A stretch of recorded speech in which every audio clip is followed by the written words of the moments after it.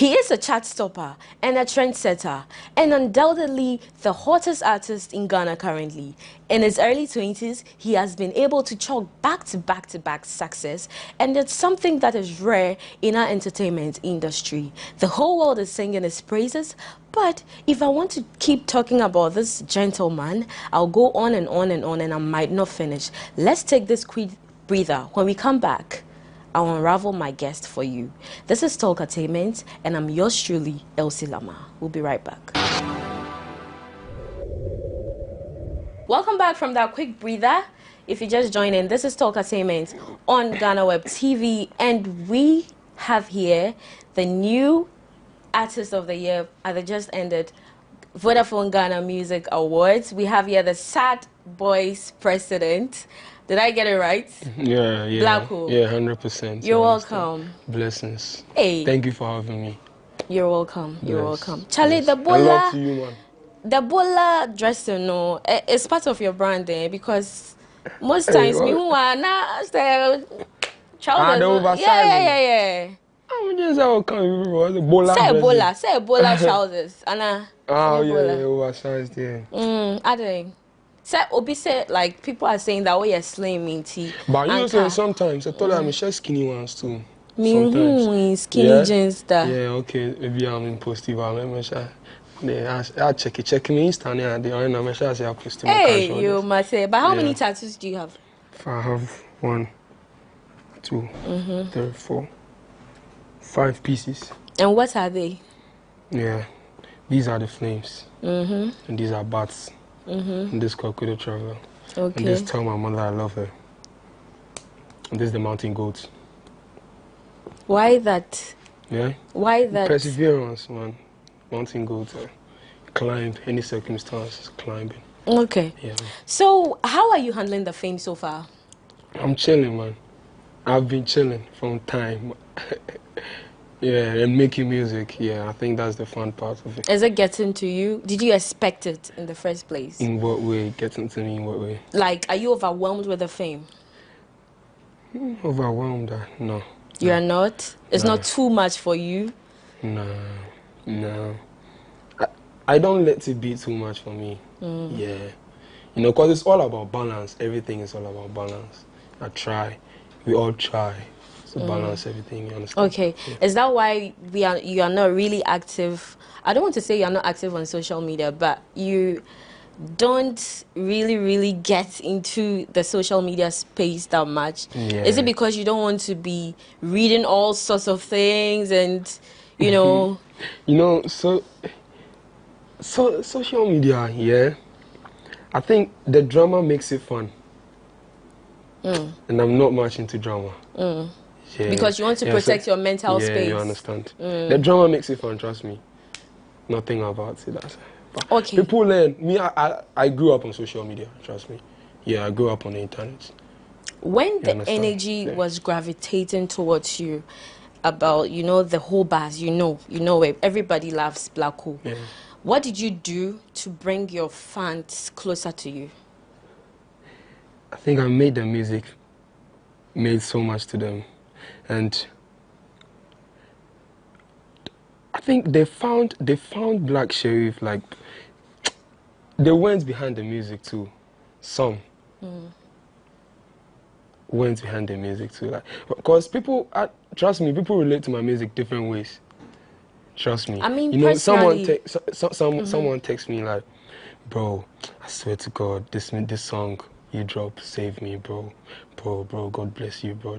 Someone if he texts me like, bro, this song is raging, bro, this song is messing up here. Like the boys are you see, yeah. So like it's like that.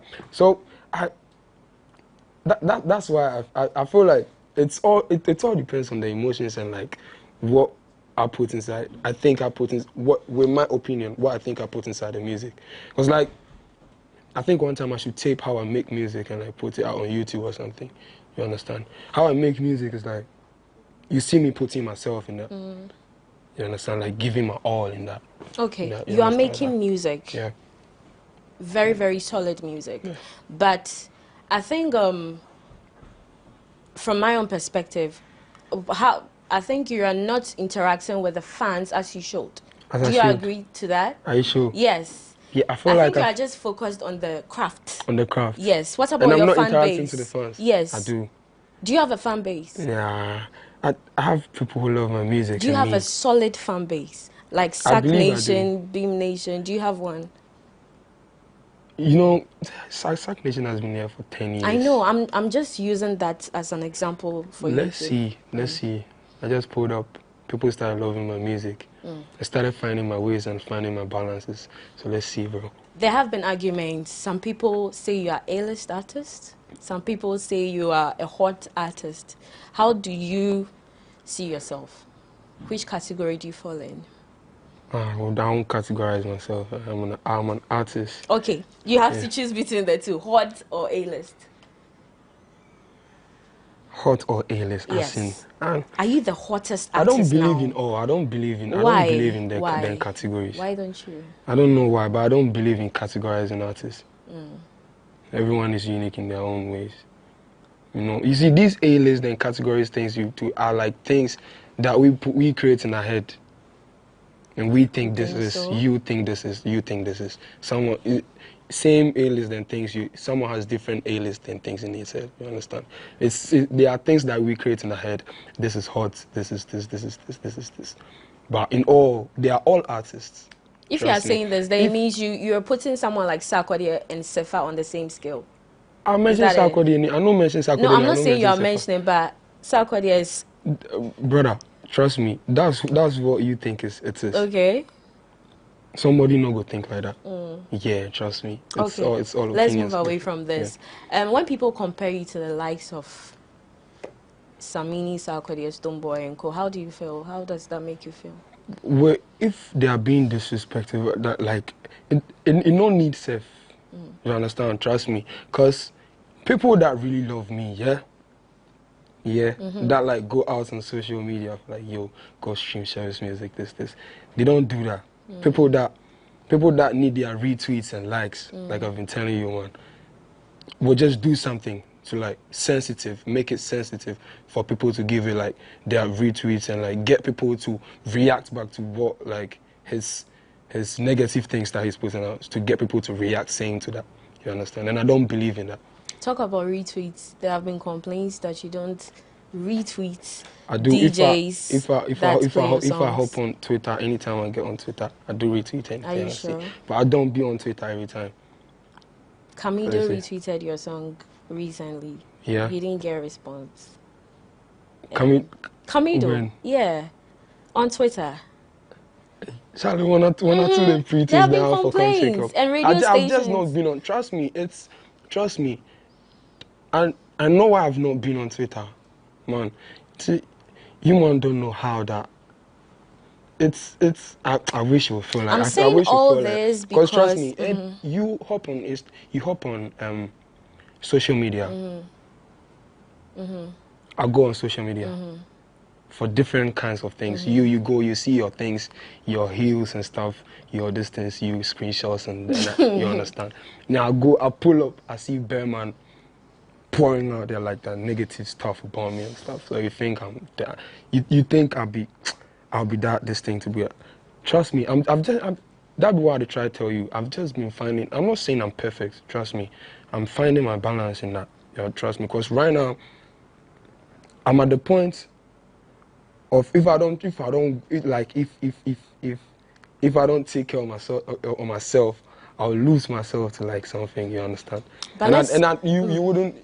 I wouldn't love to lose myself, because if I lose myself, I lose my music, I lose my everything. You're certainly not going to lose yourself. Yeah, but let's look at this long-term effect. I'm just giving you like I get it. I totally get it. Yeah. But let's look at this long-term effect. Don't you think that when you don't mobilize your fans now, and you don't interact with them... Don't you think I interact with my fans? Because I feel like I do interact with them, man, a lot. Not as it should, because now it's like, Not as it should? Yeah. Okay, I'll try. You should. So that one day we'll not hear on the airwaves that you people have not been promoting my works enough, as some of the A-list artists are saying now. That's just why. Hop on my Twitter from 2019. Okay. I never complain about nothing. Okay. So do you have an EP or album coming up? My tape is coming soon, very soon.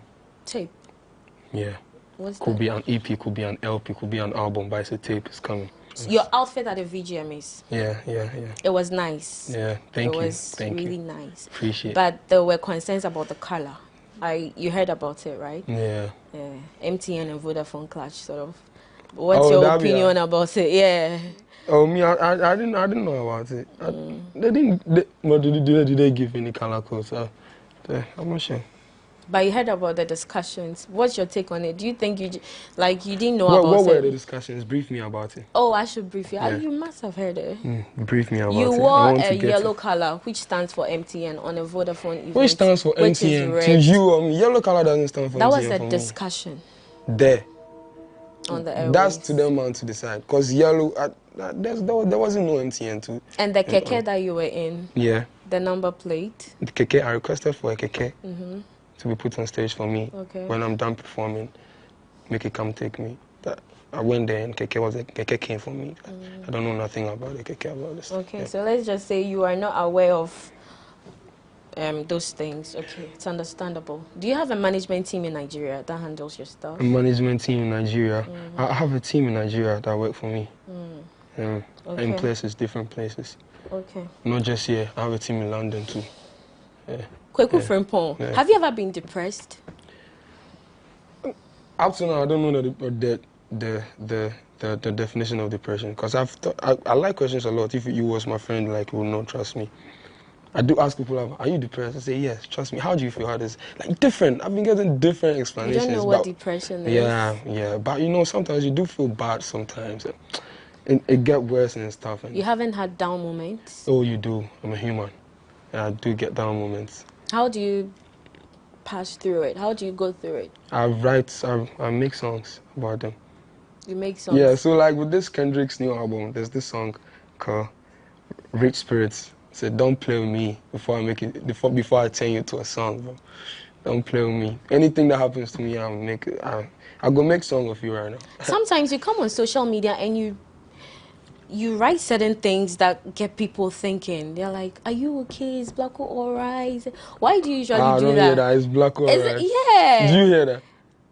Of course, me, I think that, and other people also do. Like you post things that get people worried. Yeah. I don't know. You know what I'm talking about, especially on Twitter. I think some time ago you wrote something about being overwhelmed with the fame, and you are just a little child and blah blah. Something. I liked it more when my life was mine. Yeah. I was just walking and I was just flashing back on my life, and I feel like right now I live in like people's faces. My life is not. I feel like my life is not mine no more. Yeah, so like that's what I've been working on, like trying to find the balance. So like it was just interesting and funny to my mind. I liked it more when like my life was mine. I feel like this is a nice line. Let me just put it on my Insta. I liked it more when my life was mine. Yeah. So you've been robbed of your normal life. You don't go to your favorite watcher joints no more. I do. You can't really. Yeah, trust me. You go see me for the. Everywhere I won't go. Are you sure? Yeah, but first if I went, my man them know. But now if I go, thousands of people know say I go by this thing. Yeah, that was just what I'm talking about. We spoke about your down moments. Let's also talk about your happiest moments. Yeah, I do get happy. I know you get happy, Yeah. but I'm talking about the happiest. The happiest. Yes. Most of them are after I make songs, some kind of songs. Yeah, because trust me, the only place I'm happy is like when I'm close to like my speakers and my mics, and like just making music is so fun. Because trust me, it's a whole movie. I just pull my phone like this, listen to beats, stuff, and like put myself in a movie, something that has happened in my life. Aside making music, yeah. What other events happened in your life that you can classify as this has been one of my best moments? Best moments. A dozen. Okay, give us two of them. Yeah, I'm trying. I'll give you like two. Yeah. Okay, so love to Ajizzy. Yeah. So I had to come to Accra. Ajizzy had hit me up, like that was 2019, June, August today. Yeah, Ajizzy writes me. I had posted this freestyle, Cry For Me freestyle. Yeah, Ajizzy writes me and say, yo, Pono won't see you. If you come to Accra the next morning. And I was just there when the man them home in Canada. Like, yo, how you go figure a car? But that time, then my puppy dey Ghana. You understand? And if I went to my puppy go fit give me money, make I take go. But I'm not sure my puppy likes this music thing I'm doing. So I was just there like, how I go fit get money to? So I just went to my auntie, my Aisha. It's like, mom, seeing her was saying me, yo, I have to do this. It's like, go to your father. So I went to my daddy. I told him, he liked the idea. He gave me that money. So like that time when I took that money. And I think I do remember that anytime I receive something like through this music, that's the first thing that comes to my, like the first money my daddy gave me for the music. You made mention that your father wasn't into part of your music career from the onset. Not into part, but my daddy and my mommy really wanted me to go to school because trust me, I was that brilliant. You understand? And my daddy didn't trust the music idea, but he was like, they were like always trying to put it first before the music for me. Yeah. So at what point did they come to embrace this whole thing? At time at teaching. At teaching. When you say teaching, what does that mean? I left home. Oh, really? From Tema. Good days, Legon, me and the Mountain. With your friends? Yeah. That was at what age? In Chayo, like 2 years ago. I was 18. And they were worried, I guess. Yeah, somehow, but like they used to hear of me, so like and they knew I could, like, Sharif is that wild. Sharif will protect himself.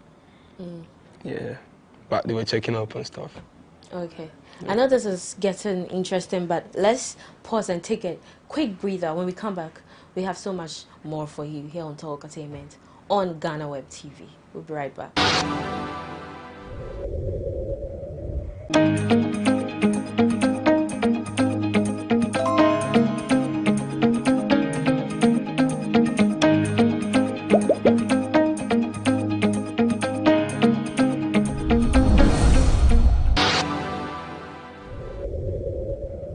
Welcome back from that quick breather. We are still here on Talk Entertainment, and I'm chit-chatting with Brakweku.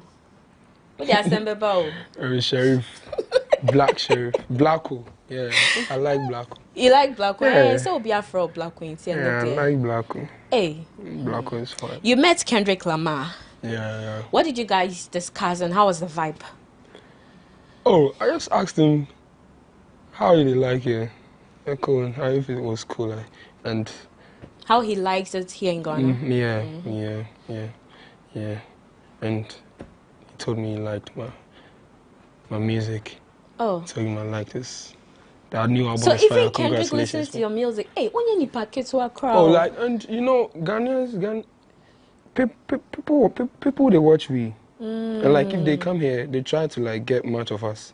You understand? Like when they drop Ghana, they listen Ghana music and stuff. They get put on new music and yeah. I told them congrats, brother. It's a bless. Like that. It was very short. Yeah.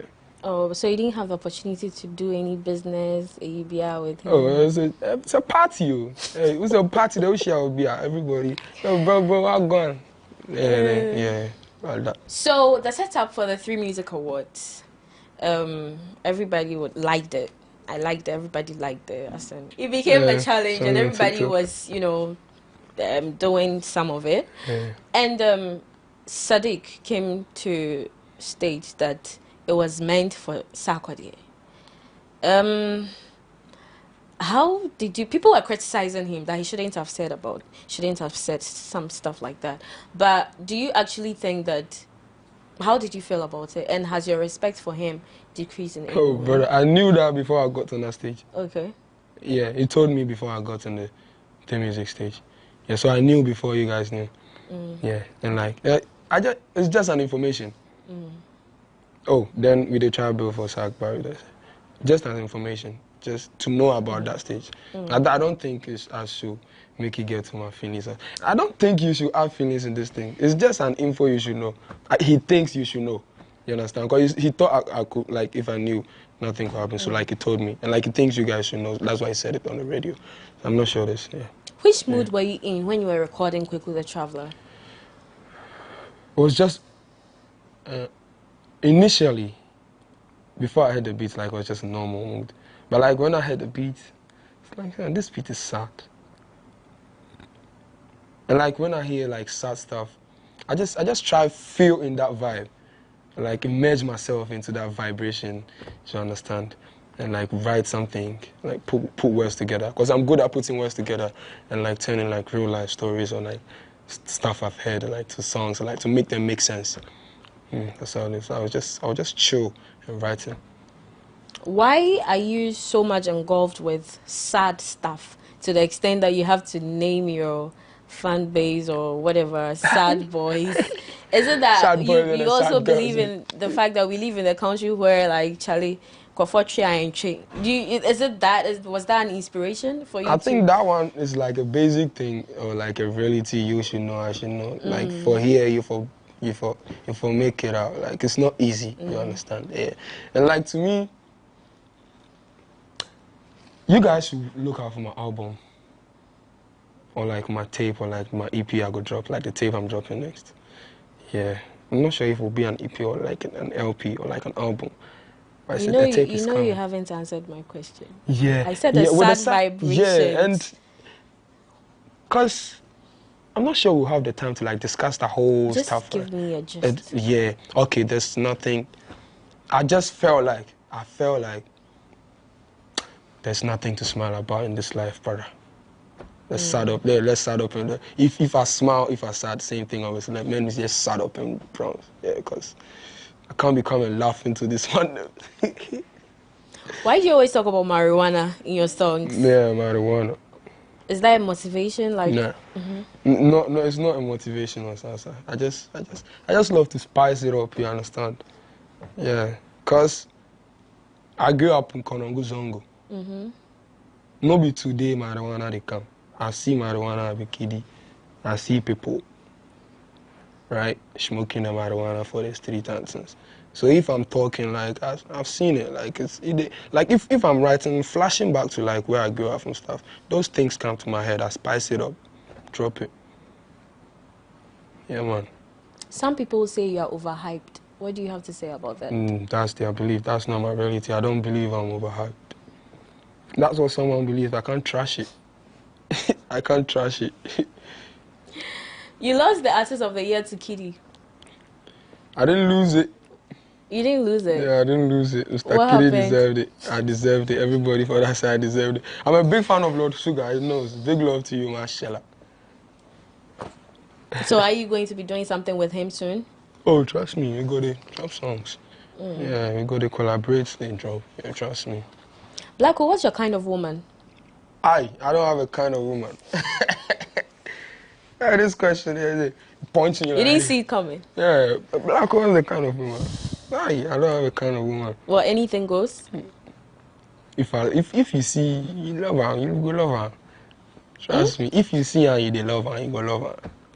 What does that even mean? You see, you know the bar pigeon. I understand, but If you see him, you go love him. okay. You go love him.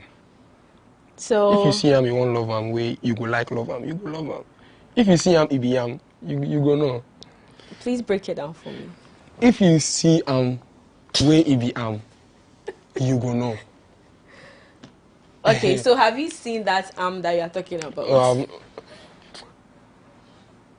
This question's big. Hey, Blacko. Like this question, Hey. you do It's big not for my top. I big, don't know how to yeah, like it's not answer. big. It's It's a very big question. Blacko, what's the kind of your type of woman? And I say I don't have a type of you woman. said when you see him, you go love him or whatever it is. And what was the question that I said this to you? What was the question? What's the That question? made me say if you see him, you go know. What's your kind of woman? Yeah, I say if you see him, you go know. Like I'm just giving like So have you met a her game. yet? I'm giving a free game to the man them. If you see him, you go know. Make nothing threaten your mind. Make no pressure, no pressure, peer pressure pull you. Say. If you see him, it's a free game I'm giving to the man them, not my reality or something. It's a free game everyone should know. I think you should know too. How you go know? Is it the intuition? Yeah, intuition. You go tell you.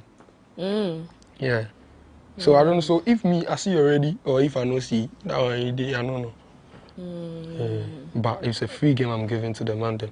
I don't have a type of woman, but if you see your type of woman. So you've not met her yet? I don't even know. Okay, Or your mind no plenty dey questions.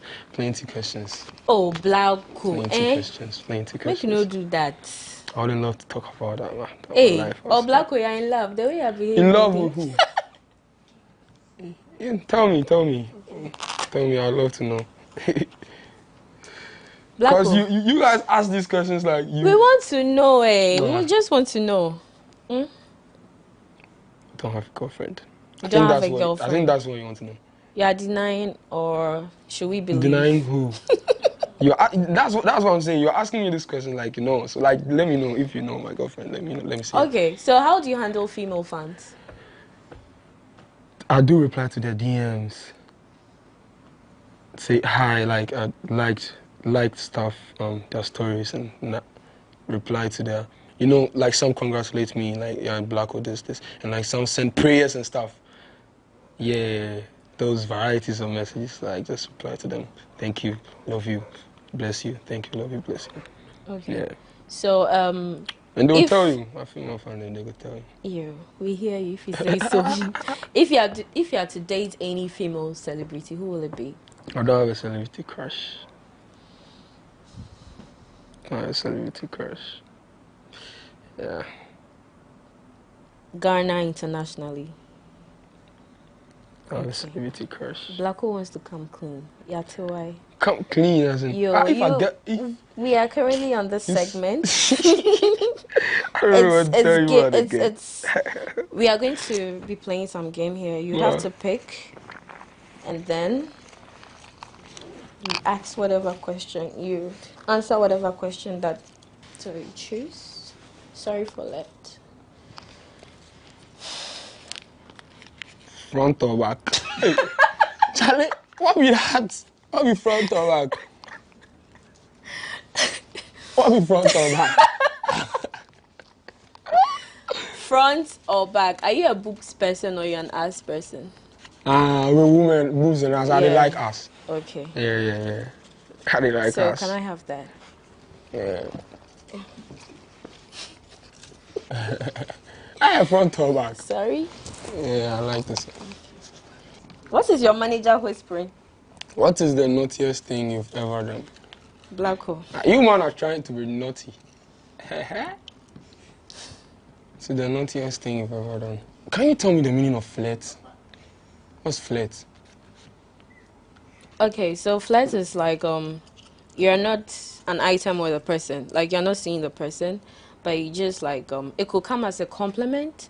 It could just come as you guys are just goofing around. Yeah, I think I've done that like more than twice. Flirt. That flirt. That's the naughtiest you've done. Yeah. Flirt. More than twice. Yeah, flirt. Blacko. Like that you don't know that dark flirt song. Hey. You don't know that dark flirt. You don't know dark flirt. Yeah, no wahala. Flirt, bro. Blacko, so your last words to your fans.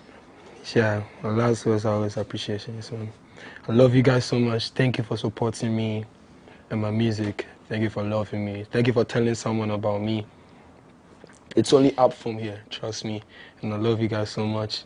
The tape is coming, and keep supporting Blacko. I love you. When it's on, then it's on. You can't stop till it's done. Sikadam na me bo. Abranti amasi swo. It's a great smile. Campaign kuana mechi. It's a great smile. It's a great smile. Tida. You go see me for the roadside. Talking to the most high.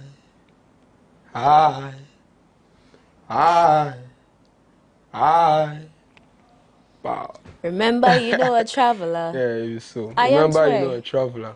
The name is Kweku the Hustler. It's been far away chasing. True word too. Remember, you know a traveler. Though? The name is Kweku. Guala. It's like Gualala. Oh, okay. Yeah, it's Guala and La. Okay. Guala. Guala is dough.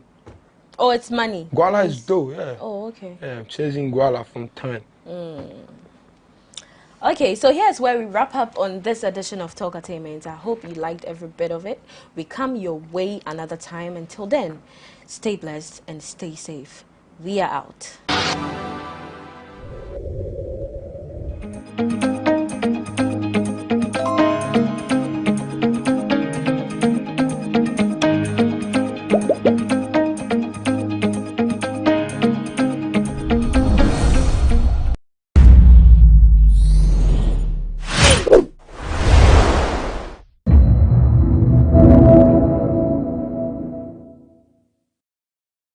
Many MPs have lost their seats in Parliament because they had never spoken in the floor of the House. But that has not been the case for Honorable Nasat Muhammad Ture, the Ayawaso East MP. This man has never said a word on the floor of the House, but has won his seat for 3 consecutive times since 2012. Let's speak to him and find out what has been his secret and what has kept him going on.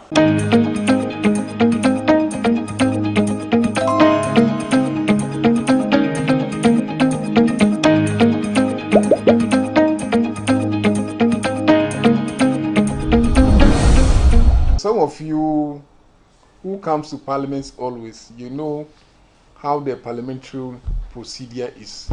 You can't just wake up and start talking. You talk when the matter arise. When there are some reasons to talk, yes, then you wake up and talk. Or most of our talking also is at the committee level. Yes, for as a member of parliament since 2012, and we started working 2013 as an MP. For me, today, all I believe is to make sure I work in my community. Today, people are saying, but the MP doesn't talk, but his people, they like him. They like him because of what? Because they like me because I do the right thing. Because I'm a servant who came to work for them, to make sure I change the life of my people. Today, if you enter my constituency, it's not about just talking. Some people, you come to parliament, you see them, they make noise. But when you enter in their constituency, you won't see much project. You can notice some changes. But today, when you come to my constituency, you can identify the number of projects that I have done in my constituency today. I'm sure that is the reason why my people continue to vote for me. My people thinks I'm the best person to lead them. So I'm sure that is the reason why. We know that for you to be retained, it means you are doing something right, and it means that the people like you. What are some of the things you do in your constituency? I heard you attend a lot of their gatherings, whether RA, funerals, you show up all the time, you support them. But I just want to know, what are you identified for? If you enter Nima today, if you start from, I don't know if you know Frankies, all the way from Frankies down, Nuria down, especially the Nima market. There you can see the paving blocks that before I became MP, or the whole area is muddy. When it rains, to become muddy. It takes 2 weeks. You can't even walk to that area. I remember the one pastor at the Roman church said,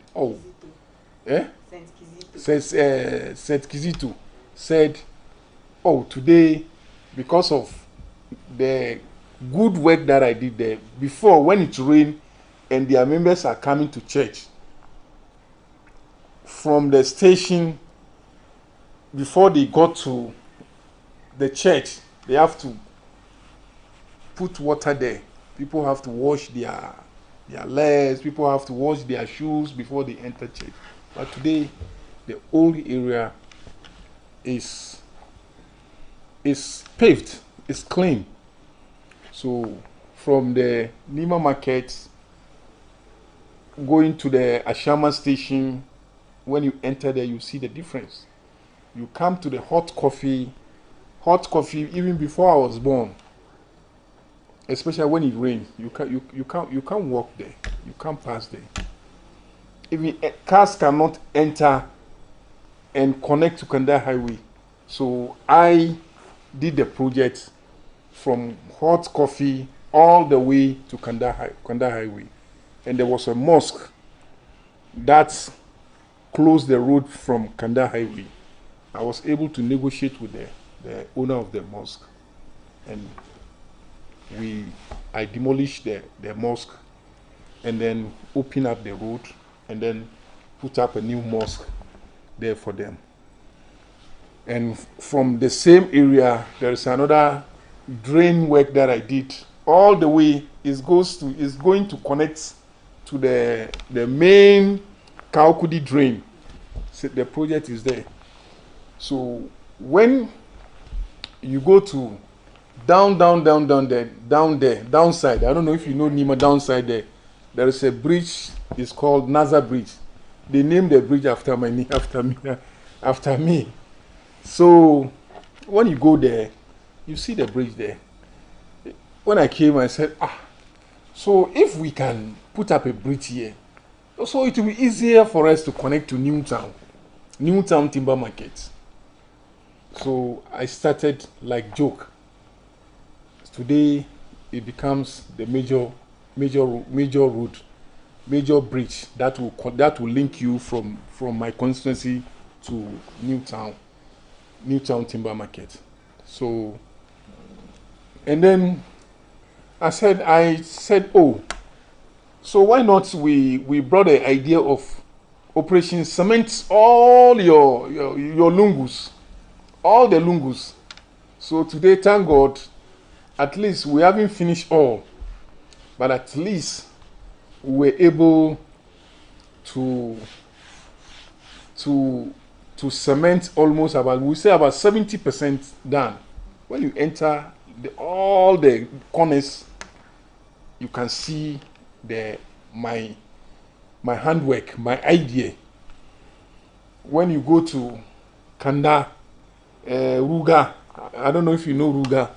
You know Ruga? Yes. When you go to Ruga, you see the new public toilet that I'm putting up there. It is my project. The Operation Cement Yolungu, we extended it to Ruga. So when you go to Islamic Training Institute, the one on the Kanda Highway, initially before it's open. Yes, I came and said, oh, why? We can fence. Why can't we fence it? So we fence it. I put up another project in there. So today, the place is safe for the kids. Initially, when the kids are from the school, when they are crossing, sometimes because it's open, they cross anyhow. But now, because of the fencing, at least we did a pedestrian that they cross, and the traffic light also is there. So it's becoming safe. And then I have so many social interventions that I did, especially when it comes during the Ramadan. There are so many social interventions that I do help my mothers, my old ladies, my old fathers, my brothers, my sisters, that we do. So it's also part of the achievement. And then education. Also, I'm sure this is you can see the one I just paid for some people. I think about 4 of them, 10,000. One of them is 800. Yeah, I just pay for some of the students. So these are so we make sure when it comes to education too, we do, at least we can't do everything, but we make sure we support the youth to go to school. So when it comes to education, especially when the kids are writing the WASI, we make sure we support them with the math sets and so on. Sometimes we give them books and others. So I think there is so many achievements that my people thinks I deserve to lead them. So that is why some people say, but the MP cry, he's quiet, he doesn't even talk. But why does the people, his people like him? Yes. So they like him because it's not just you come and talk. You don't do anything in your community. You don't do anything to your people. So that alone cannot make your people to like you. They will like you for some reason. How is that feedback? Like how do they call you? Do you have a nickname? Is there a way you mingle with them in the constituency? Oh yes. For I'm always in my mic. Always. You know, even was it last Saturday? I attended funeral at Setkizito. There's a funeral there. Our former chairman died. Former constituency secretary. I attended the funeral last 2 weeks or so. One of my special assistant also lost his mother. I'm talking about when you come, my relationship with we have Christians, we have Muslims. You understand me? But we judge to each other. So for my constituency, I'm visible. I'm always in my constituency. If I don't attend the program, I make sure I delegate my chairman to attend the program, especially outdoors, passing out, especially passing out. There are many. So funerals, any program, I make sure I deliver. Yes. Well, that's impressive. But I want to ask you, I know it came to a breaking point for you when there was a violence in Nima in regards to some hoodlums. How did you feel about the whole thing, and what are your comments? Yes, the issue, even though it has been resolved, we all know Nima used to, years back, people say, oh, Nima is a violent area, people this and that. Some people do think so, especially the taxi drivers. Those days, years back, when you want to come to Nima, you stop taxi, they don't want to come. But today, Nima is one of the peaceful area, even though there's incident that happened the other time. It has been resolved. And then some years back, about 10 years ago, we used to have the watchdog. The watchdog, they are also very, very helpful for the community. But along the line, they don't function again. They stop working. So this time we'll make sure we revive them. With the watchdog, we'll be able to dismantle all the ghettos that we have. The ghettos also, they are part of those who are creating problem. So we make sure all the ghettos have been dismantled, because some of them, they don't live in Nima. They come from far places. Because of when they come to Nima, they say they have some gate bases, some ghettos. So they come there and do some bad things and go back. So people think all those things that are happening, it is in Nima, but it is not from Nima. They are not from Nima, guys. They come and go. So we are trying to make sure this time we work on that to make sure that we won't allow you to come from far place and then come and spoil our name. So we are making sure that we stop all those things. We make sure that all the ghettos have been no more, doesn't exist anymore, so that you won't come there and get any bad things to smoke or whatever. So we are working on that. Everything in Nima has improved, from roads to education to... How did it happen? How did it work? I know you coach for being in parliament for close to almost 12 years. You've been in parliament for next 12 years. How did you resolve? Did you engage people, chief imams, stakeholders, and how I do hold meetings with the chiefs, because our chiefs also, they are playing a very, very wonderful role. Our chiefs, because most of the intervention that we do in Nima, like forums, we do involve chiefs. They come and they also talk to the mothers, the parents. We do talk to them through the forum or any gathering. We make sure we give the chiefs the advantage, some little chance to talk to the parents. I think it has also played a very good role. That's why we are seeing some level of changes in Nima, not like before. Now most of the youth today, I think, they want to go to school. So I remember before the election, I went to house. I went every house. So every house we go, I tell them, I educate them. If you have a daughter or you have a son who wants to go to school and you can't afford it, come to my office.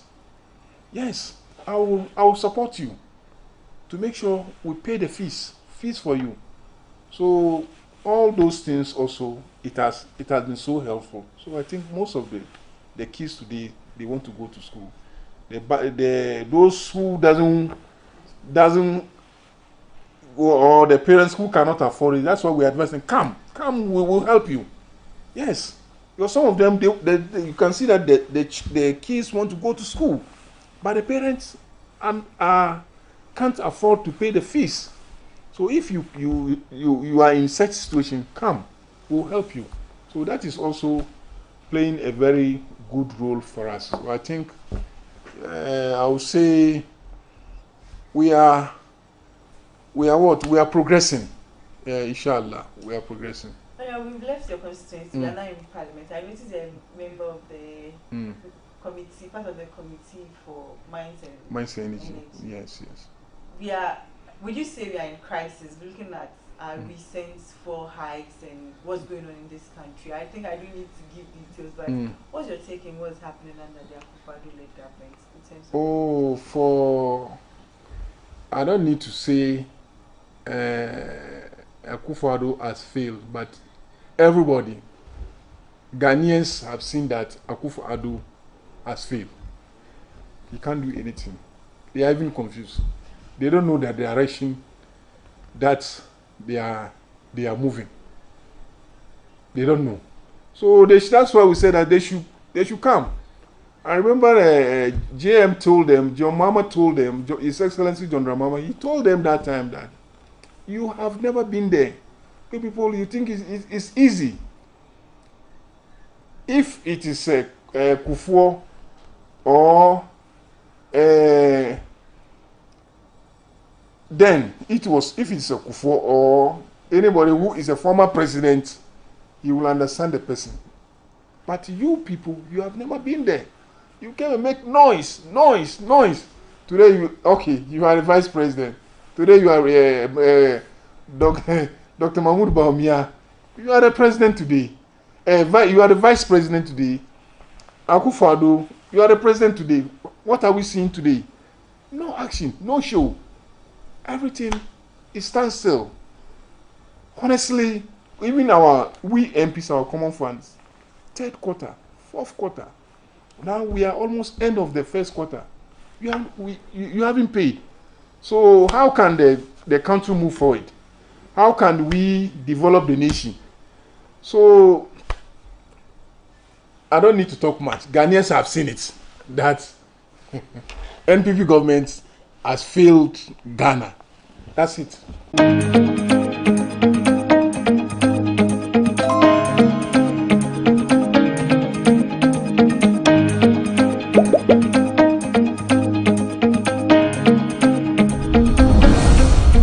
We are currently at the Ayawaso East constituency.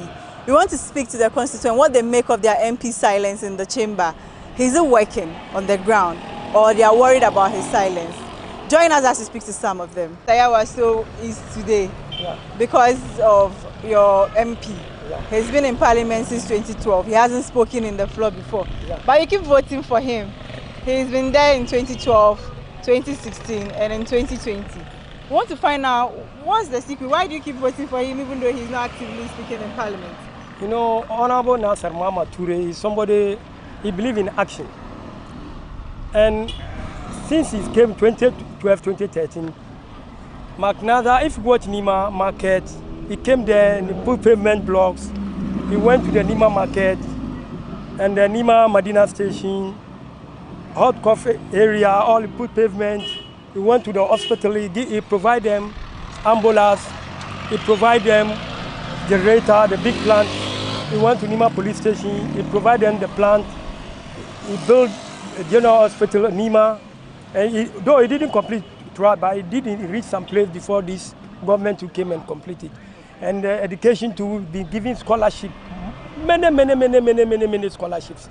And moreover, the Nima operations, Smintio, Lungu, we have done all. Before Nima, you can't pass inside Nima. But now Nima, when there's rain, there is no problem. The water is moving, flowing, you have no problem. So to talk in Parliament and you don't need anything to your constituency, no, we are not talking about your graduate, no, it's action. What we have done for your community. So Nima, we believe in action. So you have done law, even the street light, all corner in Nima, all. It was McNaza. So we'll be keeping voting for him because he's doing well. So when somebody say why you don't speak in Parliament, no. We see some people speaking in Parliament, but if you go to their constituency, they didn't do anything to their people. So we love McNaza, we like him, and he's been doing well. So I think this is some of the things I've been telling you. I am the one, every project in Nima, all his projects, all from 1 to 8. I am the one who is supervising all. So McNaza, we love him. Even when he stands 10 times, we vote him for 10 times because he's doing well. We don't want somebody graduate to know. Just do what we will like. If you do, then we'll be voting for you. It's not about talking in the Parliament. When in your area you are doing well, that's all. So if people are saying he's not doing well at Parliament, it doesn't mean he's not doing in his electoral area. He's doing well in our electoral area. He introduced Simiti Olungu and some many things to the assemblymen, and we use that opportunity when taking his step. So if somebody said McNaza is not speaking at the Parliament, it's not about speaking at the Parliament with the issue. Working in your community, that's the issue. What are some of the projects he has done apart from the operation? Or even when you go to our streets, he has done well to us. And normally when there's rainfall, we can't work. So McNaza came, so we saw the difference, big difference. If he contests again, do you think he will retain him? And when can he lose his vote? Nothing will let him lose. Nothing. Forward advice, backward Nima. I'm the assemblyman on Nima West electoral area. My name is Awule Tolo. Nothing will let him lose. Because we have voted for many people, nothing we see. But for McNaza, at least we can show 1 or 2 things on behalf of McNaza. It's not here for me, but I can show the project for him. But the many MPs who pass, who can show their project. So if they say he's not talking, we don't need his talking at the Parliament.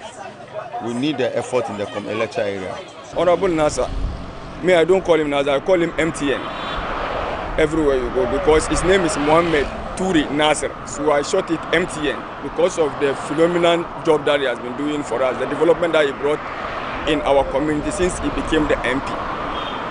First of all, Honorable Nasser is a listening leader to the extent when you see something at the grassroots level and you draw his attention, he will tell you, go check what do we need to get solution for it, and then you will do it. You understand? So let's make a little analysis. When you have MP that talks and speaks louder in Parliament, and then it doesn't bring any development in his community, and the one that brings development in the community without talking in Parliament, you yourself, which one will you choose? You go for the one who always have development in the community. One thing people don't know or have to know is everything in Parliament is about whips and committee. If Honorable Nasser happened to be the vice chairman of Mines and Energy in Parliament, then we should thank God that we and then be proud of our MP. being the vice chairman. He has a recognition. But the fact that you don't talk in parliament, talking in parliament, we have sector of people who does it. We have the chief whip, we have the majority leader. So why then do we supposed to see our MP on television talking before we are certified with his being MP? Me, I'm okay with his okay, and not me alone. A lot of environs. I'm a youth advocate. I'm into the youth. I moved through the MPP, the NDC, the PNC, and even I can tell you, as a matter of fact, the MPP constituents in our constituency vote for MP because for Honorable Nazir because of his phenomenal job that he's doing. So it's a man we can trust. He promised and he deliver. You understand? He promised and he deliver. So Honorable Nazir, I think, unless he decide not to go, he is our best choice as MP because ever since he became the MP, we've seen a lot of development compared to the previous MPs that we had in this constituency. If he doesn't speak in parliament, it doesn't mean that he doesn't do the good work at his area. He has been doing the good work at his area. That's why he has been winning always. So what are some of the things he has done for you people in the especially when you come to Nima, first of all, when you pass the corners, you can see, first it was very dirty. They put bola at any place. But now, if rain falls, you can pass anywhere at any time. You are not afraid of anything. Yes. So with this, if he stands again, is this someone you he has a chance to win. He has a chance to win because of the good work he has been doing. That's why I say he has the chance to win. So if you vote for him again? Exactly. Exactly. I mean, at his back. But when he doesn't do the right thing, I'll say he knows me already. Kasa de enipa ye adwuma na on kasa eno de nkyere se wonye adwuma. So na adwuma ntina ye to ma no.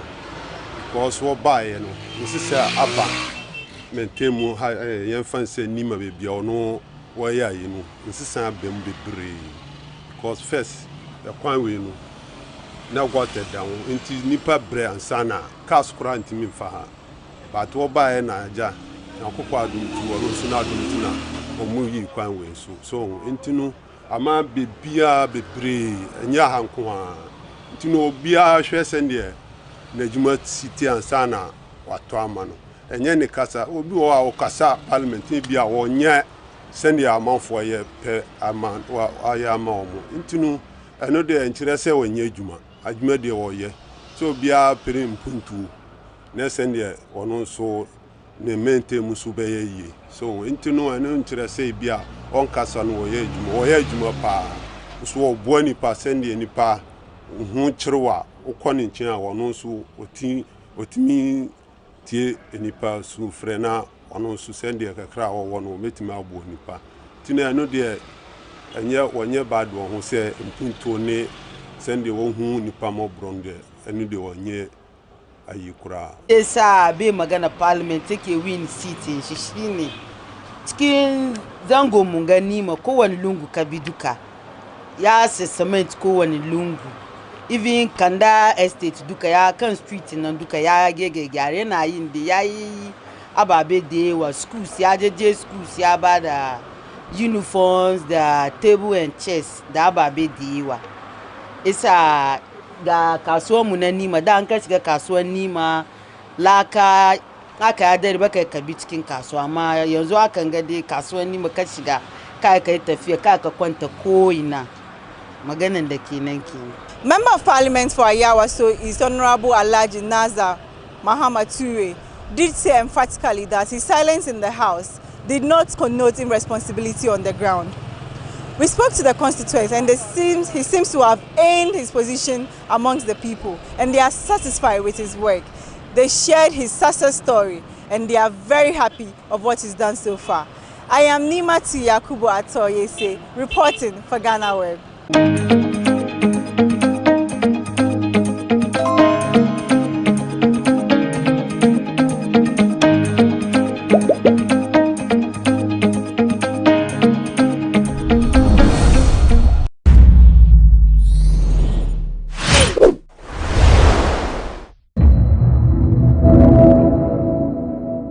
Rent assistance scheme, and that is a scheme that will provide some sort of rent advance to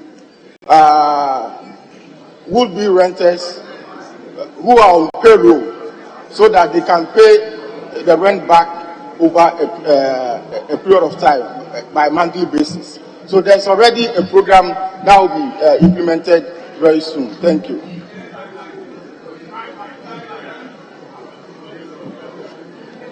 Honorable Minister, in my welcome address to members, the Rent Act or the rent bill that we are processing is one of the bills I referred to, that it has delayed in being presented to the House. And I called on you, leading that sector, to expedite action on it.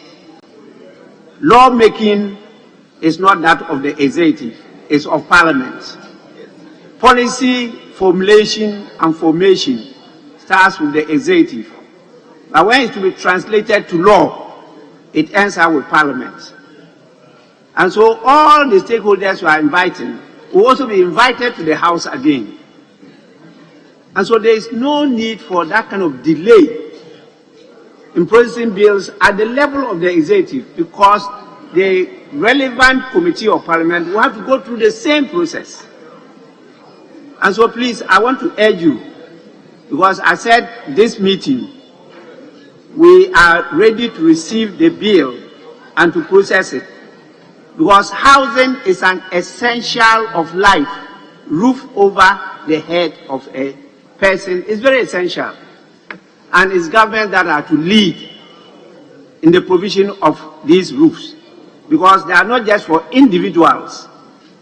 A house is a societal item, and so the society should assist. And the organ leading the society is government. I was in that sector before, but we've been playing too much politics with that sector. When we were bringing in STS, there was too much policies and there were allegations about corruption. Any Ghanaian who has any evidence about any corruption dealing with STS, please bring it out and let it be investigated. I was the sector minister. I don't want to be reading that in the media, baseless allegations about what happened on STS. I was there. Please, let's stop playing politics with essentials of life. With this, we move on to the next question. 379. And this question stands in the name of the same honorable member, Honorable Kwame Jujoli Gakwe, the member of Parliament for Keita. Yes, honorable member. Thank you, Right Honorable Speaker. It's Gakwe. Gakwe, sorry. Yes. Thank you very much for giving me the opportunity. I rise to ask the Minister for Works and Housing what efforts the ministry is making to enforce the law on leasing assets in accordance with the Rent Control Act. Yes, Honorable Minister.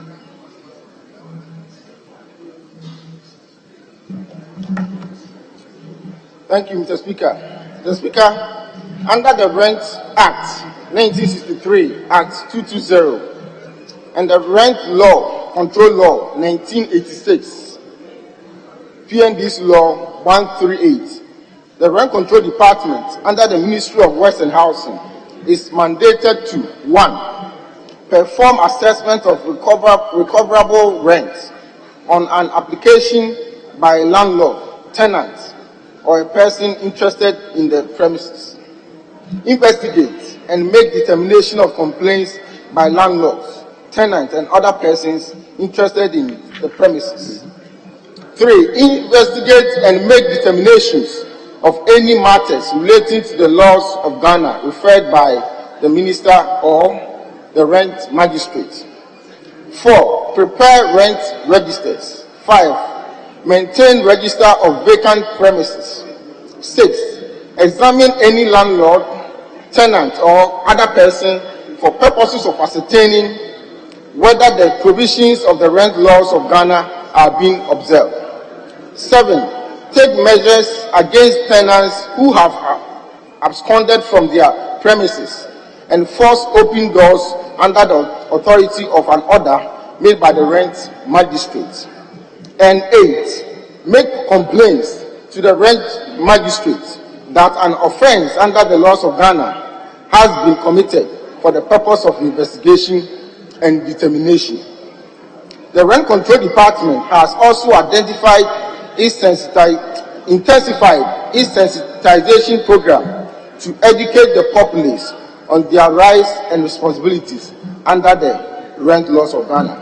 Mr. Speaker, the Ministry of Works and Housing is working through the Rent Control Department to enforce the laws on leasing assets in accordance with the Rent Act and the Rent Control Act, PNDC Law 138. Thank you, Mr. Speaker. Honourable Member, any supplementary? Yes, Mr. Speaker. Thank you, Right Honourable Speaker.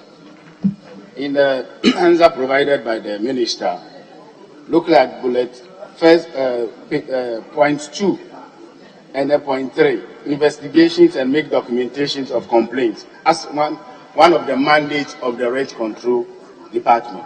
I would like to find out from the Minister the investigations they have been conducting, the documentations they are making. I would like to know how many complaints have come to the Rent Control. Is there any record you can give us regards to that?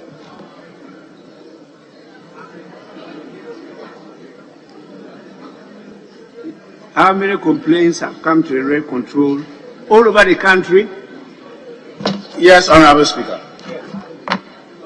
Yes, you have that data. Thank you, Mr. Speaker. Mr. Speaker, I know that they receive a lot of complaints. I have the data, but I don't have them handy now. But I can come back to give the accurate information on that to the Honourable Member. Thank you. Honourable Member, that's quite a large number. The whole country, there are a lot of complaints of tenants in particular. There are some landlords, there are a lot, and therefore maybe by this time they have been compiling 2021. You didn't mention the specific year anyway. So he will need some time to be able to present that information to you. Yes, any further supplementary? Thank you, Mr. Speaker. I asked that question to ascertain whether the processes are working. So it's good the Minister is going to get back to us. So, Honourable Speaker, thank you for that. In point 8, the Minister provided in the answer that the Rent Control Department has intensified its sensitization programs to educate the populace on their rights and responsibility under the Rent Control Act. I would like to find out from the Minister, which mediums are they using to educate the populace with regards to rent control? Yes, Honourable Minister. Thank you, Mr. Speaker. The department has a regular schedule with radio stations and TV stations. So the major medium that they use is radio and TV. Thank you.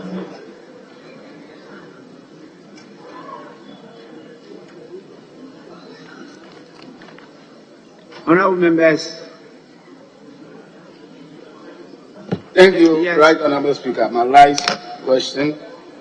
I would like to find out from the Minister, the government departments and institutions who sometimes rent from private sector pay 2 years, 3 years advance.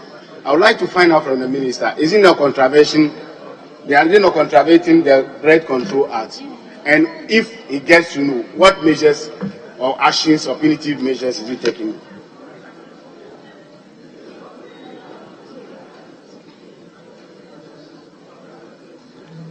Well, Minister, I think it's a bit different from the earlier question. So, please, if you have the answer, just put it. Mr. Speaker, this supplementary question is exactly as in question 380, and it is also the same thing as the Minority Leader asked. So I don't know exactly. And if you look at question 380, it's the same thing he's asking. No, the focus of the minority leader was different from this one. And then I think that the minister is entitled to respond to the question. And so let's allow him to do so. Mr. Speaker, the question, I'm not too sure whether it's a supplementary question, because that same question is a substantive question under 380, which also stands in his name. So it's for me to determine that, whether I will allow him to ask that question or not. Because he has brought it as supplementary under 379. So if you are able to respond to it, that will be the end of it. We will not go to it again. Okay.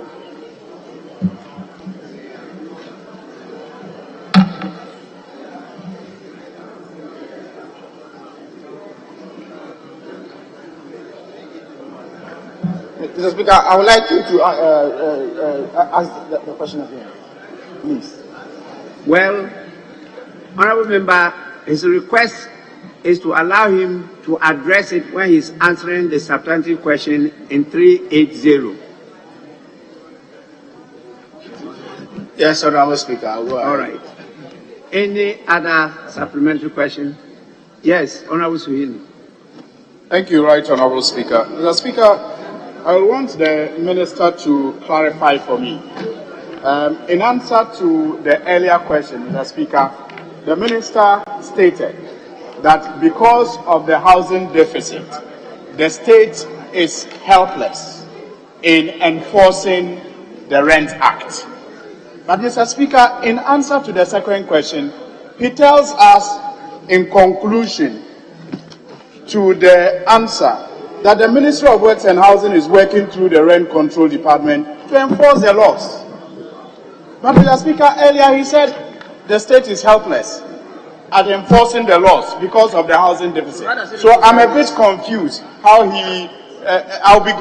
he'll be helpful if he reconciles the two positions, Mr. Speaker. Thank you.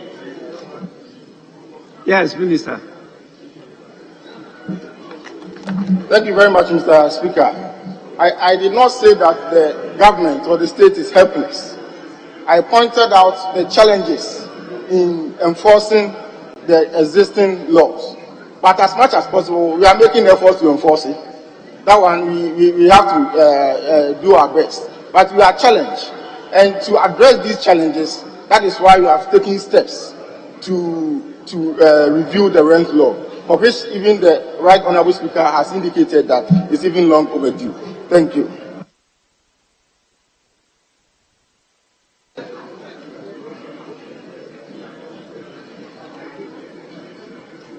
Honourable Sweeney. Mr. Speaker, thanks for indulging me. This is a house of records, Mr. Speaker. And the minister was categorical. My question was straightforward.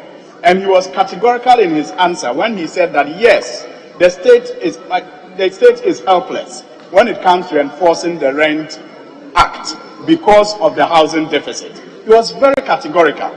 So I think that it is not fair for the minister to suggest that my confusion is baseless, because it was categorical. He said, yes, the state is helpless when it comes to enforcing the Rent Act. And I'm just asking him to reconcile that earlier position with this answer. You are insisting that he used the word helpless.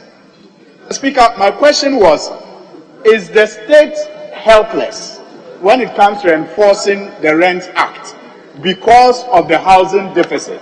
And his answer was an emphatic yes, Mr. Speaker. I didn't hear him say that. I heard him say that the state is facing challenges.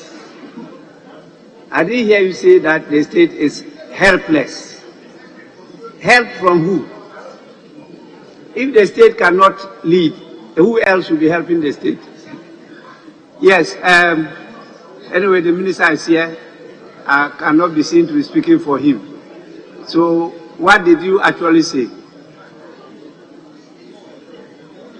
Thank you, Mr. Speaker. Mr. Speaker, I never used the word helpless. I did indicate that there are challenges in the enforcement of the existing Rent Act, which is acknowledged, widely acknowledged in this country. In fact, Mr. Speaker, it is on this basis that you have admonished us to expedite the process of bringing it to the House. So I didn't use the word helpless, and I think that is the theme of your question. So since I didn't use it, I don't think it's necessary with respect.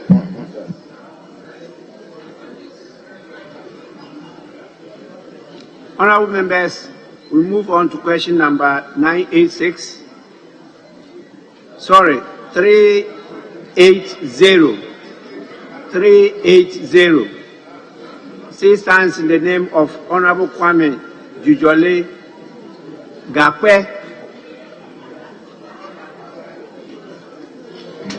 Thank you, Right Honorable Speaker, for giving me the opportunity once again.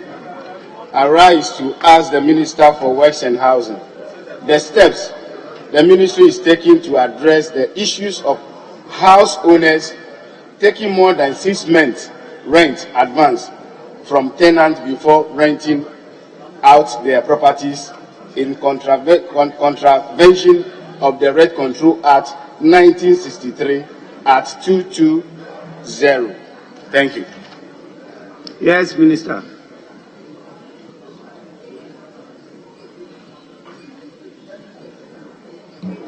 Thank you, Mr. Speaker. Mr. Speaker, Section 25 of the Rent Act 1963 Act 220 prohibits landlords from taking more than 6 months rent advance, and therefore any landlord who contravenes the law commits an offense and is punishable by law. The Ministry of Works and Housing, through the Rent Control Department, has been addressing petitions brought to its office for settlement. The Rent Control Department has been undertaking sensitization programs to educate landlords and tenants on the provisions of the law, especially with regards to the rights and responsibilities of the landlords. Mr. Speaker, rapid urbanization and reliance on market mechanisms, as well as the inability of our housing delivery system over the years to meet our population growth, has resulted in a huge housing deficit. As a result, demand for housing has outstripped supply, which ultimately favors the landlord. To a large extent, this situation affects a significant section of the population, especially those in lower to middle income range. In the medium to long term, the ministry is pursuing policy measures to create the enabling environment, together with the private sector, for the provision of additional housing stock in the rental market. Thank you, Mr. Speaker. Honorable Member, any supplementary? Yes, thank you, Honorable Speaker. In the Minister's answer, my question is it's not necessarily about demand and supply of housing deficit. My question is related to how the enforcement of the law, whether demand and supply, the law is there. So how are we enforcing that law, the law, where we are preventing landlords not to charge more than 6 months? That is what my question is.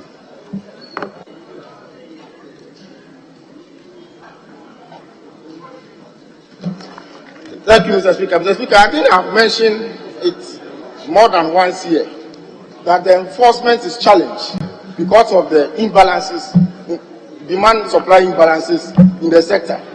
And one of the steps that we are taking to make sure that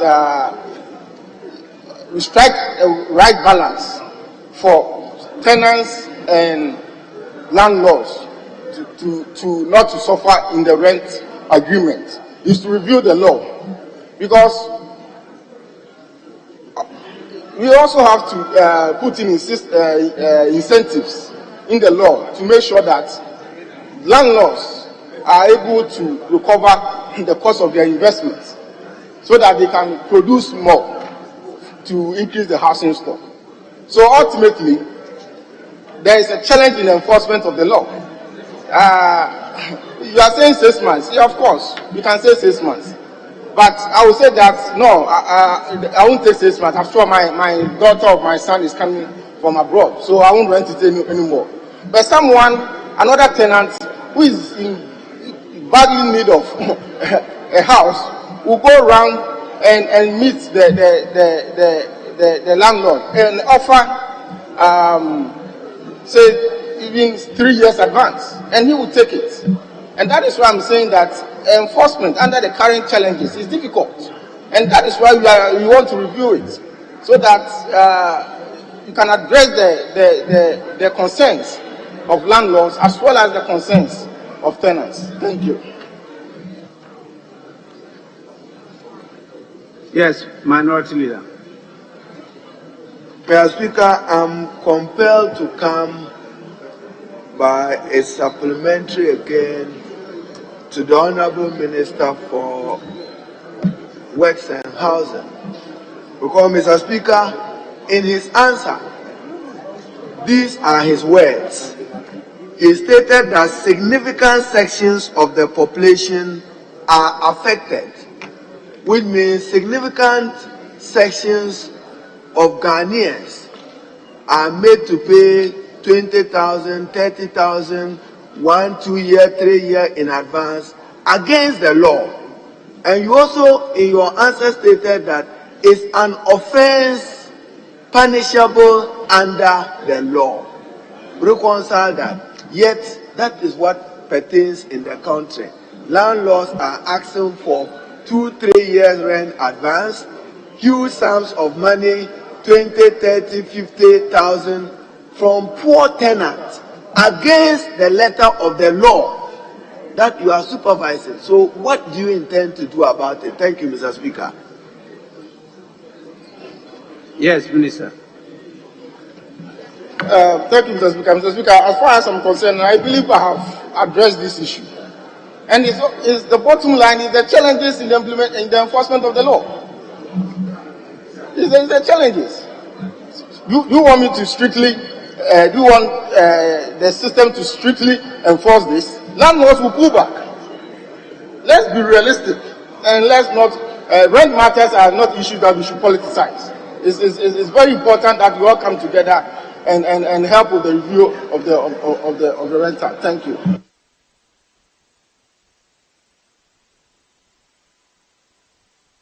Honorable members, yes. Mr. Speaker, is the Honorable Minister telling this House and Ghanaians as a whole that the law should not be strictly enforced? Honorable Minister.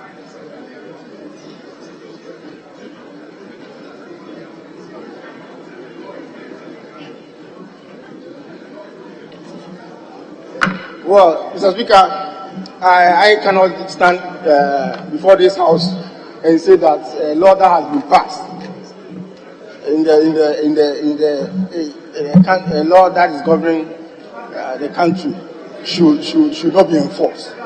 But I've indicated that in its enforcement there are challenges, and we are working together to review it. That's all. Thank you. Honorable members, the minister is saying that a strict enforcement of the law will cause more problems.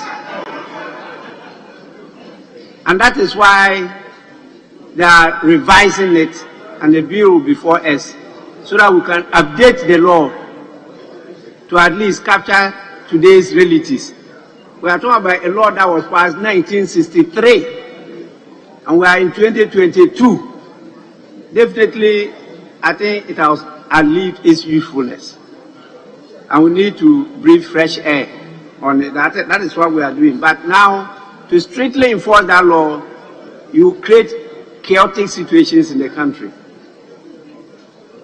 Yes, the honorable member for Medina. Thank you, Mr. Speaker. Mr. Speaker, from the answers of the minister, the last paragraph, the minister says that the ministry is pursuing policy measures to create the enabling environment for private sector participation. In order for this not to be business as usual, can the minister tell the House one of those policy measures that government has introduced to create the said enabling environment? Yes, Minister.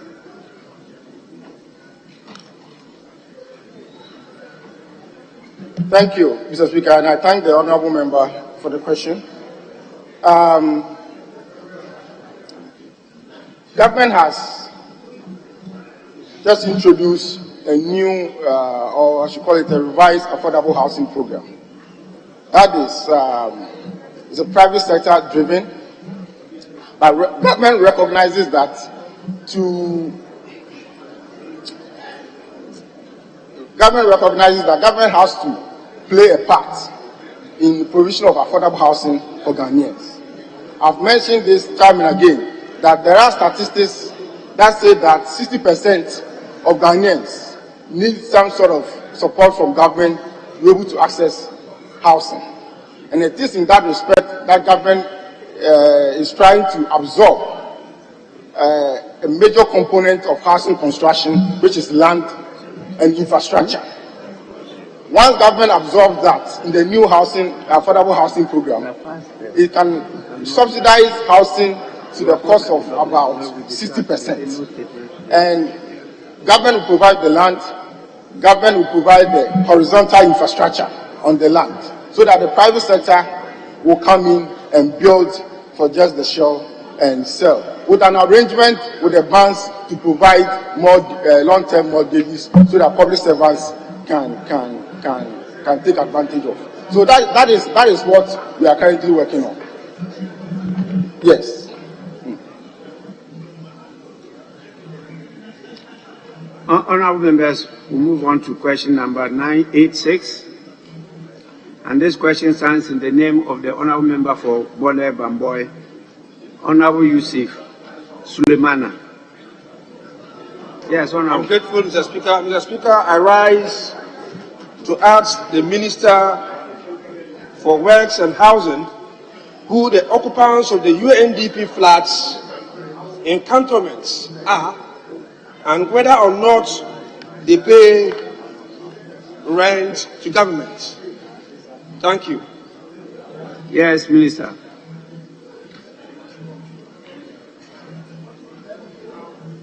Thank you, Mr. Speaker. Mr. Speaker, the UNDP flats at cantonments were constructed in 1960 to serve as a diplomatic enclave, offering residential accommodation to the staff of foreign missions in Ghana. The facility, as at December 2020, comprised of 48 flats, housed in 4 blocks of 3-story buildings. Mr. Speaker, the initial occupants of the UNDP flats were mostly staff of foreign missions in Ghana, the Cuban Medical Brigade, and staff of individual foreign companies. Mr. Speaker, it is significant to state that since the construction of the flats, there has never been any major rehabilitation, and therefore the flats are in a deplorable state. The deterioration of the flats triggered tenants who initially petitioned the ministry to take measures to rehabilitate the deplorable state of the flats, to leave the flats for private and alternate accommodation, which was considered suitable for them. Consequently, by 2021, all foreign nationals and diplomats who were resident in the flats vacated. This thus creating opportunity for squatters to take advantage and occupy the flats. The current occupants of the UNDP flats, Mr. Speaker, are squatters and therefore do not pay rent whatsoever. Mr. Speaker, there have been previous actions by the ministry to give a facelift to the UNDP flats by undertaking technical and financial appraisals of the flats. Measures being taken to give a facelift to the UNDP flats to serve its original purpose include the following. The ministry, in consultation with the relevant institutions, is considering an eviction exercise to get all the squatters out of the buildings. The Ministry of Works and Housing has included the UNDP flats as part of its redevelopment scheme, and therefore is in the process of arranging a structured financing scheme for the rehabilitation as well as the redevelopment of the flats.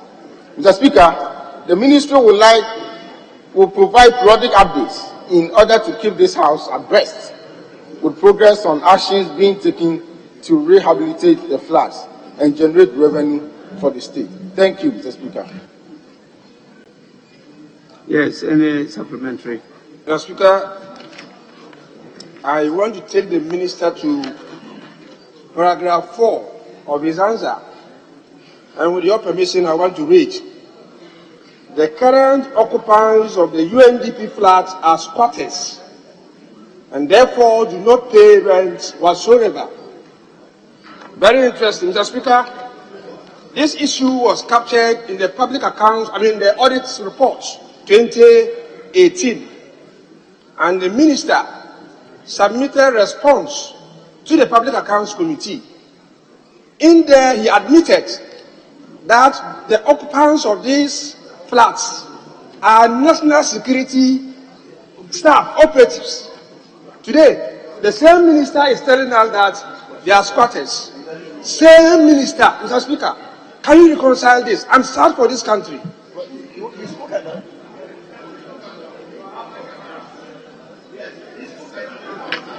Yes.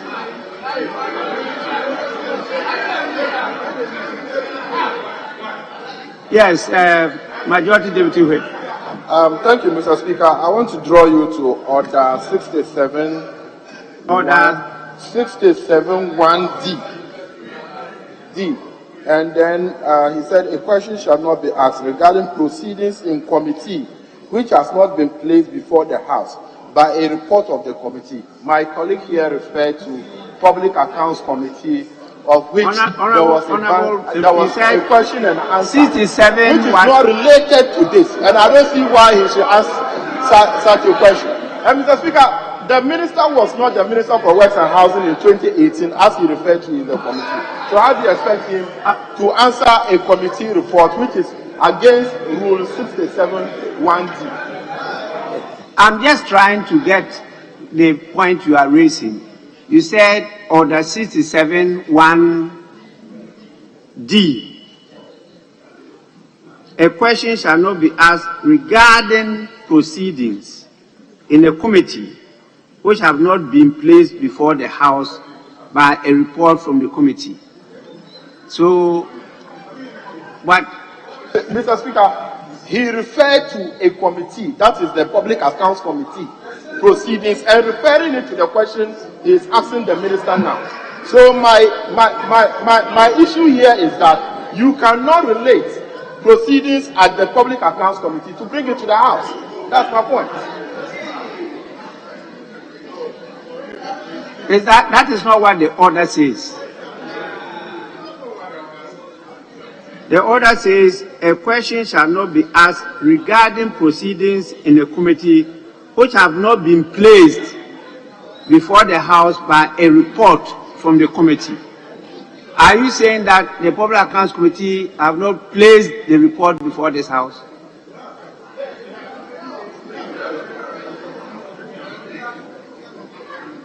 Yes.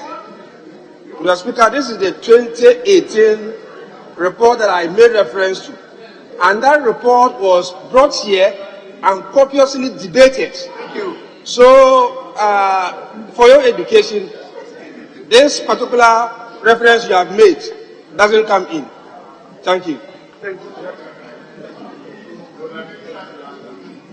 Minister, I'm told that from the intervention of your leader that you were not the minister at that time, 2018. Is that the case?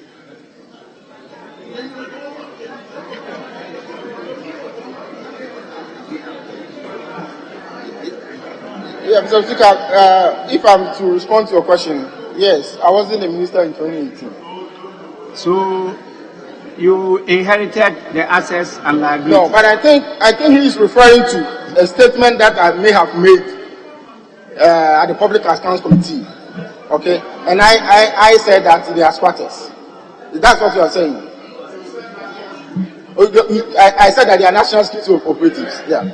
Okay, so Mr. Speaker, I'll respond to that.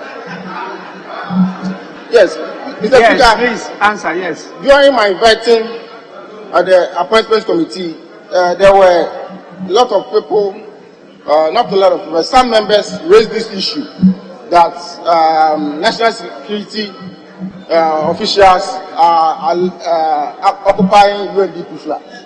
So we all, it's been in the papers, we all have been under the impression that national security operatives are occupying. I have since checked with the National Security Secretariat, and they have indicated to me that none of the operatives are staying at the UNDP flats. It is on this basis that I'm saying that they are squatters. Thank you. Honorable Minister, you are talking about a different issue. He was talking about Public Accounts Committee meeting, not vetting, which is appointment committee. Yes. Yes. Talk about the Public Accounts Committee. Mr. Speaker, yes. I'm saying that it came up at the Public Accounts Committee, and subsequently we read in the papers. So we all were under impression that those occupants were national security. So I actually believe, and that is why I made that assertion. But I have since checked with national security, and they have indicated that none of their officials, none of their operatives live there. Yes, honorable member. Mr. Speaker, let me put on record that I made reference to Public Accounts Committee, and the specific report is the 2018 report.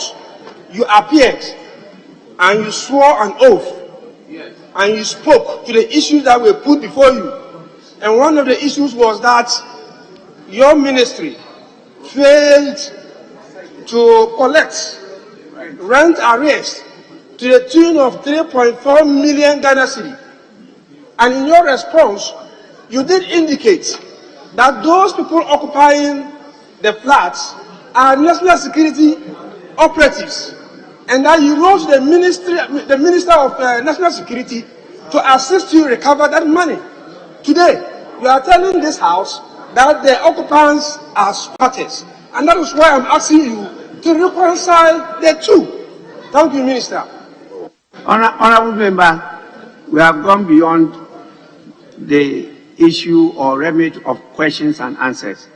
From his response, he says that after that, he got in touch with the ministry, National Security Ministry, and the ministry informed him that they don't have any of their staff members living in those flats. And therefore, the issue you are raising can be taken on a different process, not questions and answers again. Mr. Speaker, having listened to you, it means that the minister lied to this House. That is what I want to put before him before I proceed. That he lied under oath, because if you didn't have enough information, you were at liberty to say that I don't have this information, but you swore an oath and then you lied to this House. And today you have come here and you are lying to us. That's my position. Honorable member, that one is not admitted. When you read 67(1)(b), it says a question shall not contain any arguments, expression of opinion, inferences, imputations, epithets, or controversial, ironical, or offensive expressions or hypothetical cases. Now, he has come out to inform you that yes, what I said initially, after that I cross-checked and it was found not to be the case. So I said there are other processes you have to use, and if you are not conversant with them, I think your leaders will lead you. Yes. Mr. Speaker, respectfully, I just want to seek your guidance on... No, what are you doing now? Let me finish my question. We hasn't finished his supplementary questions. Yes, yeah, we haven't got it. That's why I'm seeking your guidance, Mr. Speaker, on the back and forth between the minister and the honourable member for Volley. I'm seeking your guidance, Mr. Speaker, respectfully. You want to learn? I just want to drink from the fountain of your wisdom. Yes, Mr. go Speaker. on. Thank you. Thank you. Mr. Speaker, I am looking at order 30E and F.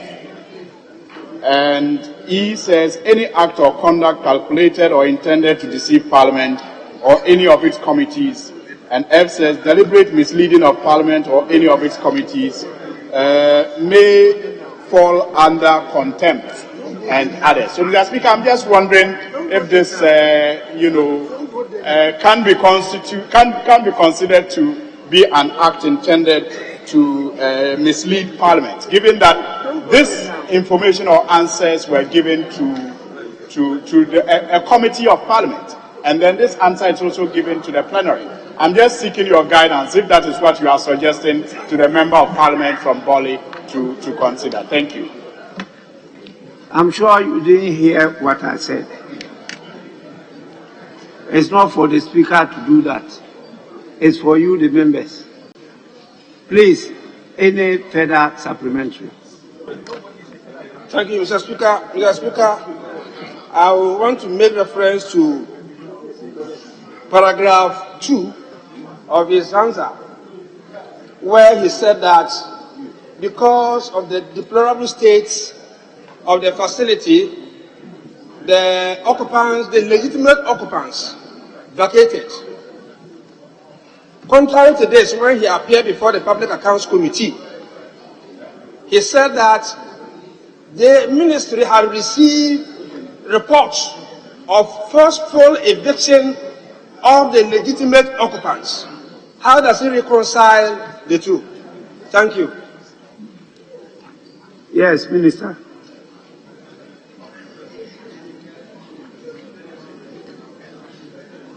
Thank you, Mr. Speaker. Honourable Member, do you say I said that the ministry has received reports of forceful? By who? By who? Mr. Speaker, the records are there, and this is also a report from your ministry, the one that you were holding on that day when you were speaking to us. And I can quote from it very quickly. With your permission, let me... Honourable Member, you directed the question to him. So it's him, not any other person. So answer the question, Minister. The question is directed to you. So if you are not the one, say so. If you are the one, respond. Thank you, Mr. Speaker. I'll find it out from the Honourable Member. Honourable Minister, it's not your time to ask him questions. It's your time to answer questions. You want him to educate you? Yes, sir. If you haven't heard the question properly, you can ask for him to repeat the question. But you don't ask him questions. Honourable Member, please repeat your question.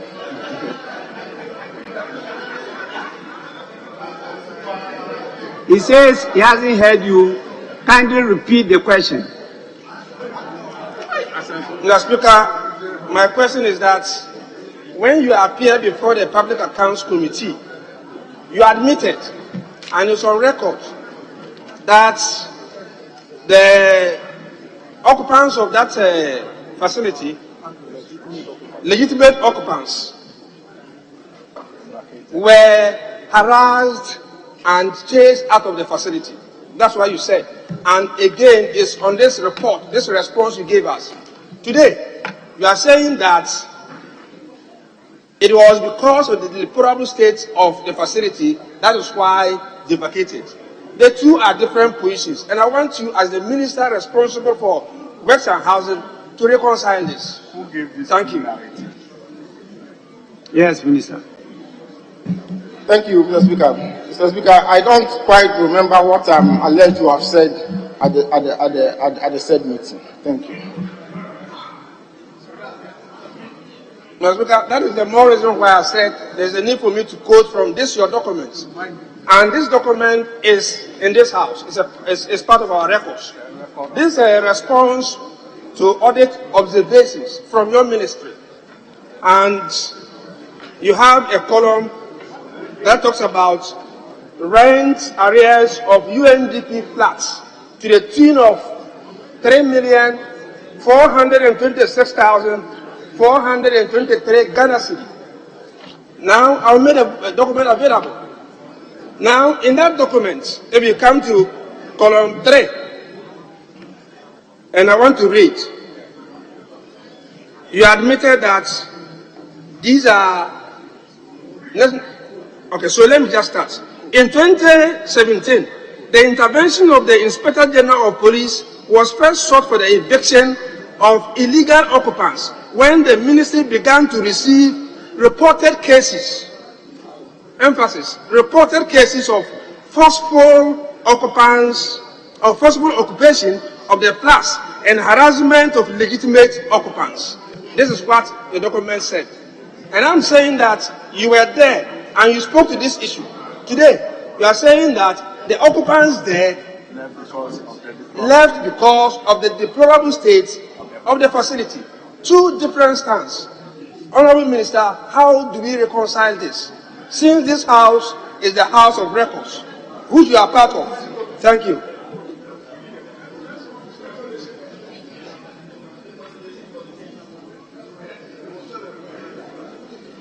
Mr. Speaker, as far as I know, as a minister, and I've been in the office for barely a year, the official records available to me indicate that the foreign nationals, diplomats who were living there, left there because the building was in a very deplorable state. Thank you.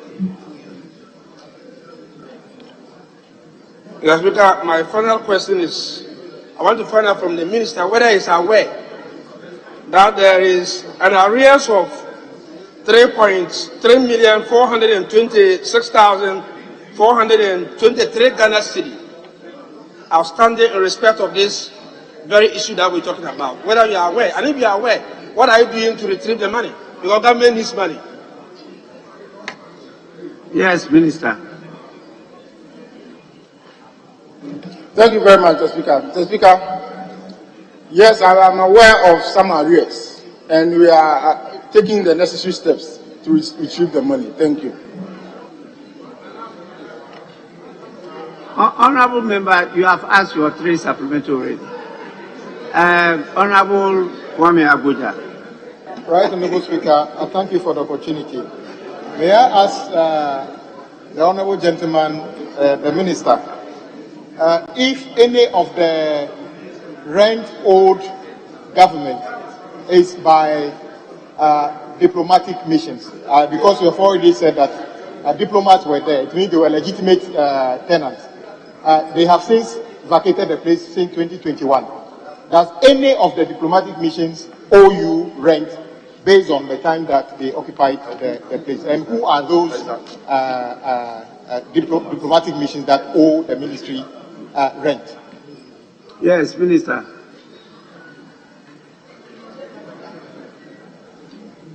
Thank you very much, Mr. Speaker. Mr. Speaker, I know that I'm aware, I've been told that there are some arrears, but I'm unable to say specifically who are those owing governments. But I can come back to the House on that. Thank you.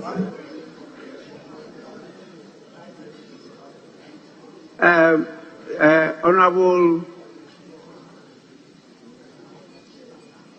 behind you in smoke, the one wearing the mask.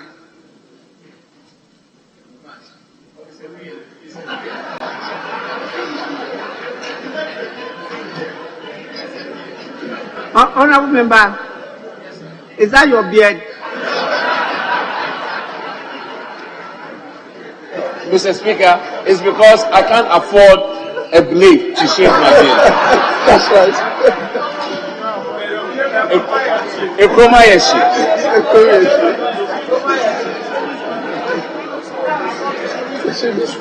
Is that Honorable Mills?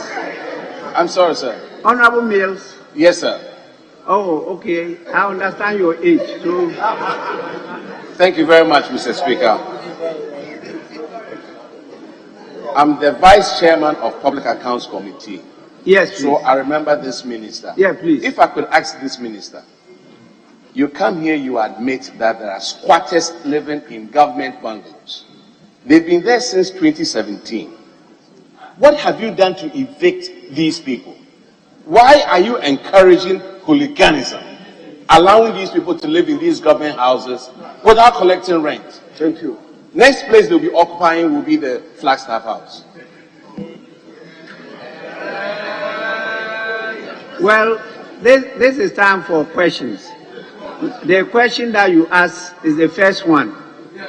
The action is taken to evict them, and that they've been there since 2017. Yes. Minister. Yes, thank you, Mr. Speaker. Mr. Speaker, the honourable member, he said he's talking about 2017. I have been in office since 2021, barely a year.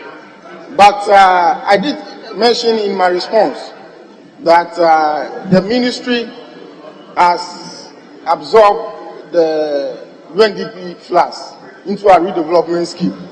And we are currently arranging financing to redevelop and rehabilitate the place so that it can serve its original purpose. Thank you.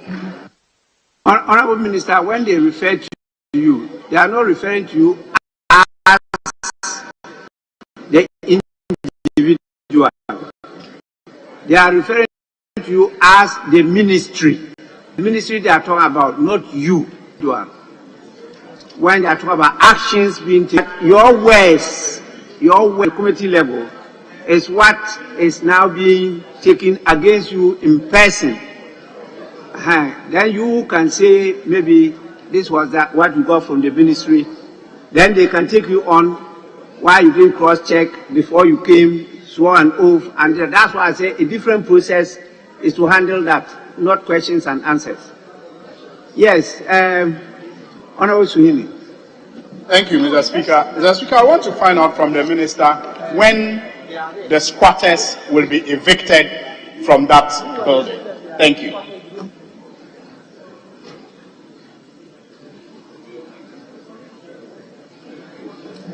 Thank you, Mr. Speaker. Mr. Speaker, I'm not in a position as I stand here to talk about the exact time, but I can assure you that we will be working on it. Thank you. Honorable Minister, are there still squatters there? Yes, Mr. Speaker, there are squatters there. As of today? Yes, sir. So you know there are squatters, and they are still there.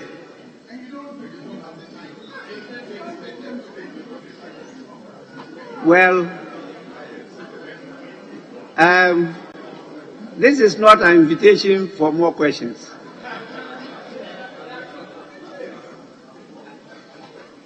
I will recognize the honorable lady. Yes. Thank you, Mr. Speaker. Honorable Minister, in 2016, a contract was awarded on those same flats, those same UNDP flats, to renovate, redevelop them. And I'm also trying to reconcile the answers given that there are squatters in there, but a contract was awarded, mobilization was given to the contractor, and yet now there are squatters, national security personnel. I'm even confused about what exactly is going on the UNDP flats. Do you have the right briefing? And if so, have you sought the right information also from your predecessor who is sitting there also? No, Honorable Minister, there's one question at a time, Honorable Member. Thank you. The question is, are you aware that a contract was awarded for the reconstruction, am I right, redevelopment of that UNDP flats? Are you aware? And the date they gave was 2016, right? Yes, are you aware of that?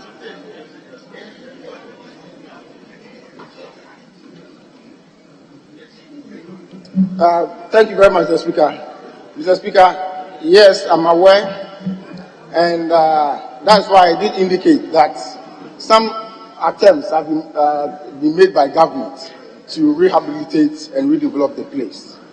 But there's paucity of information surrounding that transaction, and I'm currently working on getting more information so that possibly I can come to the house to.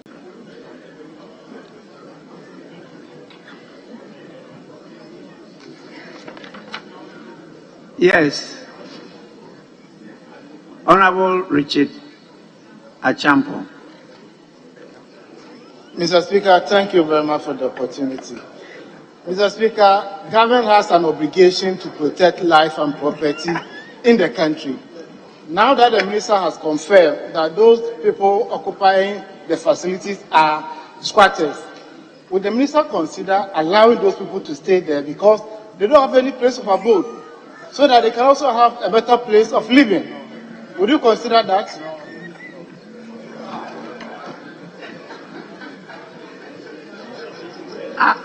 I think this question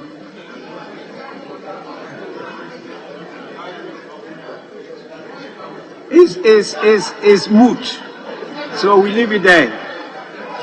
Yes, Minister, I have not admitted the question.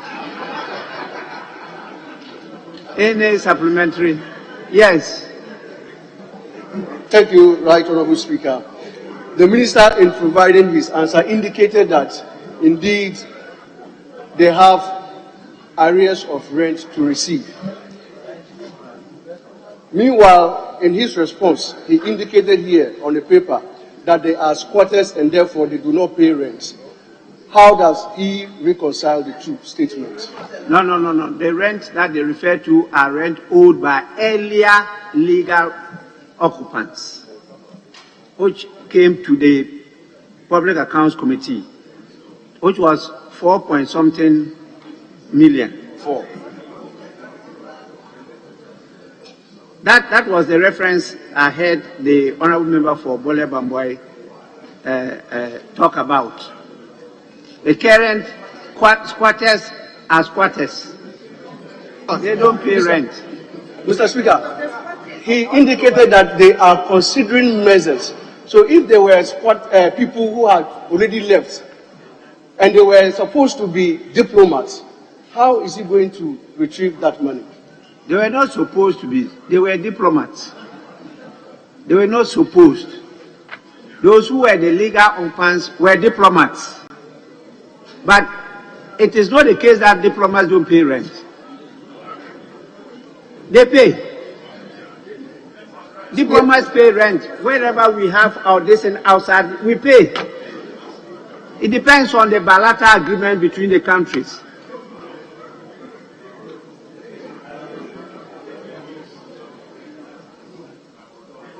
Why? You want to have another bite? I want to put the records straight, since I'm the one who originated the question. Yes. The audit report covers 2017, but it's a report that was brought to this House in 2018. And from the Minister's response, in 2017, the legitimate occupants had left. So the illegitimate occupants came in. And so they stayed there for 1 year. And that is what we're talking about, the arrears. So it is those who have occupied there illegally who have not paid the rent. And if he has admitted... No. If you are occupying a place illegally, there is no contract between the person there and the landlord. When you get premises as a tenant, you enter a lawful contract with the landlord and you agree on the value of rent to pay.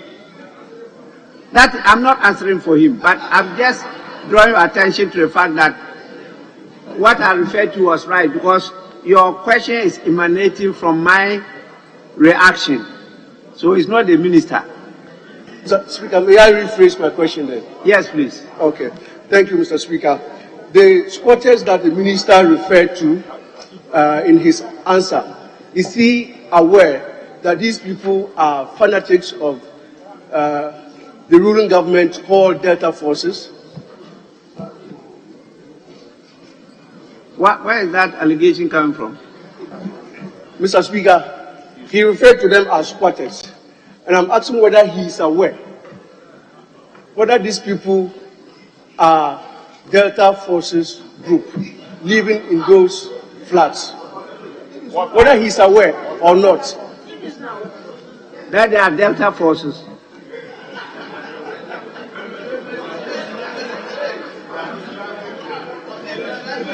I don't know about any lawful organization called Delta Forces. Mr. Speaker, that is why I want the minister to tell us whether he's aware or not. Honorable Minister, are you aware that the squatters are members of a group called Delta Forces?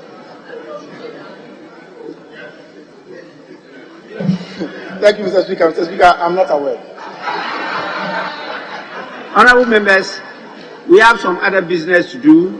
They are left with a few more questions. Let's move on.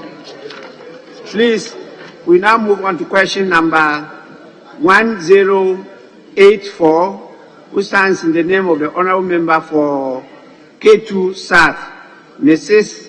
Ablan Jafar Gomashi. Yes, honorable member, it's your turn. Thank you so much, Mr. Speaker. Mr. Speaker, before I go to the question, may I seek your indulgence to correct the fact that my father is Mr. Patrick Gomashi. I was married to Brigadier General Martin Ahiagro, whose name I didn't carry. And so table office should kindly take note and not refer to me as Mrs. Gomashi, because that's an anomaly. Thank you, Mr. Speaker. Table office kindly take note. May I continue then to ask my question? Mr. Speaker, I rise to ask Minister for Works and Housing the status of the phase 2 of the Blekusu Sea defense wall in the Katu South municipality. I thank you for the opportunity. Yes, Minister.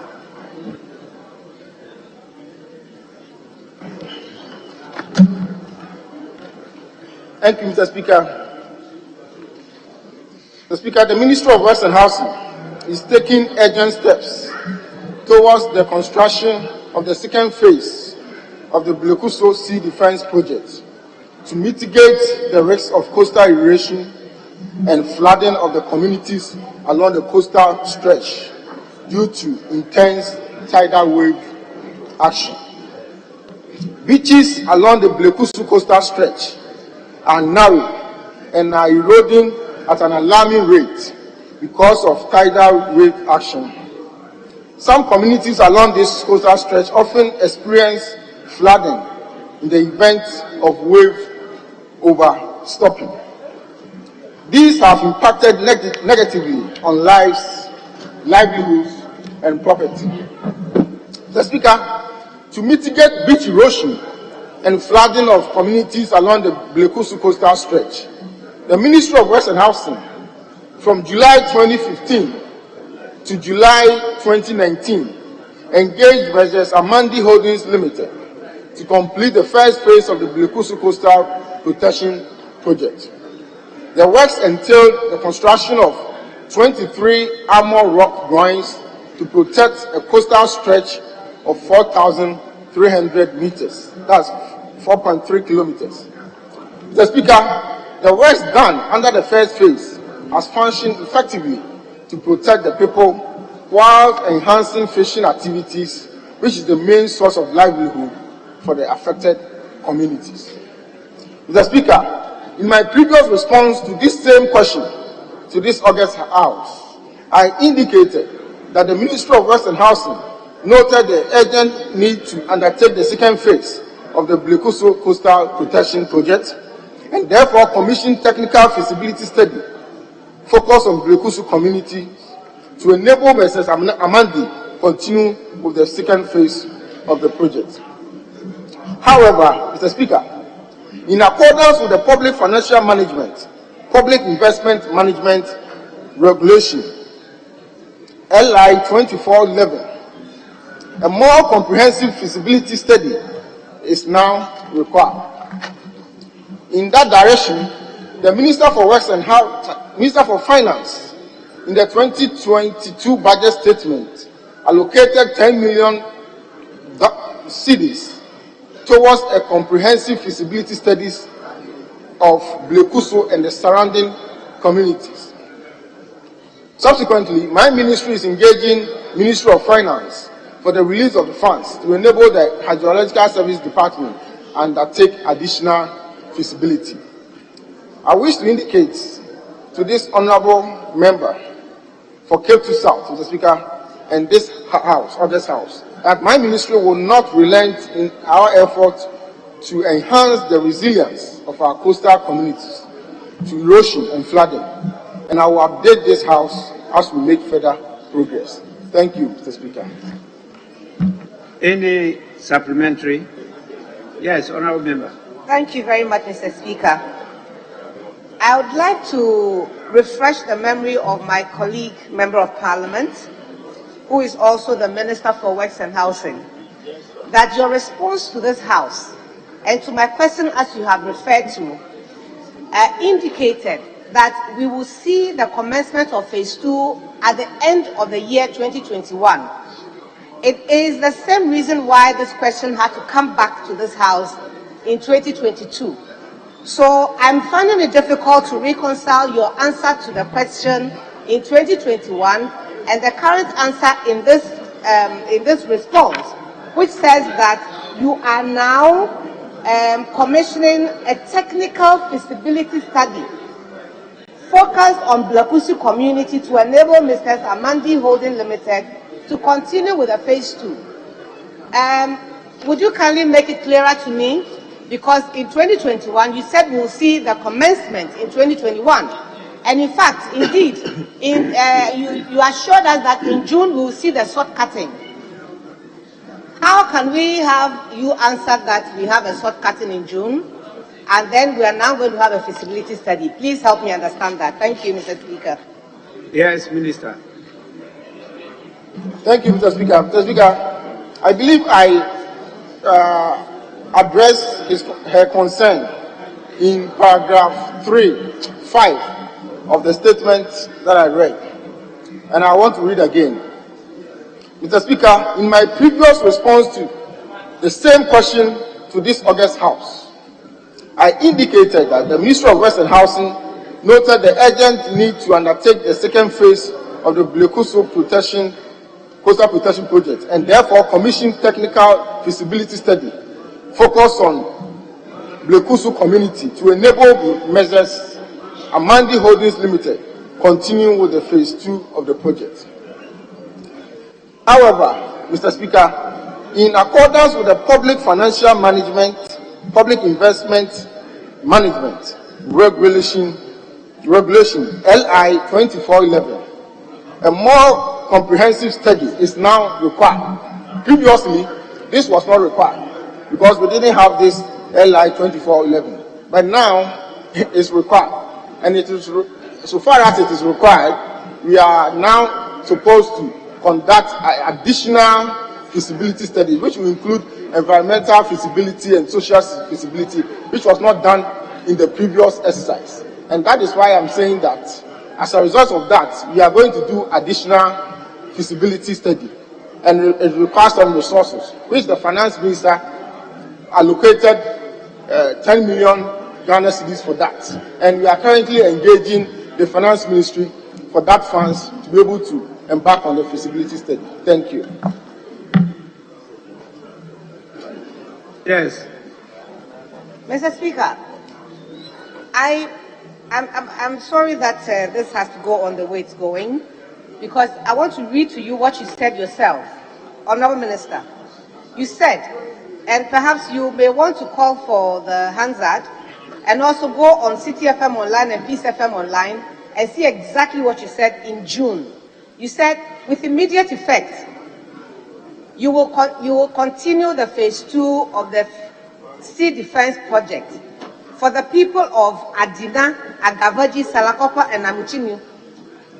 It's difficult for me to reconcile this new effort to do the feasibility study.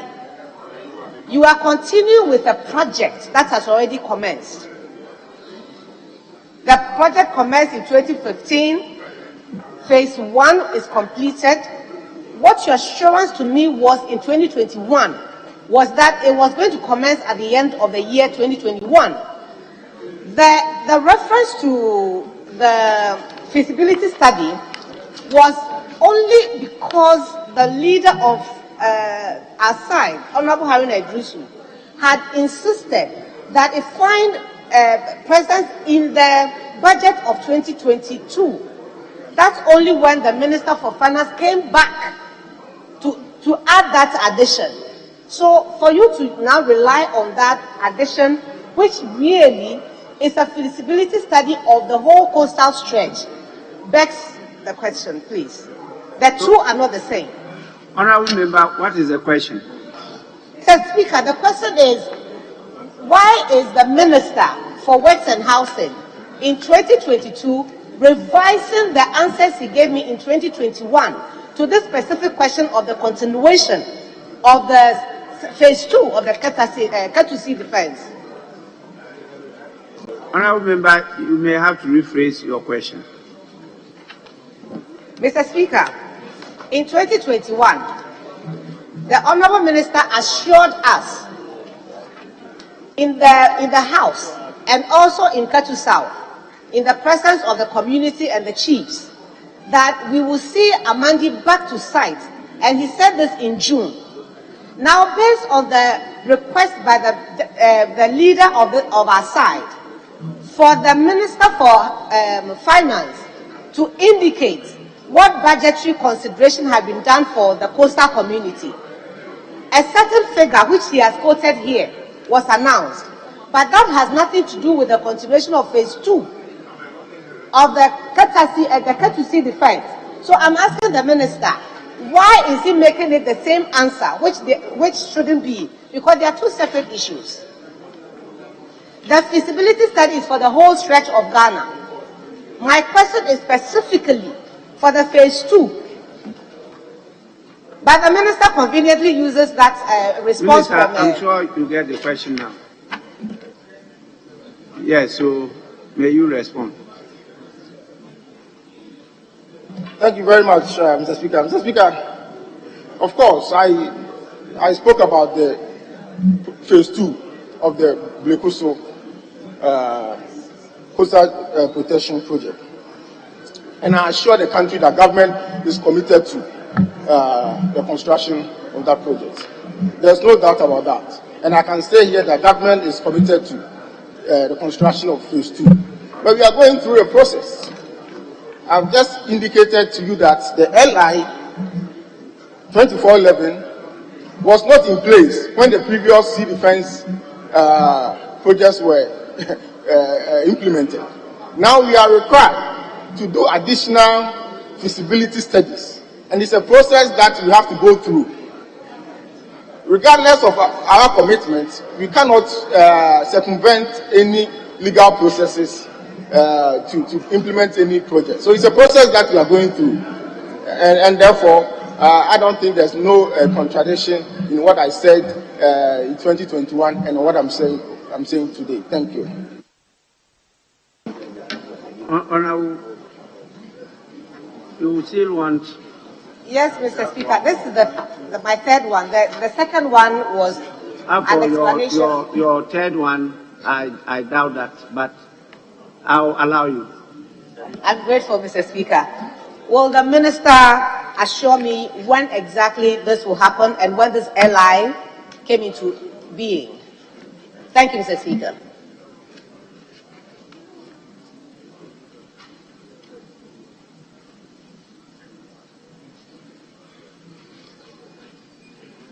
Thank you, Mr. Speaker. Mr. Speaker, I want to assure the honourable member that government is committed to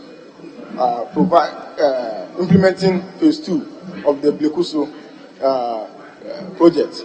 But I am unable to give specific timeline because I'm going through statutory processes, and therefore it depends on it. There are bureaucratic processes and all that you have to go through. So it will not be advisable for me to state a specific date. But we know we are very much committed. The LI, I believe, came into being in 2020, before the previous sea defense projects were implemented. Thank you. Honorable members, we'll move to the next question, and that is the last for the day. Actually, when you go through our standing orders, question time to minister shall ordinarily not exceed 1 hour.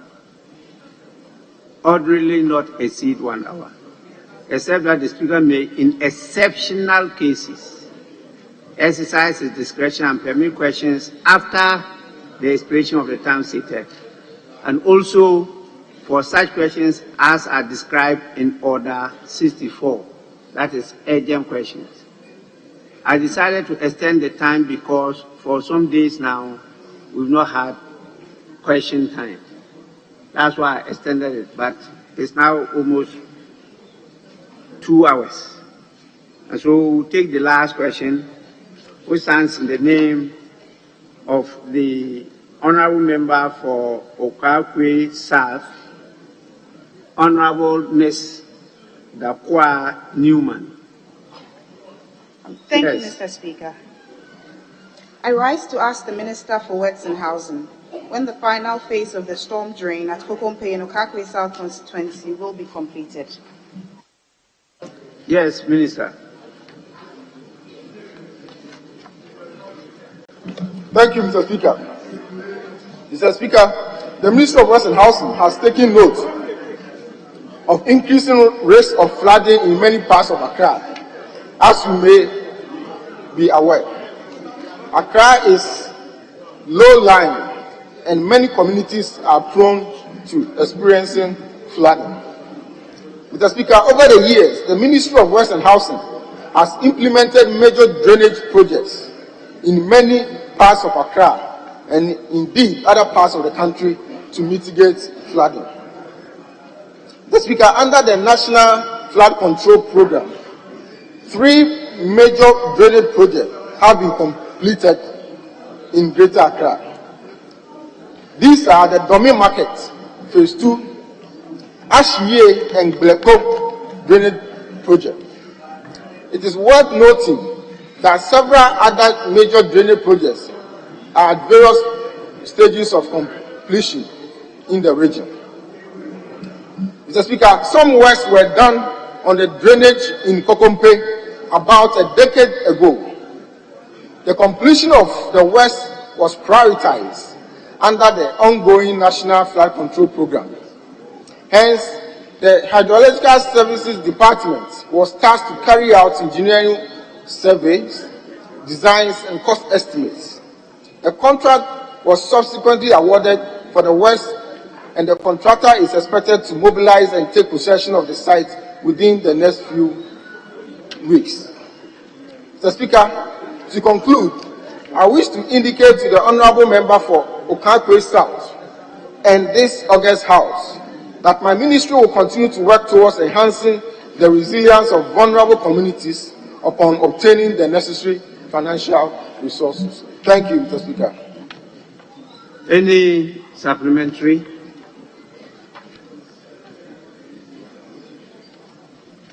Well, there being no supplementary, I want to state that the question time is over, and we will now move on to item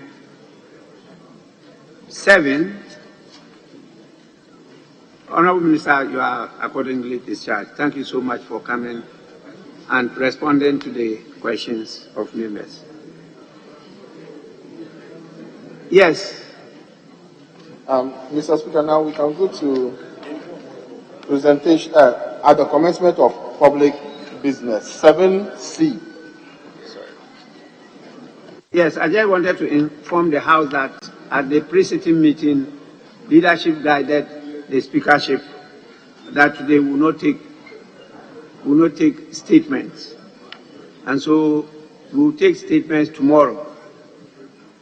We will move to item 7, public business, presentation of papers, and I've been guided that 7C is ready by the chairman of the committee, Finance. 7C. Thank you, Speaker. With your leave, I would like to make a correction to 7C. Yes, leave granted. Okay.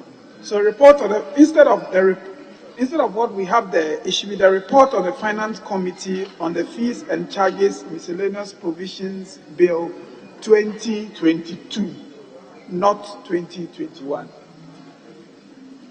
Honorable members, please make the necessary corrections. It's 2022, not 2021. Now you can go ahead to present the report. Of the Finance Committee on the Fees and Charges Miscellaneous Provisions Bill 2022. Honorable members, the report is accordingly presented to the House and is for distribution to all members of Parliament. Yes, which other item?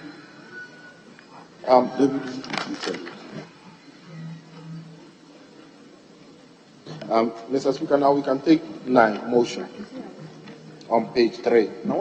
Honorable members, item 9, motion that this Honorable House adopts the investigative report of the Committee on Defence and Interior on the incident of the military brutality on civilians in Wa. Chairman of the committee. Thank you, Right Honorable Speaker.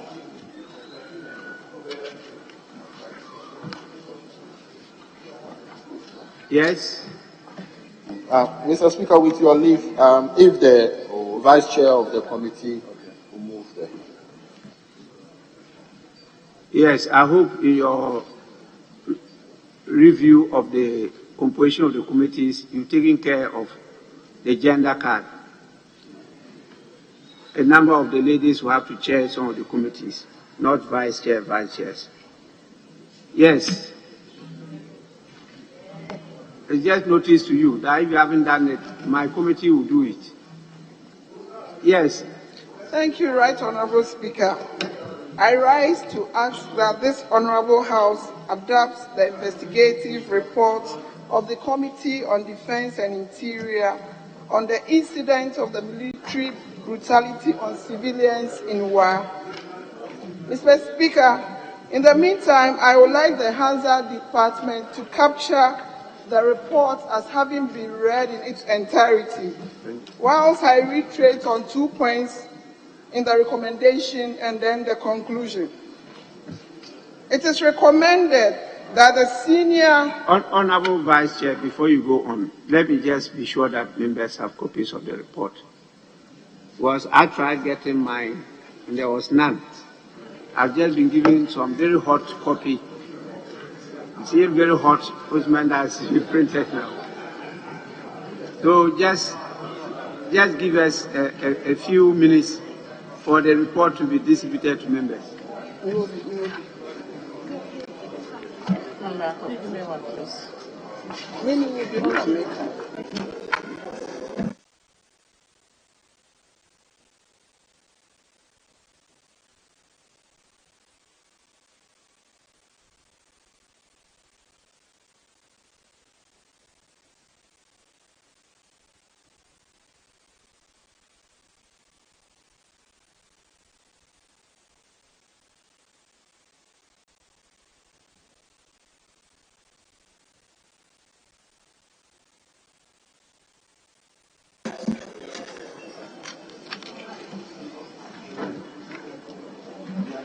Thank you, Mr. Speaker.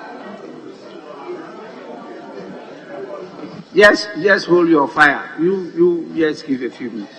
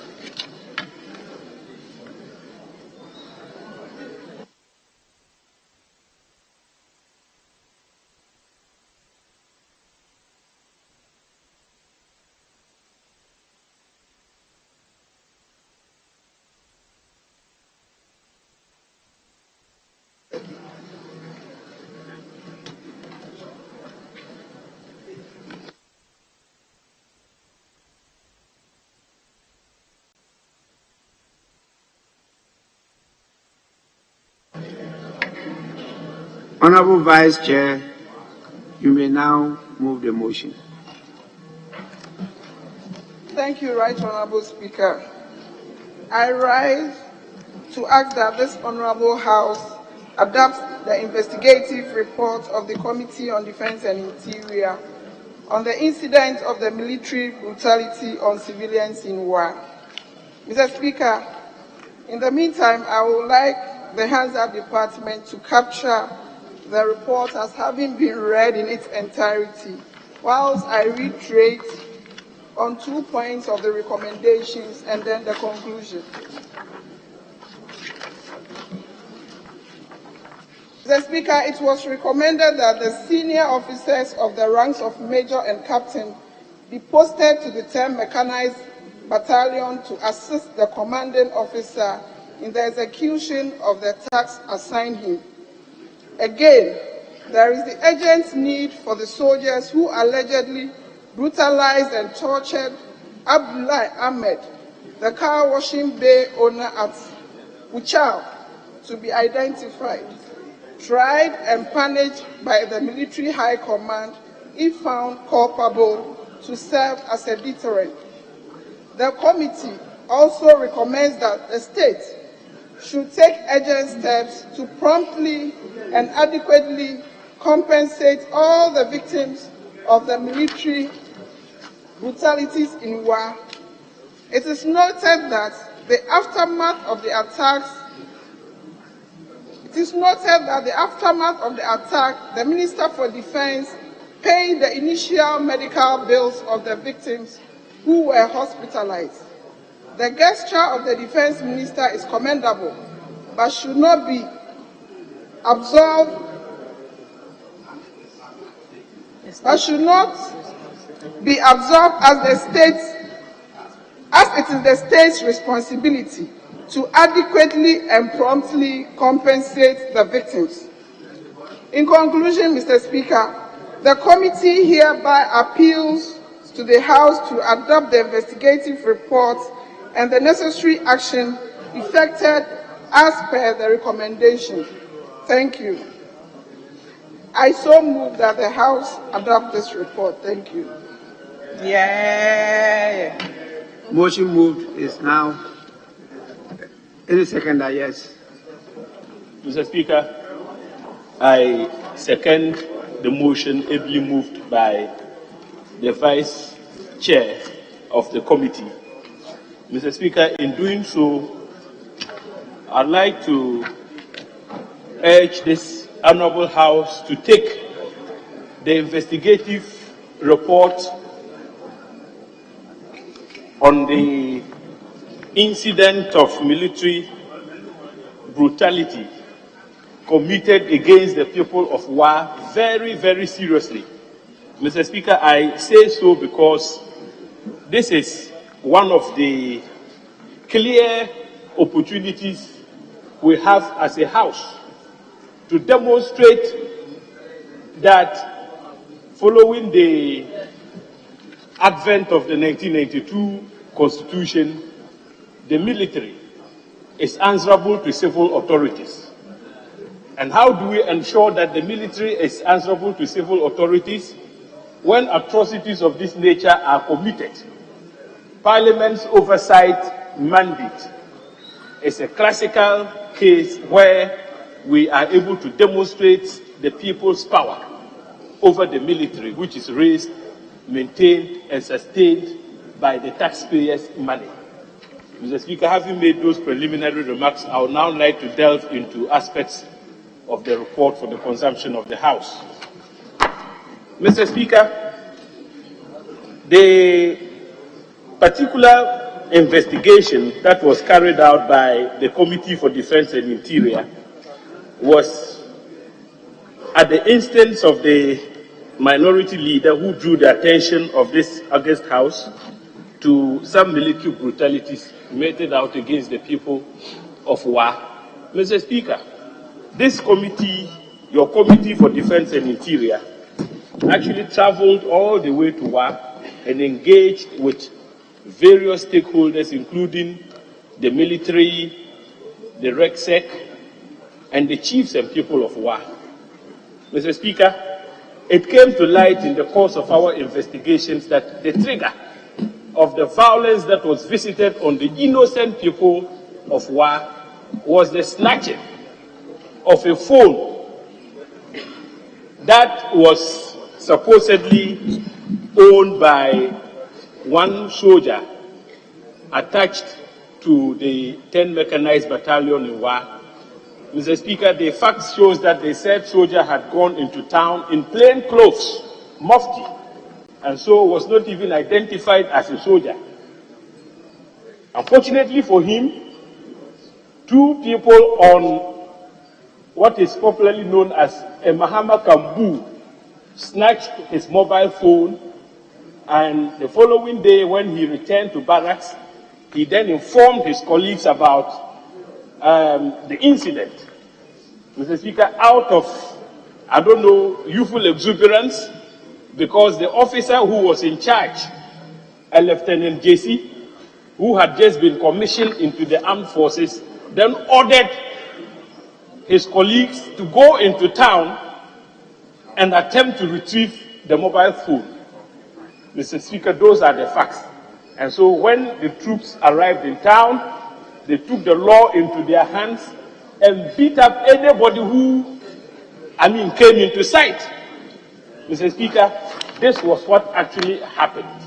Now, what comes to the fore, Mr. Speaker, is the crime rates in our country. And so at the time of the incident, it was very clear that mobile phone snatching had become rampant in Wa and its environs. Armed robbery incidents, and we spoke to the police.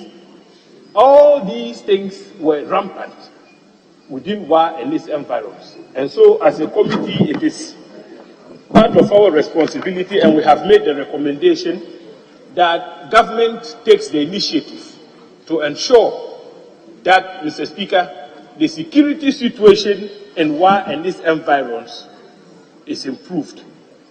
Mr. Speaker, I'm saying this against the backdrop that a few days ago, a lawyer from that part of the country who was traveling home from Accra, Mr. Speaker, was murdered in cold blood in between Bole and Bamboy. And so what it means is that even after the committee traveled to Wa and made its findings in respect of this matter, the security situation in the country, particularly in the Upper West region, still remains tensed, and something urgent ought to be done to ensure that the security situation in Wa is improved. Mr. Speaker, the brutalities that were meted out to the citizens of Wa was very harrowing. And when this committee, the Committee for Defense and Interior, Mr. Speaker, interrogated some of the victims, Mr. Speaker, it was really very shocking. I refer, Mr. Speaker, to page 6 of the report. And at page 6, Mr. Speaker, one of the victims, a teacher by profession called Regan Salifu. Mr. Speaker, Regan Salifu was standing in front of his shop when the rampaging soldiers approached. In fact, he was holding his baby. The fact that he was even holding a baby did not deter the soldiers. They took the law into their own hands, ordered that the baby be given to a police lady, and once the baby was handed over to the police lady, they beat up the teacher to pulp.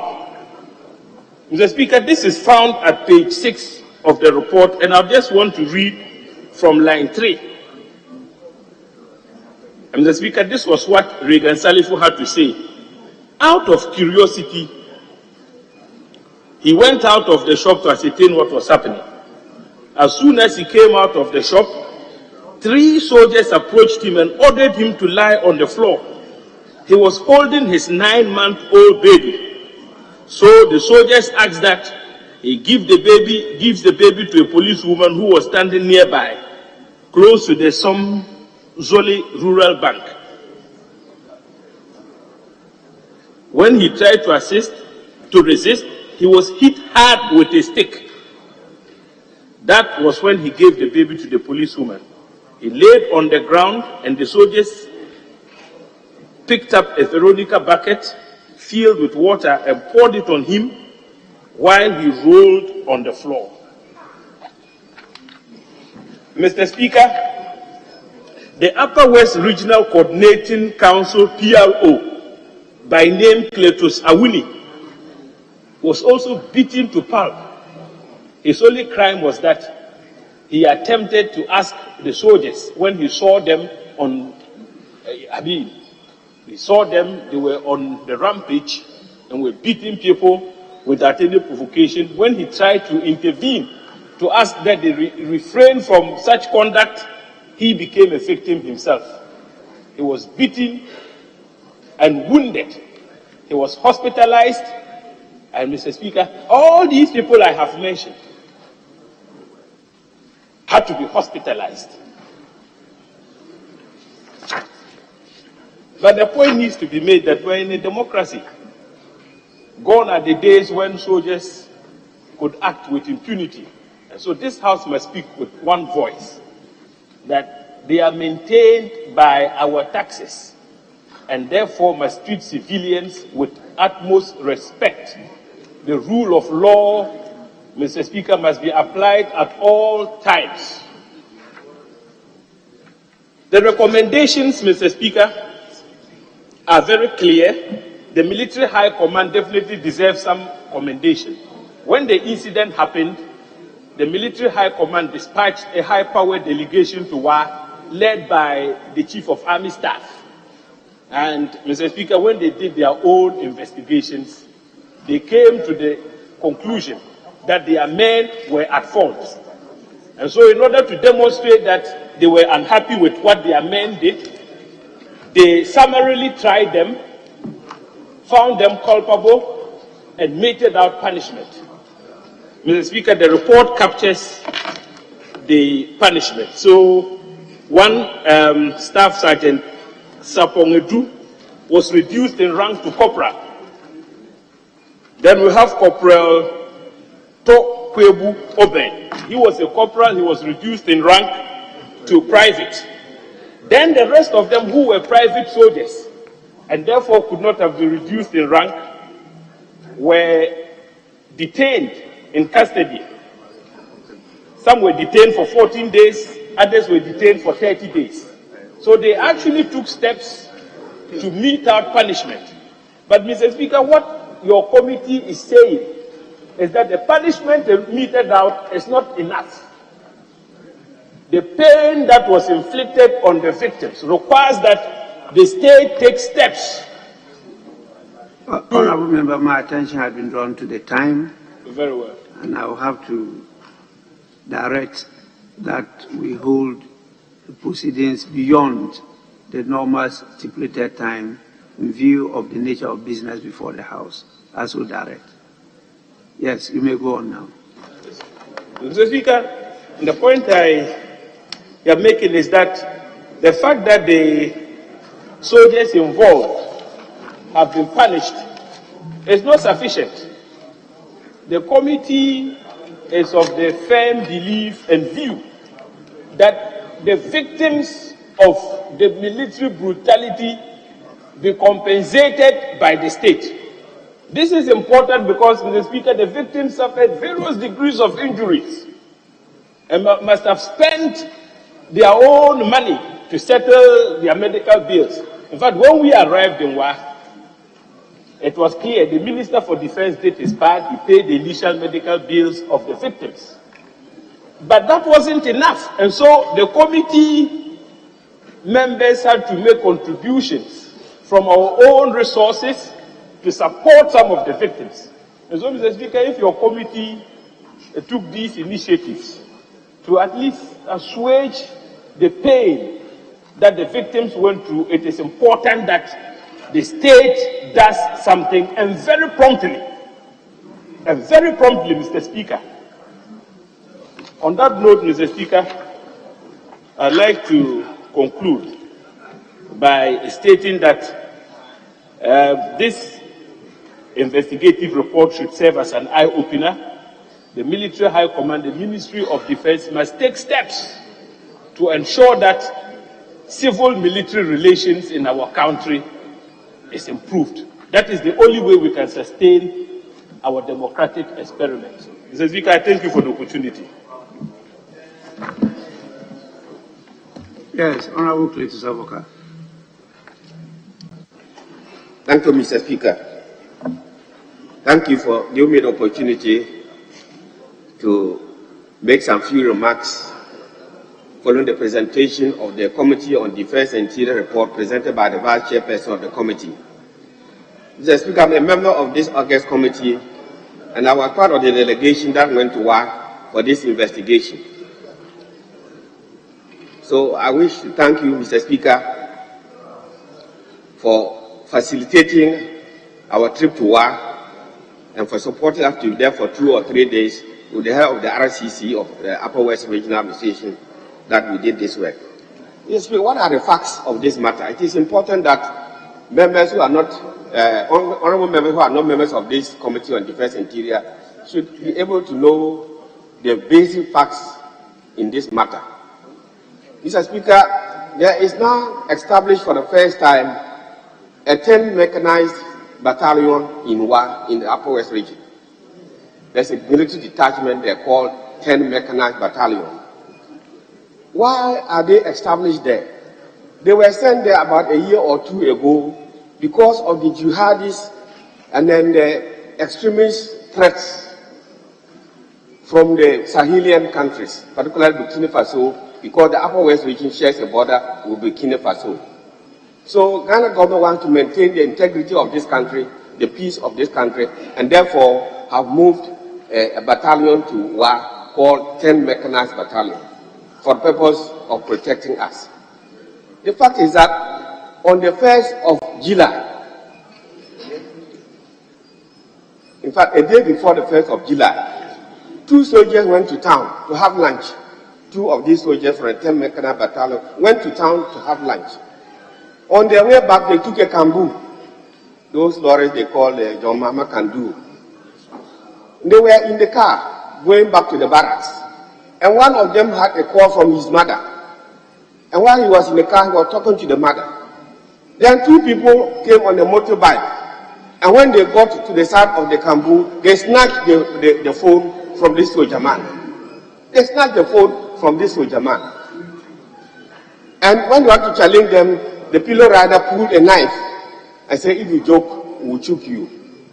So the kambu driver or rider sped off with the 2 soldiers and they went to the barracks. Then the following day, as we were told, the soldiers mobilized, between 50 and 80 of them, to go back to Wa Town to search for the 2 people who snatched their phone. They didn't report the case to the police or to anybody. They just told their immediate commander because the commander for that area had traveled to Accra. So there was a young lieutenant who was in charge of them. So they told him, and then 50 to 80 of them marched into Wa Town to look for these 2 people and to retrieve their phone. What happened when they got to Wa Town? They started brutalizing people left and right. You were in your shop, they pulled you out and beat you. You were passing in the vehicle, they pulled you from the car and beat you. Both men and women. And people were made to roll, etc. This is the background. Until people complained here and there, until about an hour or 2 hours later, their commander reached out to them in town and said they should come back to the barracks, and they went back. These are the main facts. And I want to make some few observations from these facts. First and foremost, as I said earlier, this is the first time that we have a detachment of army in Wa, and the purpose is to protect the citizens against terrorists, against jihadists, against extremists, etc. The purpose is not to go and brutalize civilians. I thought that if that incident took place, the first thing for the soldiers to do was to report to the police, who are trained to investigate and identify criminals and then have them. Or to even report to their senior officers, and then they will have a way of reaching out to their counterparts in other services so that they can retrieve the phones, if any. They didn't do that. As my colleagues have said, they decided to go to town and then beat people and take the law into their hands, and that was very, very unfortunate. Mr. Speaker, it is important to note the date for this incident, 1st of July, 2021, that they did this. My worry is, do the soldiers know the importance and significance of 1st July in the political history of this country? That it is a day that we not just independent, but we had a republican status, we had our sovereignty from the colonial masters, and that it is a sovereign day for us. It is a day where the Ghanaian personality is personified. If they were trained or educated to understand this, they won't use 1st July to go to town and attack civilians. They will not do that. That is the most unfortunate part of it.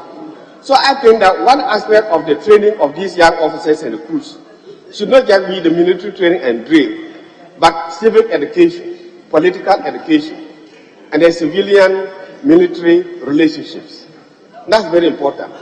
Mr. Speaker, another observation, very important observation, is that that day we asked, there were policemen and women on the streets in Wa. There were policemen there, but they stood aloof. They didn't ask the soldier, what are you doing? We are there to keep law. What are people doing? When we asked the police why they did that, they said they want to avoid a headlong collision between the police and the army. That if they made a mistake and intervened to stop them and the rest of them, they will be those that they will attack. And they wanted to avoid this confrontation between soldiers and police. What does this tell us? That we don't have mutual goodwill and relationship between the army and the police. And that is very dangerous for us.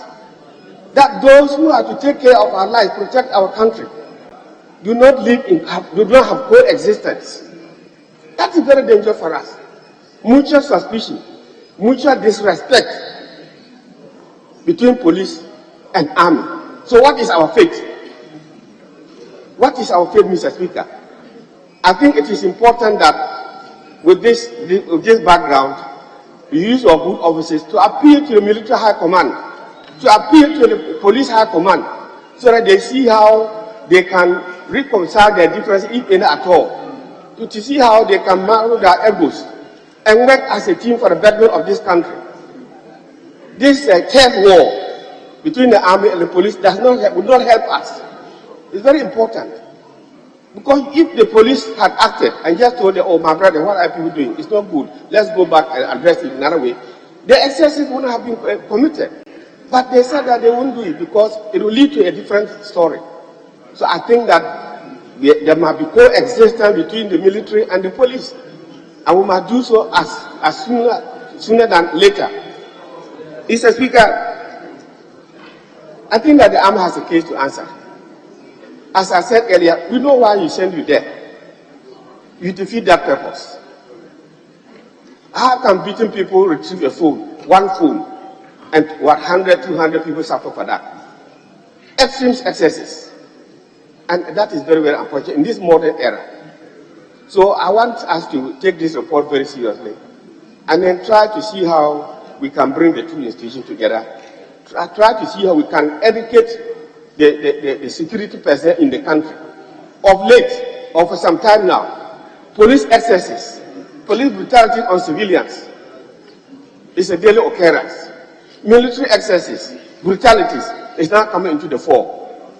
The respect, we all know how much the Ghana Army and Police have been have had one international accolade for this country. We know they have done peacekeeping outside the country and have won a lot of respect for this country. They are very professional, particularly the army. Why this in your own country? You go outside, you behave well, you come back to your own country and your behavior is different. They are taking the respect that we have given them, the army, for granted. The respect that we have normally given them for granted. And I think it is high time we tell them that nobody is above the law. We have a role to play as civilians. They have a role to play as security men. And therefore, we should all come together to be able to develop this country.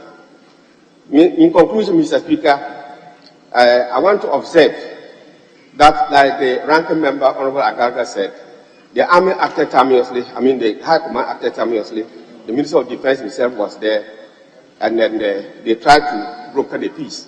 We must also thank the Overlord of Wana,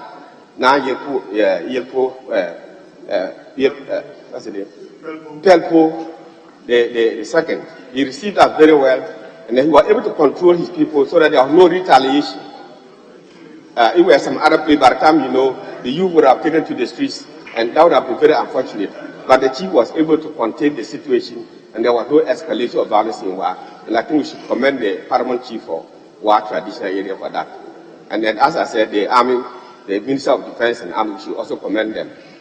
But I want to state that, finally, I want to observe that in the future, Mr. Speaker, with the greater respect to leadership of this House, this report has become more or less stale. I have, for the past 3, 4, 5 months, been following leadership. Let's take the report. If we had taken this report at the time that the matters were still fresh in people's minds, we would have known how to address it. Now, many members are saying they don't know what to say. It is we those who went for this operation or this exercise who are concerned with the facts and our talk. But you delay a report for about 6 months or more. When we have gone and come back, what is the point in spending so much money, time, and energy trying to work and coming back only for a report to be gathering dust here? And not only that, there are other reports that are outstanding. I think that we should resolve that when a report is tabled, is brought back, we should take it timeously so that we can have the effects of that report. On that note, I thank the House, I thank Mr. Speaker for this opportunity, and pray that the good work the Army has been doing, they will continue to do that, not do anything that will lead to disrespect or that will make Ghanaians have a second thought about them. Thank you very much, Mr. Speaker.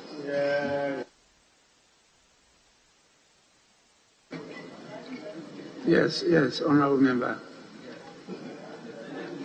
Right, Honourable Speaker, I'm glad that this side will have a bite at the cherry. Honourable Speaker, yesterday I was very elated when, at your behest, constitutionalism and the rule of law were placed on the front burner.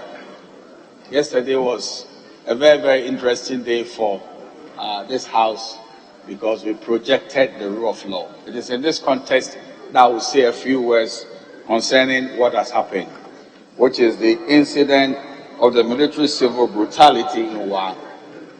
Honourable Speaker, what is a very sore point for me was the basis of the brutalities.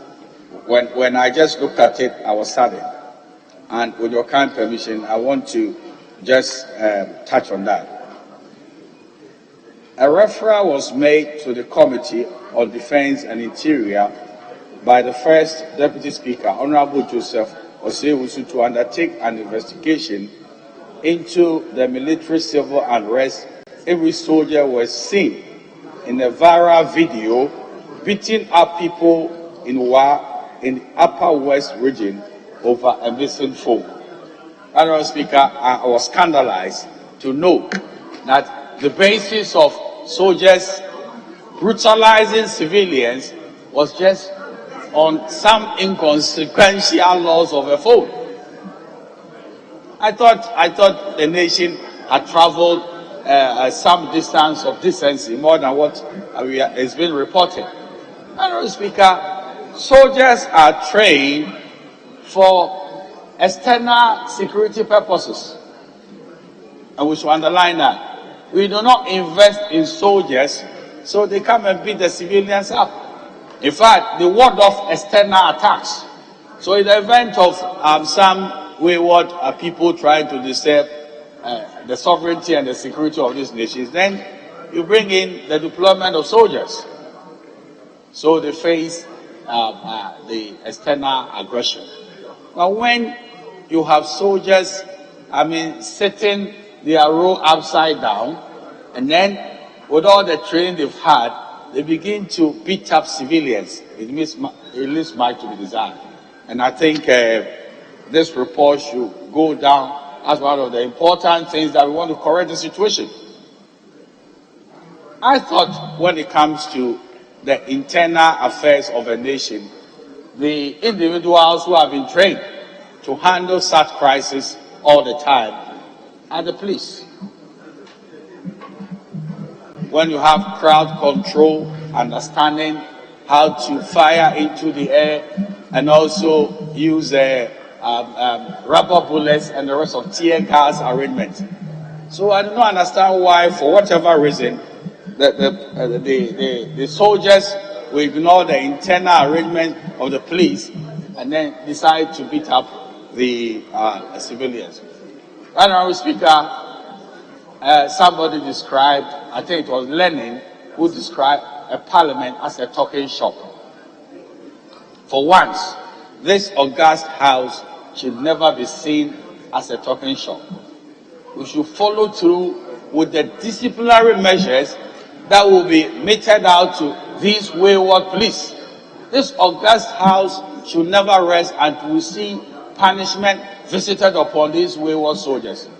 And that will give us that a good reason that in this country, when people go wayward, for whatever reason, they are disciplined. So the promotion of lawlessness sometimes finds space in the fact that the people who are lawless, they go scot-free. So, Honorable Speaker, this important report of your committee is not for entertainment value. It is supposed to be followed through and to see that those who are wayward were punished. In fact, it is in that people of like mind will refrain from ever attacking civilians. Honorable Speaker, I thank you for giving me the opportunity to say a few words, but I want to see people punished so that impunity will stop in this country and the rule of law will be upheld. And I'm grateful for what you did yesterday, because yesterday was an opportunity for Ghanaians to see that without constitutionalism and the rule of law and the clear understanding of the departments of government, the executive, the judiciary, and the legislature, we do not have any future as a people. I'm grateful to you for that opportunity. The Honorable MP for Wa Central. Thank you, Mr. Speaker, for the opportunity to make some statements or to make an observation on the reports presented to us on the brutalities that occurred in my constituency, Wa Central, after some military men, for reasons that are unacceptable, had to move into town and brutalize the people. Mr. Speaker, to start with, let me thank the committee for this extensive work done. About 20 witnesses had been contacted and about 11 stakeholders were also contacted in all the attempts to present this report. And so I'm very grateful for the extensive nature that has gone into the report, and also thank Mr. Speaker for accepting to make reference, accepting to direct that this matter be investigated and a report brought here. Mr. Speaker, it tells us that we have moved away from the situation where the military can take the law into their own hands and can brutalize individuals in a country where democracy becomes the pronounced system of administration. Mr. Speaker, the military, as we all know, protects the Constitution of Ghana, protects the sovereignty of Ghana. It's not an interior functional institution, and that every single time the military moves away from their core function into the life of civilians, they are sidestepping their core duty to the state. And what has happened is a direct reflection of the failure of the military. Mr. Speaker, since the day the military moved into this chamber, when it was unacceptable for them to have done so, they have done a number of other things for which we should be worried. And this report should send a signal to the military that more and more they are overstepping their bounds. And that today we have moved away, like the penultimate speaker has just said, for 30 years or so, we have moved away from the military taking over the reins of power and brutalizing individuals for reasons that can be resolved through civilian established rules and regulations and legal systems. The Speaker, the effect of the military intervention or the military brutality in town, in the war town, was felt throughout the country. The pain was reflected in the minds and thinking of many Ghanaians, that individuals who did nothing wrong were stopped by the wayside, beaten up, made to crawl on the bare ground, thrown into gutters, kicked and beaten. This was something that hit the conscience of Ghanaians. When I heard it, I called the regional minister to find out, and thankfully it was captured in the report. And he said he didn't know anything about it, and I was very much alarmed. And called the commander-in-chief, and he also said he didn't know about it. Mr. Speaker, it tells about the impunity that was, that pervaded the military establishment in town. In the report said that one JC, who was the commanding officer and who authorized the brutalities, according to page 13 of the report, the gentleman was inexperienced and newly recruited into the military, and for which reason he may have acted with his inexperience. Mr. Speaker, the fact is that the military training, as we have it here, is supposed to build a person from a civilian everyday life into a military life that is disciplined, and that is not what happened before the training, in your life. That is not it's a definition of a whole life change in the person. So it can't be an excuse that because of the inexperience of the man or the officer, or because he is newly recruited, he could have done what he did. And I'm happy the ranking member has said that it is not enough, and they are asking for more punishment, with the 74 of them who had been given various terms of punishment, as in suspension from the military for a number of days, and gotten them back. Mr. Speaker, thank God, in the investigation, we had some of the victims, or all the victims, coming out to speak their minds fearlessly and committed in telling the truth. There was no fear of people intimidated by the fact that they were talking about the military to keep quiet. And I'm particularly very impressed with a gentleman, the first witness, who was so confident that he told the story of how he was stopped because he was taking a picture of what was happening, how he was brutalized, kicked, beaten until he was oozing with blood, and asked to bring his phone and asked to delete the record of everything he has taken, or he had taken. The Speaker, he insisted he wasn't going to take them off the phone, and that with all the beating, he said he had suffered enough beating to delete what he took would have been it was unacceptable to him, so he refused to delete it. And today we saw them, later on, we saw them throughout the country, the effect of what happened. Mr. Speaker, that person here is a hero in the enterprise. He insisted that he wasn't going to delete it. He brought it to the knowledge of the people, and today we can go out and talk about exactly what happened to the people of Wa.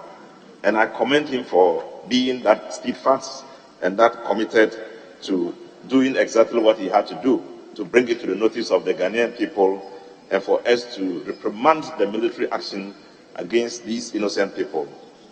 So I commend them all, the many people who suffered and who told their story, who brought it to us. I think that each of them is a hero in his own right.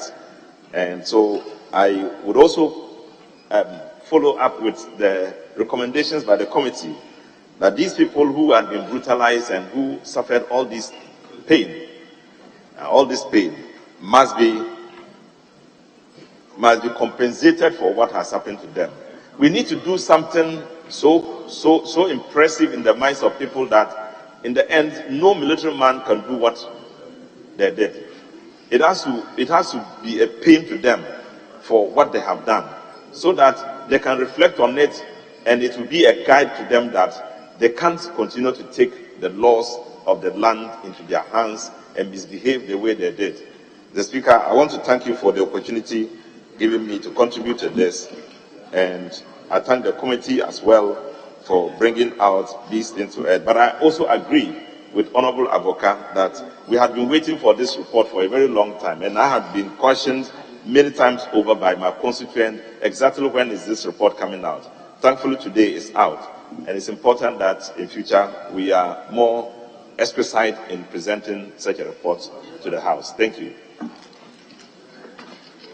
Honourable members, we still have 2 more motions for today, and this is a very important motion we are debating. I may have to suspend the House for some 15 minutes and then come back and we'll continue, because I have a few words to also add to what is happening. So I just suspend the House, go and do something and just come now.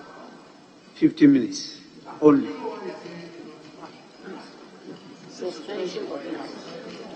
House, the setting of the House is accordingly suspended.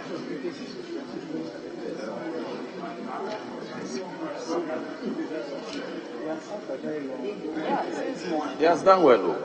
I don't know why he decided to say for August. For 2 and 3 hours.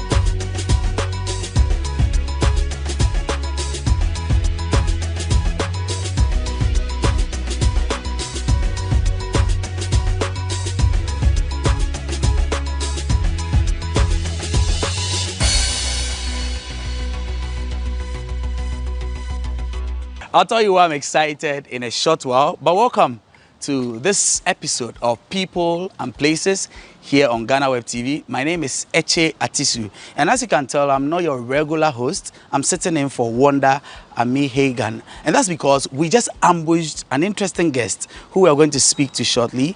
Ibrahim Mahama is an artist, not the Ibrahim Mahama you know, not the brother of the former president of Ghana. No, this is Ibrahim Mahama, the artist. We're going to understand all the interesting bits about the person he is as Ibrahim Mahama. And we'll do that shortly. So how about you join us? Let's hear the story of this philanthropist, this amazing artist who sold Ghana to other parts of the world and also, of course, placed Ghana also on the world's map. Welcome once again to this week's People and Places here on GhanaWeb TV. Let's take you into the story now.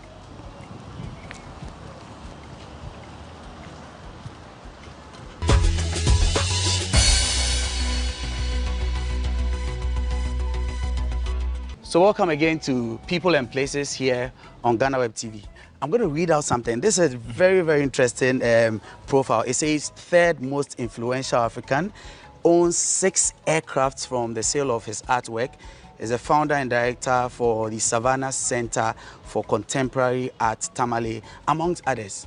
Yeah. Ibrahim, are these all true about you? Yes, they are. That's such an interesting profile, short as it may seem like.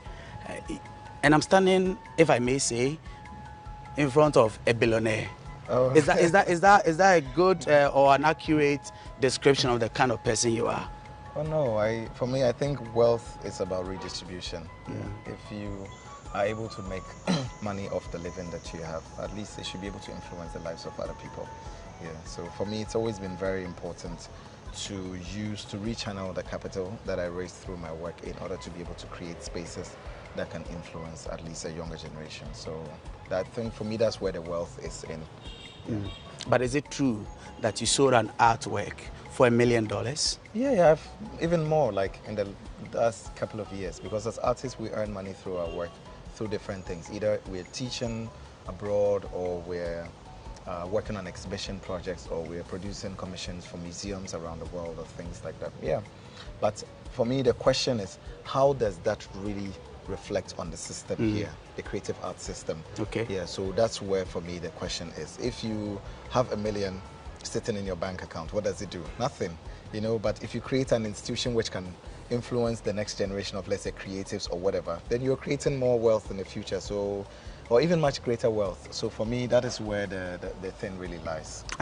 You spoke about institutions and all that. We'll come to a lot of all those things. But your name, Ibrahim Mahama, are you not confused with the other Ibrahim Mahama that we know, this, the brother of the former president of Ghana? Have you ever had such encounters? Well, actually, interestingly enough, for the first time we met today. Oh, today? Just today. Just for the first time we met. Oh, yeah. Nice. Yeah, but how did that go for you? 2 Ibrahim Mahamas meeting? It was interesting. I think that he's one of the most generous people I've ever met, and we had such beautiful conversation. You know, I don't necessarily think, you know, sometimes people always confuse. I think the problem is that because he's known to be Ibrahim Mahama, the brother of John Mahama, and also like being rich, a lot of people don't really take time to know him as a person, the person that he is. You know, so today when I met him, it wasn't so long, but at least you really get a glimpse of someone in terms of their honesty and all that. I thought it was actually quite interesting.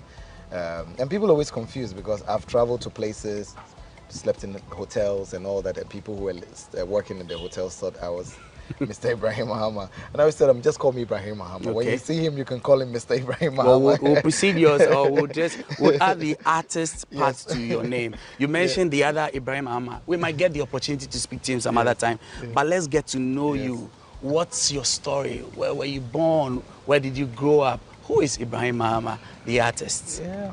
Well, it's such a simple story. I was born in Tamale in 1987, June 20th. Okay. And I come from a very big family. Part of my family migrated to Accra to live with my mom and my immediate siblings. And yeah, so from 1989, I guess, lived in Accra, went to various schools, mostly Catholic schools. Secondary school, decided to do art, so went to Pope John Secondary. And then afterwards, KNUST, pursued art again till I was done. I did painting and sculpture in the undergrad, and I met some people that really influenced my thinking, like some of our professors, caricature and so on. And right after school, I did my service at the Autism Center in Accra. Okay. And after that, I said, during that period, I said, oh, I would really love to go back to school immediately, you know. It was around the time that the government was beginning to cancel this idea of supporting students, like the subsidy for students at the tertiary level. So when I started my master's, the amount of money that we paid for the fee, it was low. It was, I think, my 2 years in KNUST doing my master's. If I can accumulate everything with the bursary and everything, I paid almost like $200 for my entire master's degree. Okay. Whereas people are paying like 100,000 in New York and other places. So for me, that was very important. And then subsequently decided to go and do my PhD. But between that time, I had an opportunity to do exhibitions in London, and then that took off, and then I We'll get to London, we'll get to all the other big places. You quickly mentioned the kind of upbringing and all that. Are you the kind of child that we can describe as having been born with a silver spoon, whether it was a golden spoon? I don't know what kind of spoon you were born in your mouth. Because if we look at your life today, someone will wonder, are you one of those sport kids? You just mentioned you were born in Tamale, but are you one of those quote and unquote sport kids? No. Would you consider yourself one? Not at all. I was a very gentle kid, actually, very relaxed. I wasn't wild as a child at all. Yeah, not at all. So the thing is that my father is such a strict man. So there was no child in our family that could be a spoiled child. And also my father, though, when we were growing up, he was quite well-to-do, but he was also very interested in how he could take care of the general larger family. So he would spend a lot of his money actually educating children, like creating, like supporting institutions and things like that. And I think I learned quite a lot from that. So you can't be spoiled when you grow up in a family like that. So for me, I think I rather learned to be humble and modest from it. That's interesting. Yeah. I know that you have been able to learn a lot of these things, like you just rightly said, from your father. Yeah. I just want to know, how does it feel like when you look back at your life and all the things that you might have learned, the places you've been up to this point? Do you think that there are any major or significant things about your growing up years that informed the kind of thing you do today?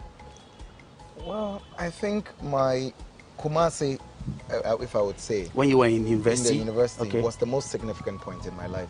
I will say that every time I talk, I always mention Kumasi, because the kind of people that I met at the university, both professors and also colleagues, were so important and pivotal to my thinking. You know, you meet people who are thinking more about the future than the present, or people who are concerned about the past and thinking about how we can make informed decisions that can influence, let's say, the shape of the future and things like that. So Kumasi, like in terms of studying, like in the Department of Painting and Sculpture, and meeting people like Kisi Edubuafo or Caricature or George Amprechun, Dorothy and others, or my colleagues Bernard Akwe Jackson and Selam Kuji, who were very interested in theory or interested in new responsible ways of thinking or working. That is one of the things that has been lost for a long time within the creative art industry, because sometimes people think it's all about talent. Oh, I can make good music, I can make hits, blah, blah, blah. But at the end of the day, it comes flat, because if it cannot evolve the society and also allow for a lot more people coming into it to be responsible. Because you and I, if we belong to an industry, we should be able to take responsibility for it, or to be able to do things that somehow reshape it. And for me, Kumasi was a gift in a way. I don't know what would have happened, and maybe we have to thank Kwame Nkrumah for somehow really believing giving us KNUST. Yes, KNUST. All right, the story about Ibrahim Mahama is only starting now. We're going on a short break. Enam is going to bring us a segment we call Facts About Ghana. When we come back, we'll continue this story with Ibrahim Mahama, the artist.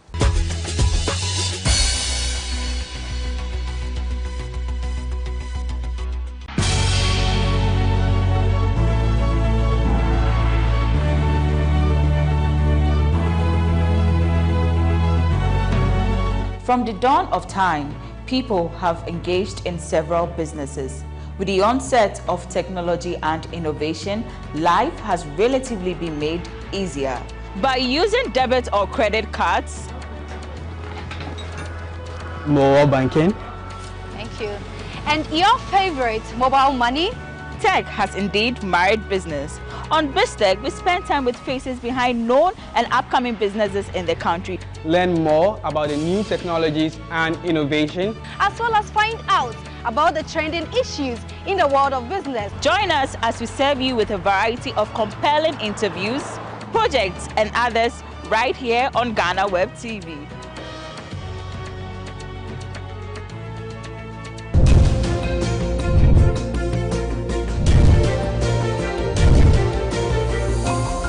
And now, let's learn something interesting about Ghana. The first European settlement on the Gold Coast was the Portuguese in 1471. They came to the country purposely for increased trade and eventually acquired slaves and gold in trade for European goods such as metal knives and guns, among others. That's all for this week on Facts About Ghana. Until next time, let's get back and learn more with Wanda and her guests.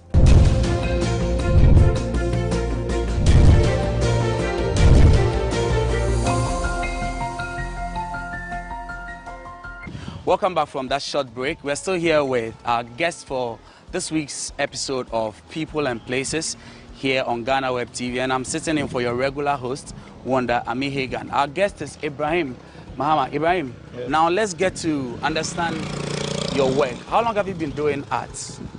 I think actively since 2014, like internationally.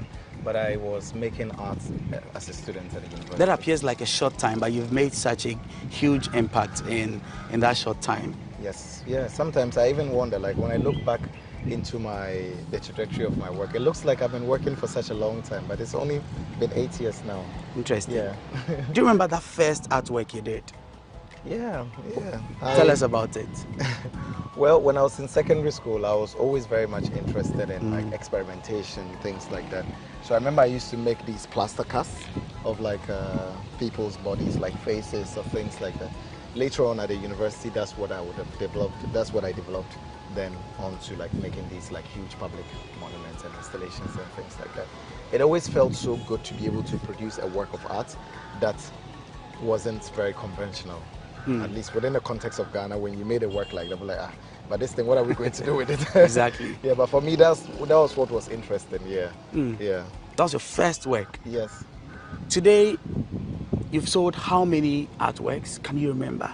I can't really recount, but there have been quite some good works that I've sold to museums through my galleries and all that, museums around the world.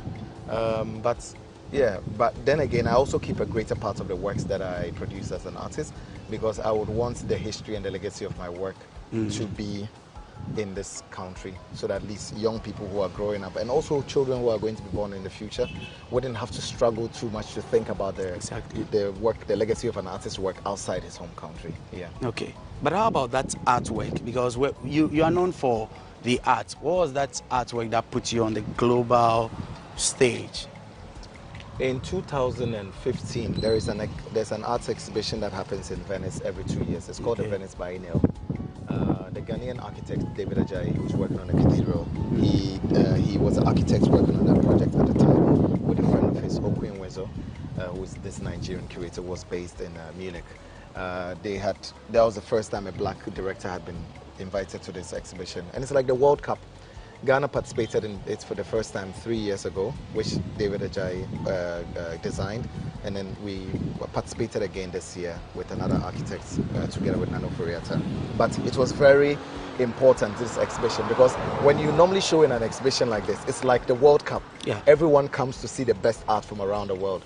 And there I was, a young student from KNUST. I was just barely finishing my master's, and I've been invited. And normally you are invited to that exhibition when you're at the peak of your career, or you're really doing something. But I was just a student, and I was the first Ghanaian who living and working in Ghana invited to this exhibition of 120 years. So it was a big deal. And I went there, and then I put up like the biggest artwork that had ever been shown in the exhibition. So everyone was like, but who is this guy from Ghana, blah, blah, blah. Like he came out from nowhere. So it was from then, it just, skyrocketed. Yes, skyrocketed. Yeah. And that artwork was which particular one? What was the name of that artwork?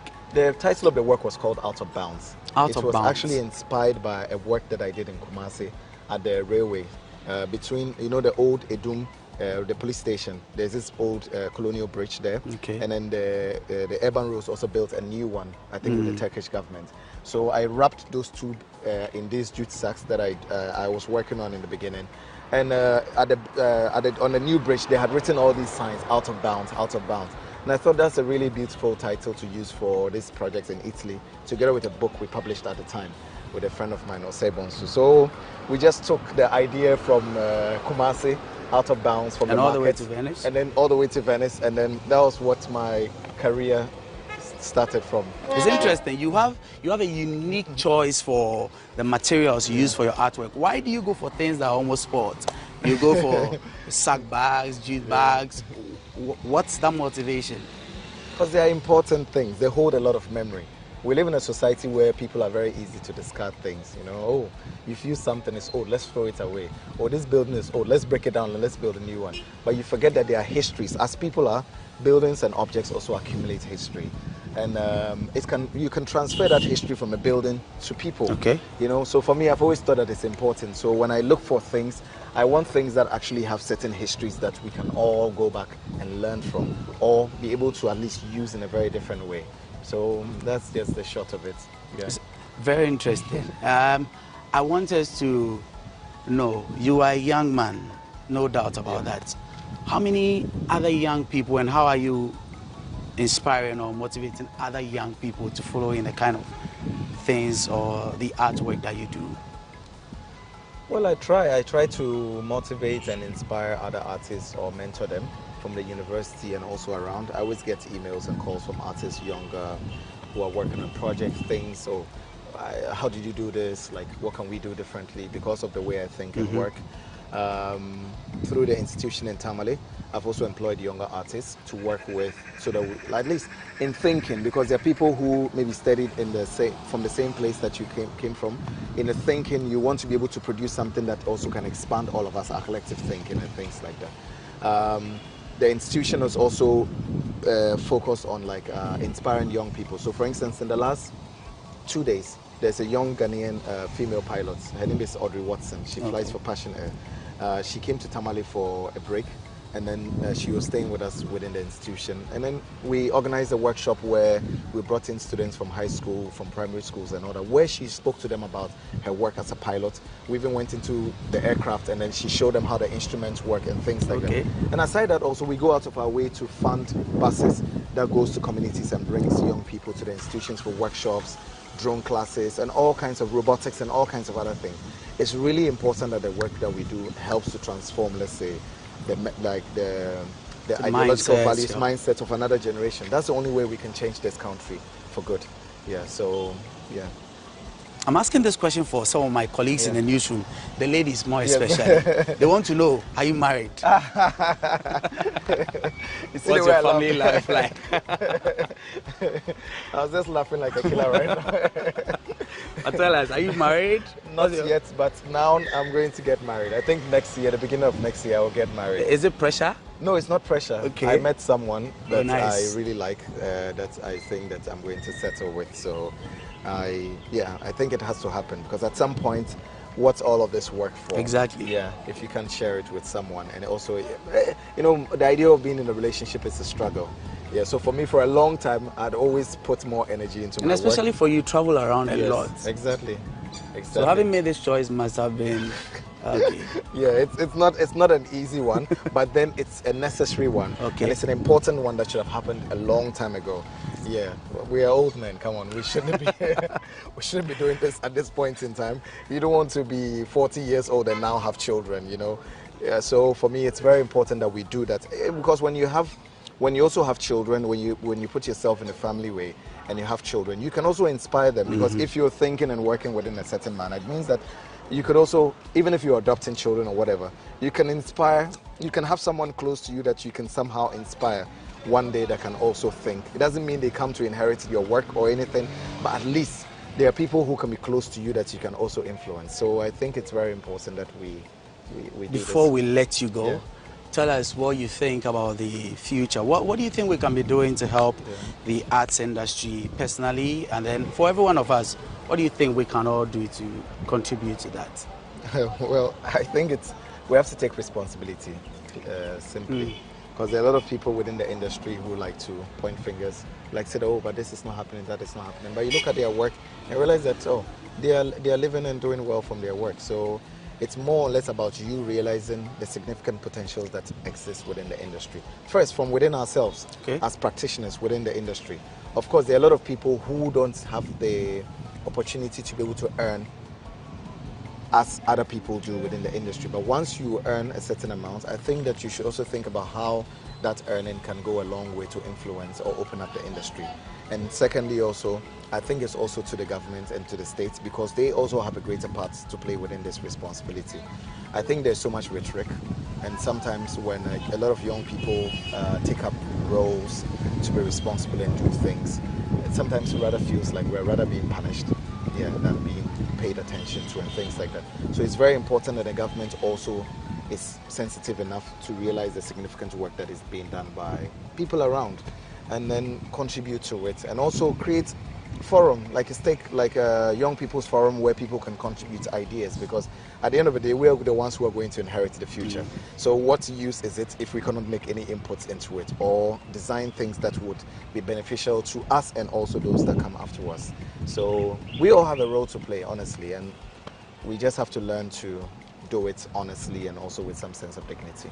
Ibrahim, thank you very much. Oh, thank you very much. Thank you. And this was just an ambushing of Ibrahim, and we're glad that at least he's been able to share some of his life skills, his life experiences with us. So thank you once again for joining us. And this has been People and Places here on GhanaWeb TV. I've just been sitting in for your regular host, Wanda Mihegan. You can always catch more of our news and other stuff on GhanaWeb when you visit www.ghanaweb.com. Until the next episode, be safe.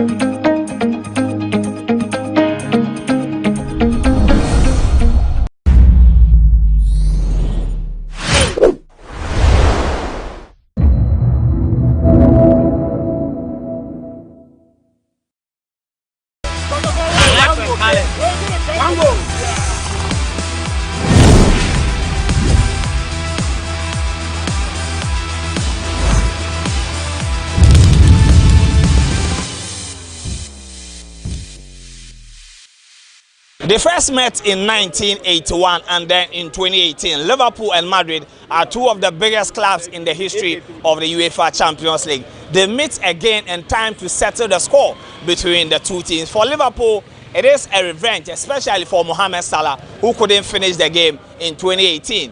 But for Madrid, they have a certain Karim Mustafa Benzema, who has been carrying the team right from the group stages to this final. Who wins the 2022 UEFA Champions League? Let me hear from you, but first of all, watch the predictions of others on this episode of the GhanaWeb Sports Debate right here on GhanaWeb TV. My name is Joel Leshen. Follow me and let's get the ball. So it's the Champions League final between Madrid and then Liverpool in Paris on Saturday. Who wins the 2022 edition? Who takes over from Chelsea? Already, the Madrid fans, they've been bragging that this will be an easy final for them. I'm about to find out. Bossu, Champions League final, me do na Chelsea. Champions League final no. Edika team men are supporting. Me and support to Chelsea. We are Chelsea ni. And I'm Madrid na share. And to final no kwama wine. We there so be anyway. I try that Liverpool. Liverpool and correct score 3-1. Ale also what Diana say we. When you said I then revenge. Liverpool. Revenge. Alright, so to him it will be a revenge for Liverpool because of what happened in 2018 when the Reds lost the final to Madrid after Sergio Ramos made sure that Mohamed Salah won't finish the game. Madrid, any Liverpool, any about Champions League final? Why? And Okwamano. Oh, as a Barca fan, yeah, Okwama Liverpool. Okwama Liverpool. And if favoritism look at you're looking at the two teams, you know, Madrid, over on first, some qualified do final now.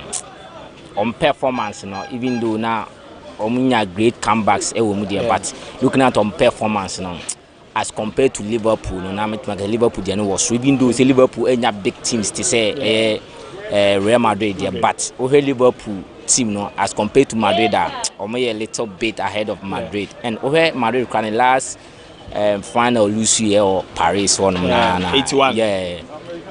It won or lose to Liverpool, and over the 2019 now, 2018 now, it makes clear say we revenge at the Liverpool. So maybe I'll go for Liverpool. Now we can say we were a Spanish football lover, we support Barca. So I didn't know support Madrid no for trophy number fee. I saw her football, so it will be a rivalry. So I say, as a Barca fan, there's no way I'll go for Madrid. And the DBC. So I say, as a Barca fan, it doesn't matter say be a Madrid Spanish team born as say bisa. I'm a Barca fan team. Me hear no man say Madrid down for. So I say, so I'll go for Liverpool. All right, so he is supporting Liverpool because of the rivalry between his club Barcelona and then Madrid. So on Saturday, who wins the Champions League final? You've heard what various football fans, Chelsea, Arsenal, and all the others have to say about this particular final game. Who wins the final? Let me hear from you in the comment section. We've already spoken to 3 Real Madrid fans, and they are confident that they are going to beat Liverpool in Paris on Saturday in the 2022 UEFA Champions League. Let me hear from you in the comment section. But there is a Chelsea fan here. Chelsea were eliminated by Madrid at the quarter-final stage. Let me get his take on the Champions League final. Madrid and the Mufrimu Champions League final quarter-final. It's almost final. Final game near Barcelona. I'm on Liverpool and why and our tiny. See, I na koye tu. Minya kakapo no ensembler England. Ni ensu yendi ye by because of hazard and also say Madrid FA ye gi 30 million. E wo ho nti akoye madwi aye bibi e wo ho no by see an minya pa dia aka Liverpool enje enfi Madrid. So Madrid kasadodo. Aha, o kasadodo. But we are odikan in Kasaya no Chelsea fan no. Or Kasaya already no Liverpool aje trophies too. If you Chelsea same, Tom Sanji we are on be de do England come ododo. Enya hwe ye Chelsea ye dem kura na enya de Liverpool ye beto wo. Okay. Utie ye wo ha sa ye nto mo nje nka ho ne ye nso ye nya power e wo England ho no. It is so far many beje. But on hwe ni Madrid ni hu ehu. Oyusu aduro no de bobo. It is so be Madrid oyusu aduro. So be Madrid on steady hands down second first half na on go and be 3 enye sa oye no kokwasa na ekoye 2-1 na ekodu be 80 minutes Madrid na aduro no ebe overcome Liverpool. But there's been the conversations about Juju because Madrid, when they are losing, they introduce a certain younger called Rodrigo. But Liverpool also they have their own Juju with Divock Origi. You are a Liverpool fan, and then this Chelsea fan is supporting Liverpool to win because of home support. The Madrid fans are saying that it's going to be a done deal and an easy job for them to do in Parc des Princes. Oh, yeah, and then you can say Liverpool there, yeah, no. England for some reason, England there, say by European way, they only say one. Even Manchester crowd, and you're fan here. And to send I could do fun now. Say they call for revenge. So when my helps the last year, say 2 years, almost different, yeah. Boom, Salah Sema. 2018. They be say at this time they call for revenge, and no be about for revenge. They only say Nyagro. Intimidate me himself. Cup with there is coming back to England. Be anyhow, Kasa be anyhow. The only thing is I say stop it. Benzema keke, yes, stop it Benzema, and Vinicius, yes, stop your movie cap on the other England brother. In terms of scores, you know, prediction better. Oh, you bet me, Madrid there, almost your team beer, almost I am rare, but almost no easy. Until Madrid could be a goal bet my PM bet. Made them represent to be 3-1 in favor of Liverpool. It will be a 3-1 scoreline for Liverpool, and their only headache in the game is how they are going to stop the man, the mate, Karim Mustafa Benzema. He has been exceptional in this season's UEFA Champions League. It's a Champions League final. Madrid and Liverpool. Why now, Pamano? Champions League final, no. Me na me umbi. Ana. Oh no, why? Me Chelsea, na me Bobby. Europe, I mean na me best or. Na mo league ni wie no. season here me best o Europe o ene but obi can say game dey game but me dey o mienu no e kan me kwana ka Madrid mfa me Chelsea na me kasa because Liverpool no waje league cup me no fi me sama so Sanji Champions League kan wa or the baba ye gaga o England no but at the point we fear nkeye ndo mienu dey me dey me side na ka Madrid mfa because of Liverpool gia or the baba ye gaga o me so into Madrid mfa into Champions League final me o Madrid chief all the way Madrid. All supporting Madrid. It's supporting Madrid. Into we're predicting. The prediction is a first half win Madrid. First half win. First half win. By how many goals? Madrid by 2 goals Benzema. Straight 2 from Benzema. Okay. Well, what's Chelsea you know? Nanaka we anybody say the Hazard better go. Hazard. Me squad no. Me Chelsea ni say Hazard segu amamia. Aka me team no go beji din. Madrid beji din by Chelsea say beji me din. So the Champions League final will be played at the Parc des Princes on Saturday, this coming Saturday between Madrid and then Liverpool. We are on the streets of Accra to interact with football fans for predictions and all that. This is this week's episode of the GhanaWeb Sports Debate right here on GhanaWeb TV. But I will start with you right here. Sunday way, Liverpool and Madrid. But Real Madrid until Bekwame after 13 times and then you go find in Surobia. Okay. And we are so pin and I bought for more years Christo Chen Obia no shade red top Obia white the white angel.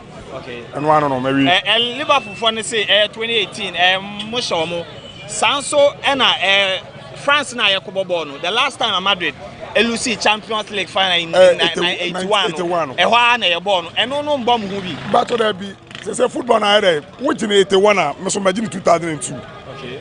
Oh no message one in same game. Am I respect Real Madrid. Okay. Inti go say na mo share. Oh Madrid dey kono. Nya dey yen ka say e ko 100. Yeah say e ko cup. Trophy na mo pay. Yepe. Yes. Can't say we should be 100, 2,000, baby. Okay. Go near fire cup near the Kusu. Now 14 times. Alright. So they are chasing their 14th European title. Boss, my for Champions League final. Ejeba Ejano Enye Saturday we are calling. Eko Madrid afan. Eko Madrid. Full supporters. The Mpaibo na so tell mochi. Because Blaya Breo tournament where they do final, Madrid so you final. Yen failure cup there. Lipu aje from them the best anje afio so. Ebinu ka say Madrid final na am wo no. Inshallah nkwa na mu dey do lack any bibia money PSG, money Chelsea, money Man City ni na lack into lack no emba bio. Lack ne there. Lack be any bomb. No one say with seriousness. With training. Because you know, I feel you know, because any team, your team in here, and so no, they are forced so. Either be doing a Chelsea, Madrid, no, yeah, die spirit, yeah, in Rubia, and one of the room, and one of the room for final.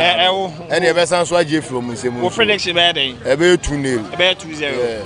All right, so 2-0 first and second, they are all rooting for the Madridistas because they themselves they support the White Angels. Mami fa unwe. Unya mumienu omo Madrid omo of them say Saturday e dey am mo the trophy no be call e be na bawo so unya omo ya adwen true na say Madrid yenim ni eti obi eni wo Champions League ni yenum bo in terms of Champions League brother yenum bo papa wa share brother Champions League ba so mo na jikasi okay na you experience we have more experience although they are not because say bia omo nyegu but they are good.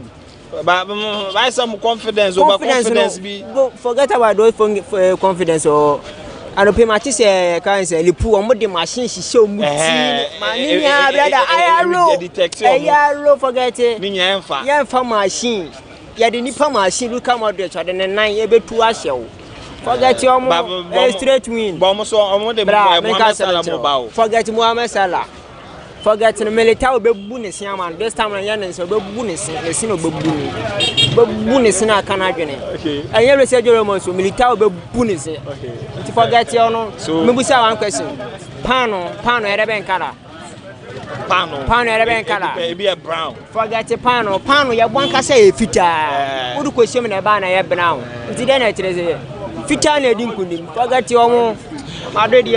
It's going to be an easy win for Madrid on Saturday against Liverpool because they have the men. Regardless of Liverpool will do on the day, Madrid will come out of the game as 14 times champions of the UEFA Champions League. Champions League final Saturday we Liverpool and Madrid, Spain and England. Final Kwaman. Oh, me Arsenal fan there, but Liverpool far many better come person more far because I think that 2018 there Real Madrid for the Liverpool me this one way Saturday there. 2-1 straight. Omoka said they are Ramos, Eddie Mohamed Salah no, Adam Letao, the same thing. On to me. See Angasano, Salah Langas on so be fan one dream. And your ball be an ordinance and be cause so many boom David.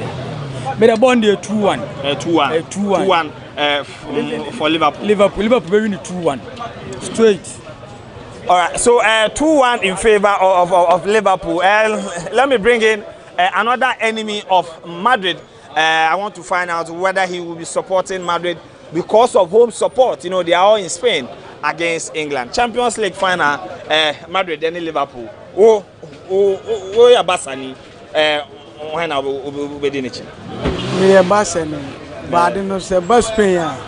Kamepe. I do fear because I say we must manage football no. Akona nim. Okay. And this ka bus Spain amame dia. Ke come more Madrid do ka say Spain ya. Ke be me de. What you say? Na be kan ka say bia am Spain e ko bia bi say England. England for the be ho mo. But me dream there. Ke baba Spain man ya na ka timi amaya de. Yes football net me as rise because this time here dey ni any player bia or Spain wa be ka say this season a pale ya e bia betimi asanya back to e ho no. This is the Ketimi Bass Spain. I hope say many beji because Madrid for no or more character in the ball Champions League. And this a Liverpool for no you almost as a be or more we are. Masa, say look at Madrid no or you be any who papa. One only player we danger crowd Madrid. But more no why you money area because pass be obey me a man. Maybe who is a game no a 2-0 against Liverpool because Madrid for any mono a sharp. Liverpool chiwano shaking wo more shaking wo pa but Madrid no or confidence we chire bibia enti no me there at the end of the day no say Madrid win here me Barcelona fan e be me there say Barcelona e na ekoje aka dey aka okay come so be support here to add na en ka say en support wo mo na e be ka say England for no any England and Spain no check and some more so far because this time no e ka football no a both Spain.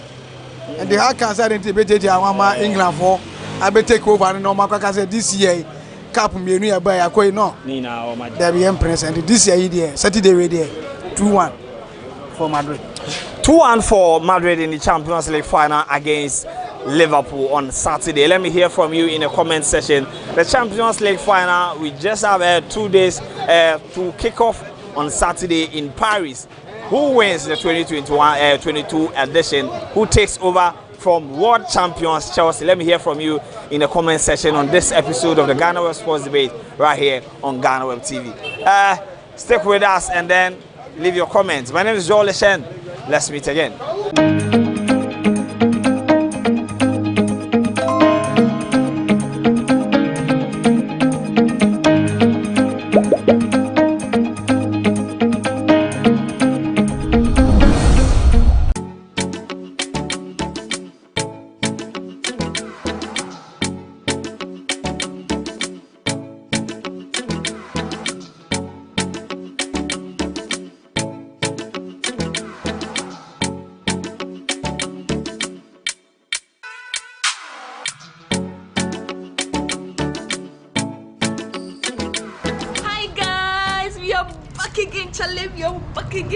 I am live here in Durban, South Africa.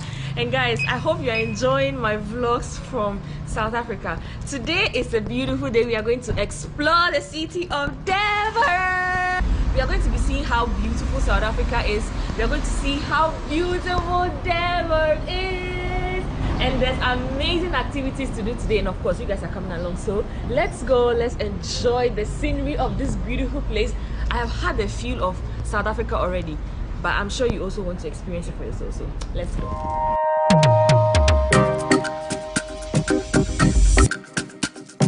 Lagoon at Umgeni River. Just now we are just walking towards the Green Hub. Normally the Green Hub is a bike hire. Okay. And also an a tourism information office that was built in 2010 during the World Cup.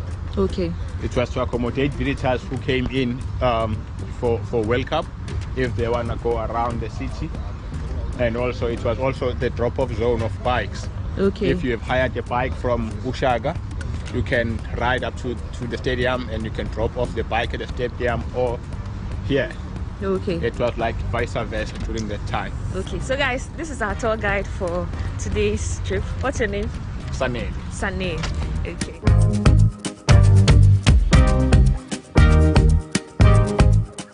They also do different tours.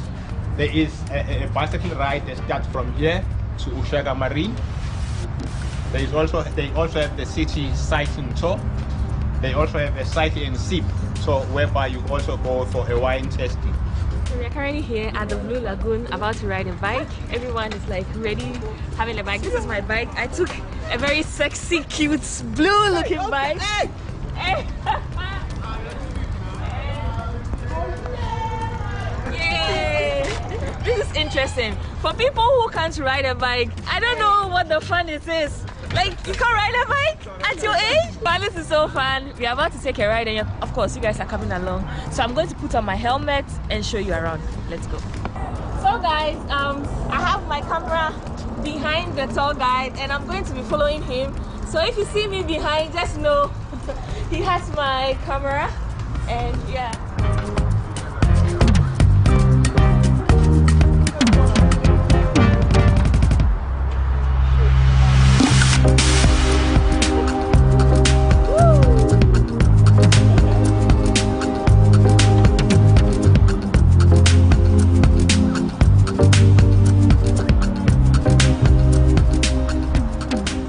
Now we are next to Kingfisher Canoe Club. This is where they normally launch when they train for Canoe Tuesday Marathon. So just across from this bridge to that bridge, that is the mangrove forest. Does anyone know the mangrove forest? Yeah, we have some in Ghana too. But the mangrove forest has like there are three different types of mangroves. You'll find the black, the red, and the white mangroves. Then there are specific animals that are commonly found from there, and also birds that are commonly found there. Animals that you could find, you'll find mostly crabs and frogs. And those animals that you find there, they could not survive anywhere. They only survive from that forest. And also those plants that you see, they only survive there. Then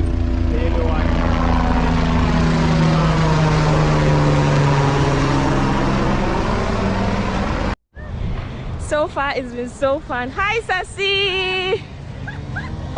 What happened? Oh my God, it's been amazing, guys. Like, it's, you know what, Durban, I wasn't expecting this, but it's just been so lovely. Like biking, the views. I'm a fan of views. It's so beautiful. Just the vibes, everything. The vibes, yeah. And the fact that the weather is so calm. We've been riding for some time now. We are not even sweating. Like, yeah. So let's go, guys.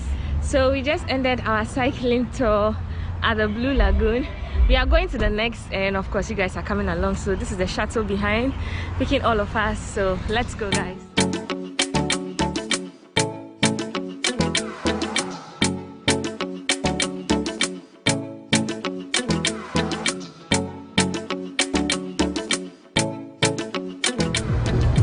So we are currently here at the city center, and this is also the first place where the train was also built. So as you can see, there are tall buildings behind me. Everyone is selling, everyone is buying, everyone is chilling. Yeah. We are at the Victoria Market currently, where you will see different things from different cultures, even African countries.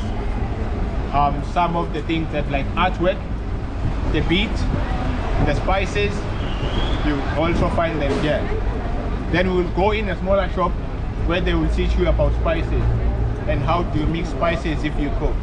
Well, most of the spices coming from India. Okay. But of course, some spices grow in Africa, Okay. like cardamom, cinnamon, certain spices, cloves. Okay. Right, you get in Tanzania. Okay. You know, certain spices. Yeah. So these spices are imported. Okay. Initially, the bulk of our clients were Indian clients. Okay. But over the years, it's evolved. There's whites, blacks. Everybody now indulges in curry, some form of curry or spice.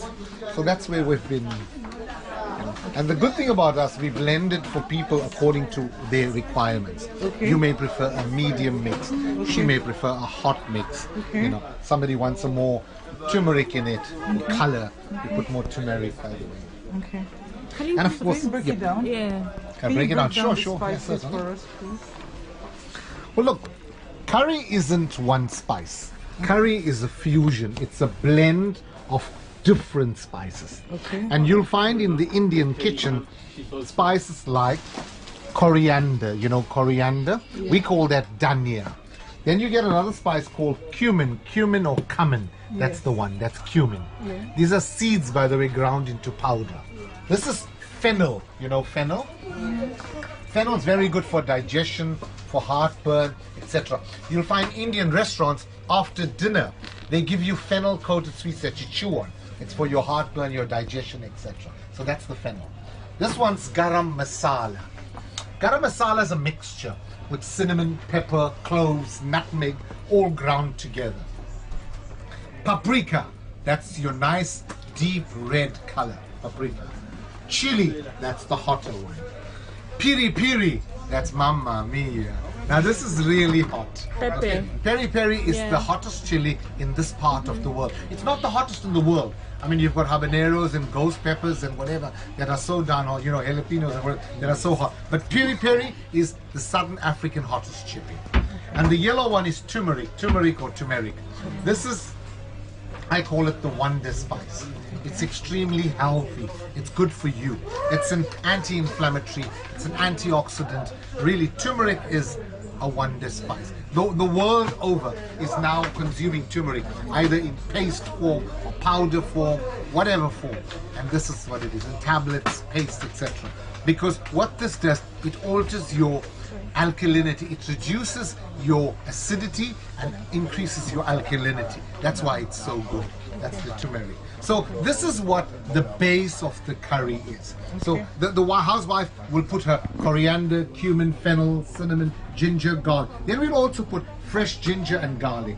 We take root ginger, we crush it up. We take garlic, we crush it up with the pestle and mortar. So that's added in as well. And this is what it looks like. These are the threads. That's your saffron. That's for paella, for risotto, for bouillabaisse, for biryani, for pilau. Like recently we had our Eid festival, right? And during the Eid festival, everybody indulges and makes royal dishes. And one of the royal dishes is like biryani or pilau or kalia or whatever. And you use the saffron. Saffron is tiny threads that are hand-picked. And the best saffron comes from Iran. That's Persian saffron. Of course, you get saffron from Spain. You get saffron from Switzerland as well, Morocco as well. But the best saffron is your Iranian or Persian saffron. So that's the expensive. But it's not used every day in every dish. It's used for special dishes, for special occasions. When you're doing a treat or something good, you know, that's your saffron. So curry, ladies, it's all these spices put together.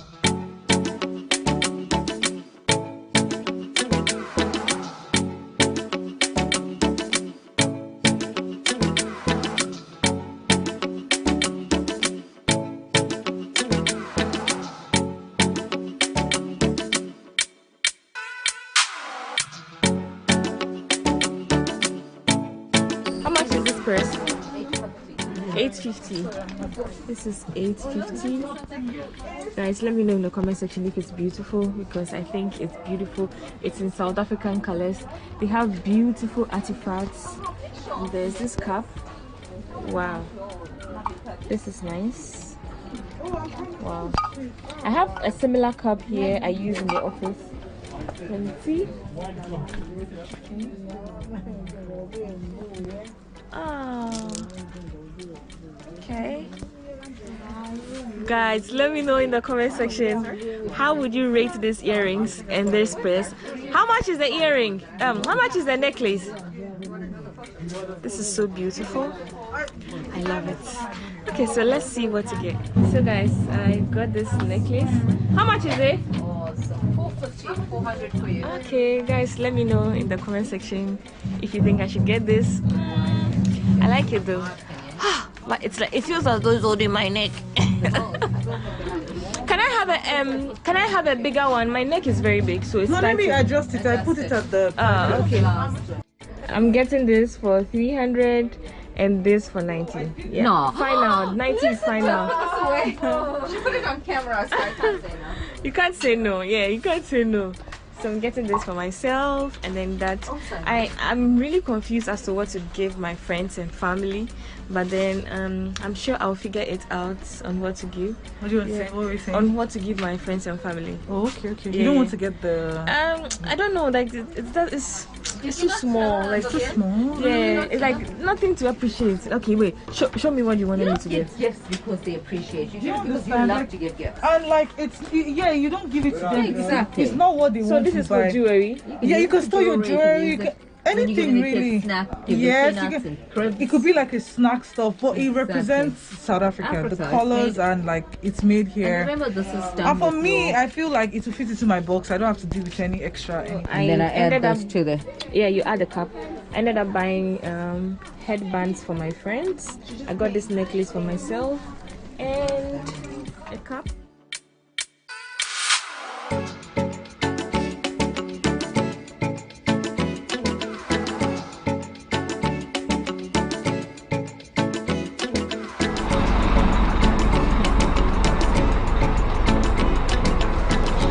So we're about to go on a city tour on this bus behind me, and I'm super excited you all are coming along with me.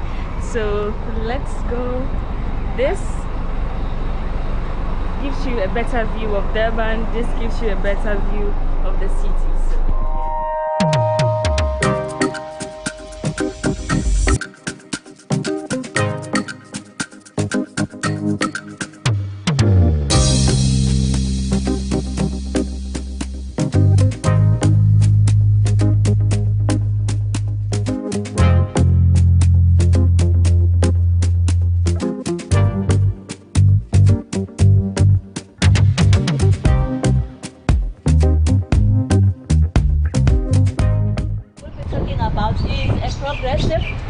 Vibrant destination, a city that has a lot to offer in terms of heritage, in terms of destinations, in terms of sites and also experiences. We have 5 tourism regions altogether. The central region is the one that we basically cover in this tour. We are going to be driving the entire central region from the beach to the city center, and also we'll then drive up towards the destination, our bus. They were introduced in 1893 by a farmer and a sugar magnate, Mr. Marshall Campbell, who imported them from Japan. Their full name is Jinri Kisha, and this means a man-powered vehicle. We had 2,000 rickshaws once.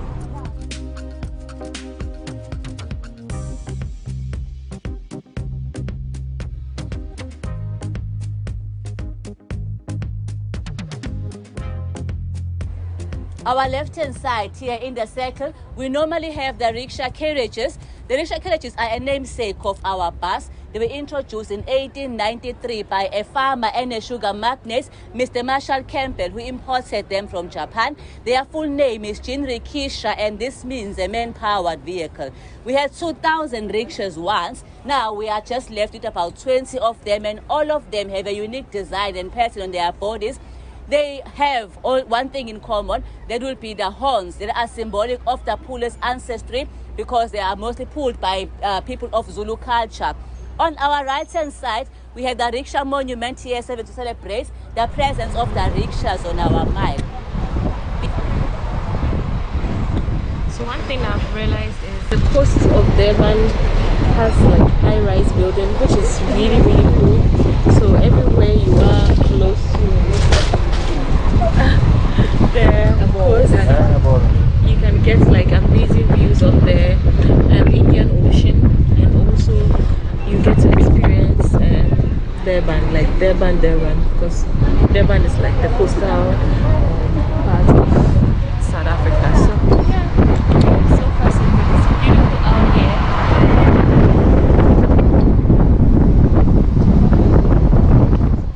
behind us. We are being chased away from our spots by the People Mover bus.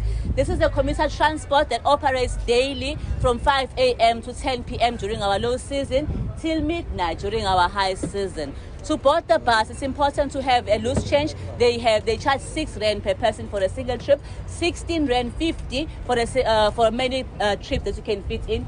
That depends on when you purchase your tickets. If you purchase it now, it will be, you can have as many trips as you can fit in from that moment on till 10 p.m., which is when the last bus runs. Along the mile, you have an opportunity to shop for craft, for curios, and for beachwear.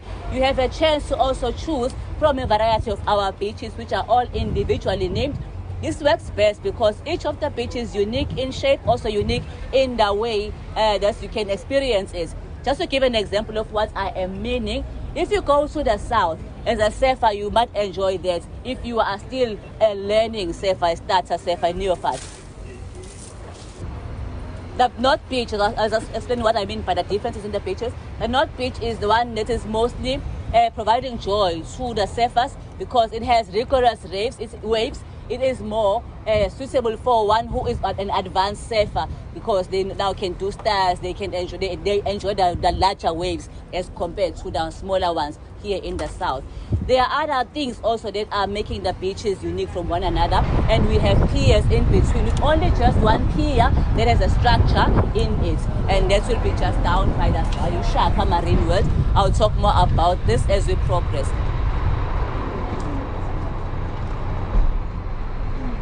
So we are currently here at their residential area, and this is very nice.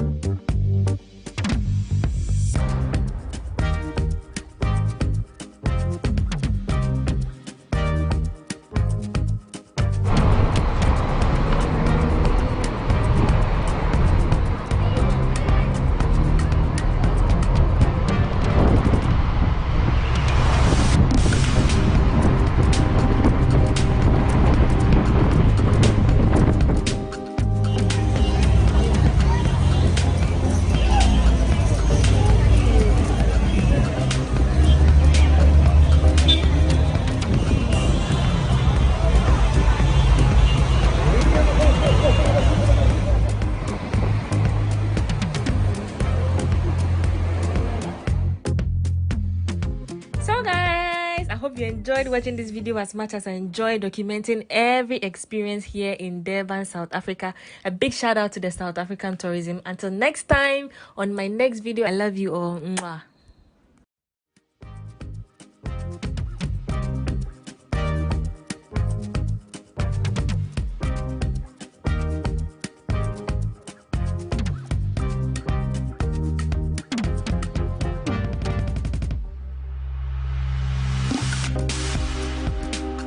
Beautiful day. Good morning, my neighbors.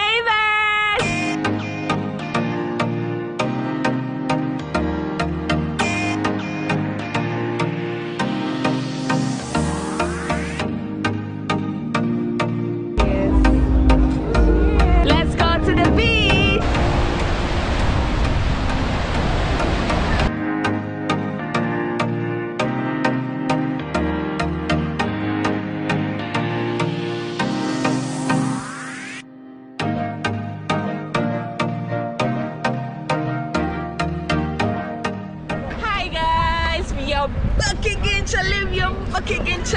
Back again, Charlie. I hope you're doing amazing. I'm currently here in Durban, South Africa, and guys, Behind me is Southern Sun Hotel, which is the biggest hotel in South Africa. I'm sure you're interested. You want to see how it looks like. You want to see my experiences here. I'm going to be here for a few days. Shout out to South African tourism. You guys are coming along. So let's see what's inside here. Let me share my experiences here, cost and everything. So let's go right into the video. The Southern Sun Hotel is an iconic hotel located on the coast of Durban. It is currently the biggest hotel in South Africa with over 749 rooms.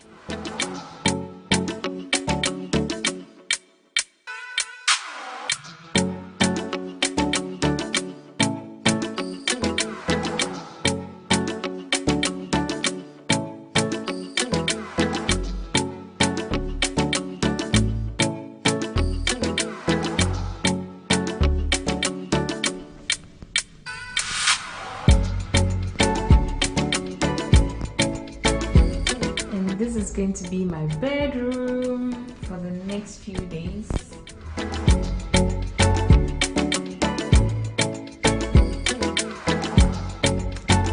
The best part is the view from my room. This is the view. So this is going to be my room for the next few days. Woo! I'm super excited. The room is beautiful. The view is amazing. I get to see the Indian Ocean every day, every morning. Wow.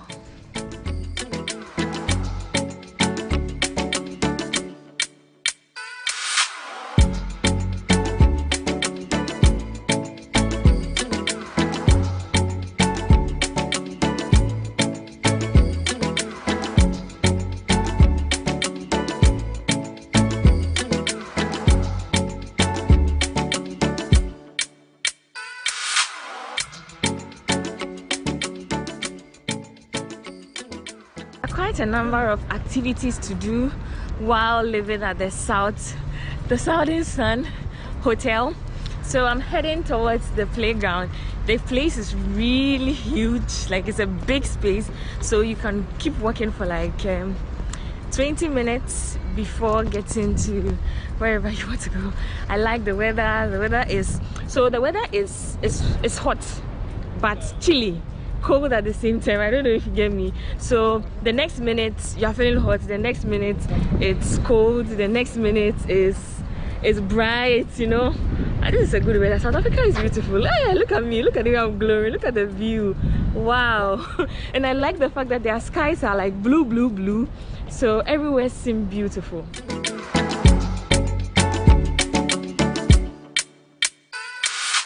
So there's also a skating park where you can come and skate for free. Let's find out if it is for free, because I see a lot of folks riding their bicycle and also skating on their boards. This is pretty nice. Look at this. Whoa.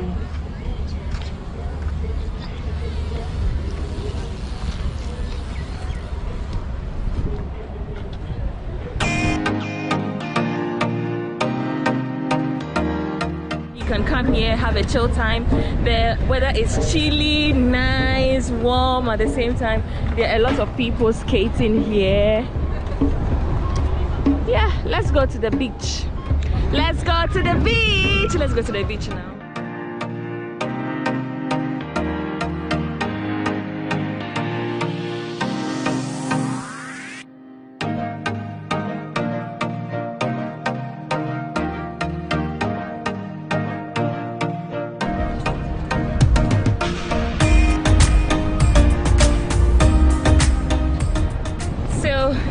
I'm walking to the end of this stretch to have a better view of the ocean, and for you also to see how it looks like. This place is nice. Everywhere, everyone is walking freely. I'm also like chilling, enjoying my time.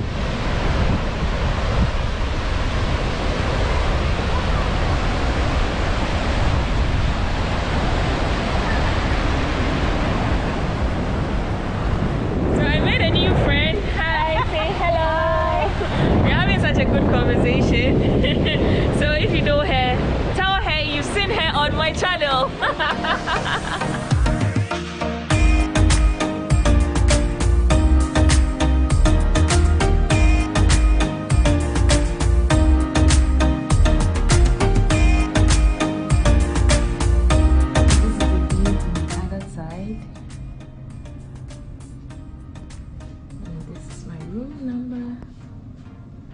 I was trying to fly a drone from my room so that I could get you this view, like the whole outside, to get this beautiful view. As soon as it got to the green grass, it crashed, and it crashed on top of the building. So I did a lot of follow-up, and guess what? The drone is finally here and it's in terrible state. I want to cry right now. This is how the drone is looking now. This is broken. This side is broken. This side is also broken. The gimbal, which is this side, is also broken. The glass on the camera is broken. You can see inside of the camera is also broken.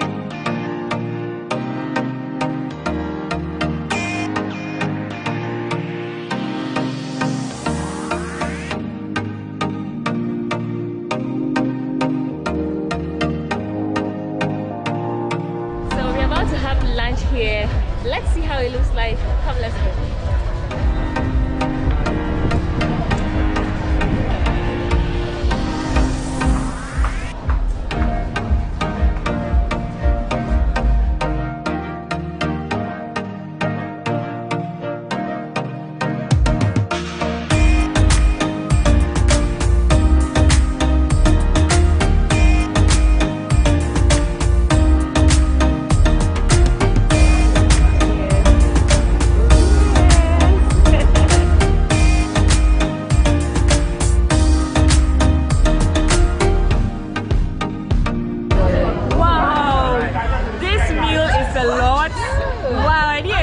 This much.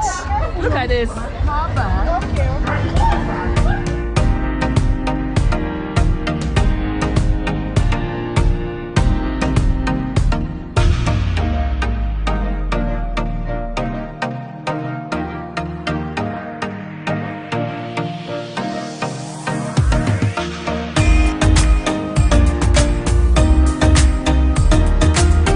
We are done with our meal.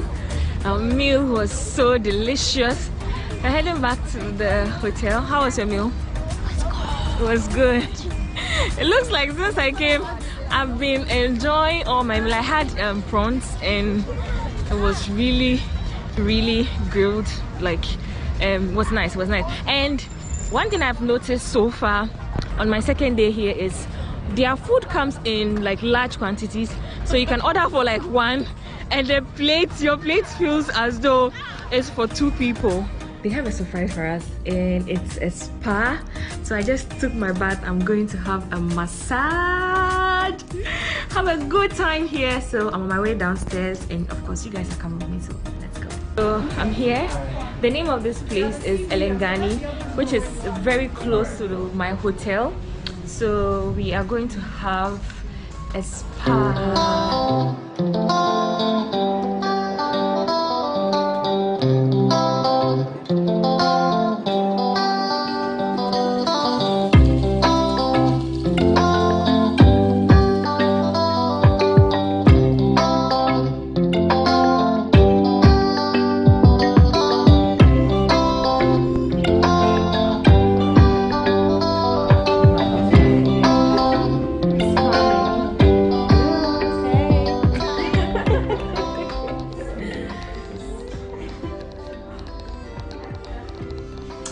Yay, and this is me. I'm ready to get a massage. What are you giving me? What type of massage are we having today? It's a full body massage with hot stones. Okay. For an hour. All right. Yes. So I'm sincerely used to deep tissue massage. So for a relaxing massage like this, I'm really hoping to enjoy it very well. Like you can tell from the look of my face.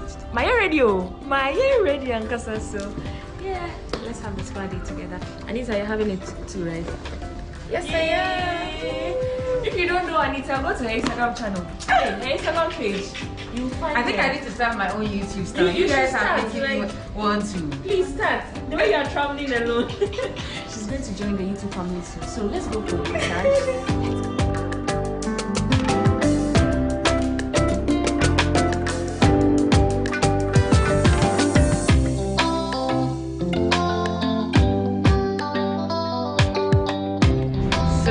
just ended the massage. It was such a good massage. I really enjoyed it. So like it's so relaxing. I think it's a good start for the entire trip. So I'm heading back to my room to rest and have dinner later on. So so far so good. It's been exciting. I'm really having a good time, and yeah, so catch you later. Good morning, South Africa. Good morning, Devon. Good morning. Look at the glow. Guys, I am really having a good time here. Good morning. I had pretty good sleep. I just washed my face, put on some lip gloss.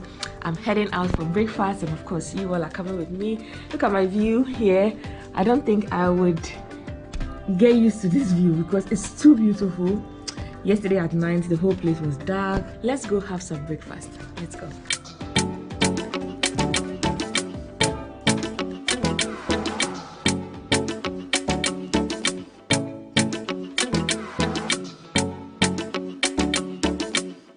So I picked everything I'm going to have. Having some bacon, eggs, beans, potatoes, mushrooms. This is going to be my dessert.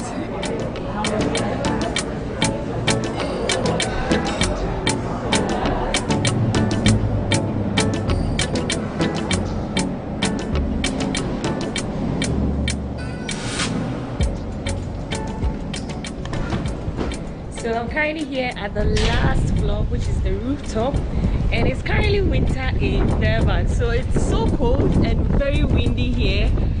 And this is the pool area. Let's see how it looks like.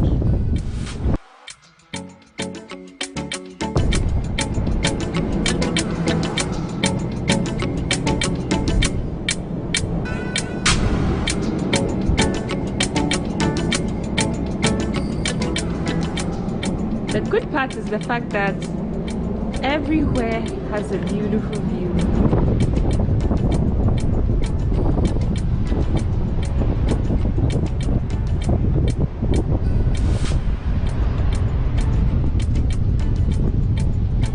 I'm pretty sure if the weather was like very warm, we'll have a lot of people coming here. But because it's cold, no one is here. But this is how it looks from here. Everywhere is quiet. So I have been on the 29th floor the entire time, and yeah, I've already seen my room. But then, if you want to take a look at it again, I could show you. And I don't think I can ever get used to this view. This is beautiful.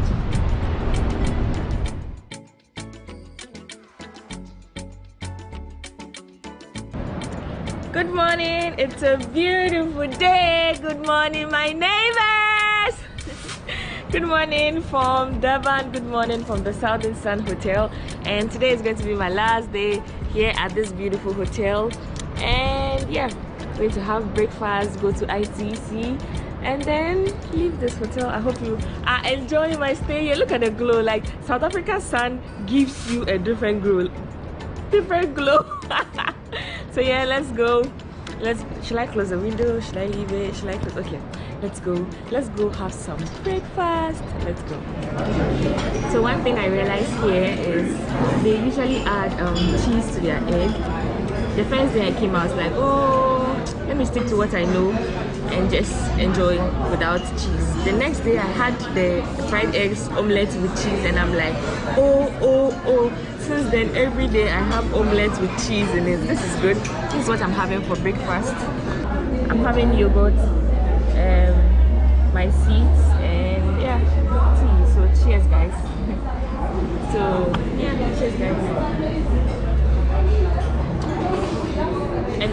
to mention that their tea is also very unique and different. I'm really going to miss this view. So guys, I want to say thank you so much for watching this video as much as I enjoyed documenting my entire experience here at the Southern Sun Hotel. A big shout out to the South African tourism for this experience. Follow them on Instagram, show them some love. Until then, don't forget to subscribe, like and share.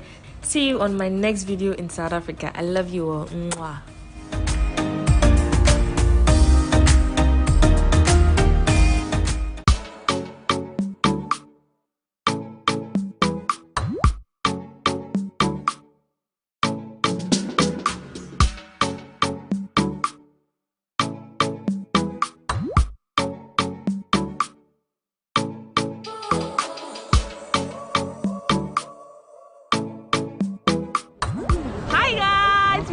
Back again, Charlie. I hope you are doing amazing. I'm currently here at the Amanzitoti Beach here in Durban, and I love this place. Guys, behind me is some beautiful horses I'm about to sit on.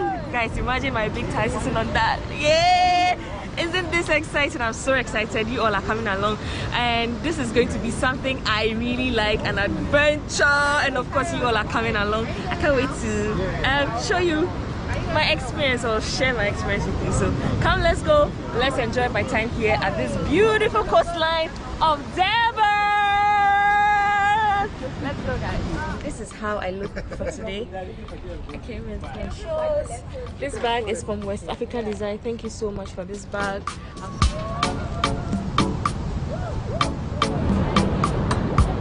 Oh, she's pretty. What's her name? This one. His name is Viking. Mikey. Viking. Vikey. Yeah. Hi, Vikey. I think I like you. Oh, yeah. Oh, and this is also pretty. What's his name or her name? This one. Yeah. Chester. Chester. Wow.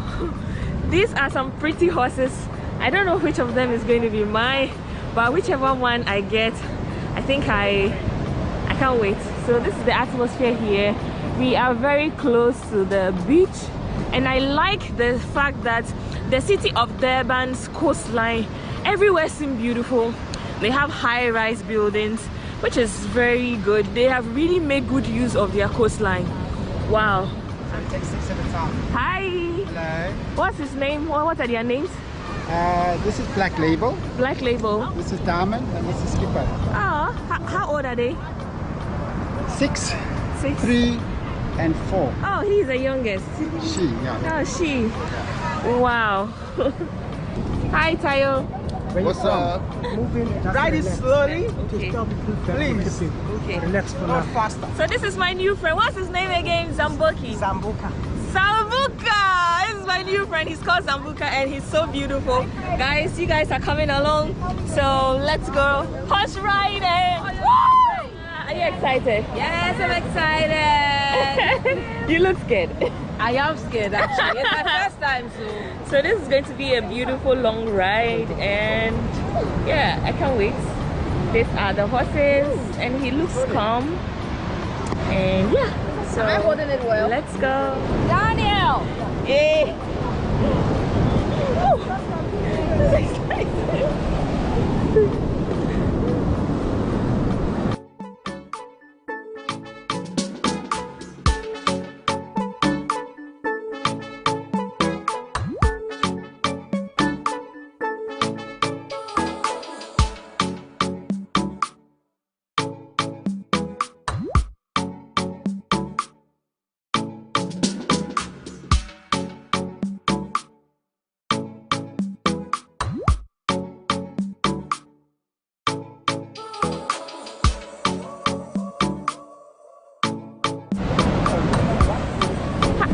Have you been doing this? I've been at Gary's for 2 years. For how many? Sorry? For how many years? For 2 years by Gary. For 2 years. Oh, okay. But Gary is the name of the company? Yes, Gary is the guy behind. Oh, okay. That's good. Wow, this is beautiful. I need a new job. And of course, my new job will be to train horses and be able to ride one.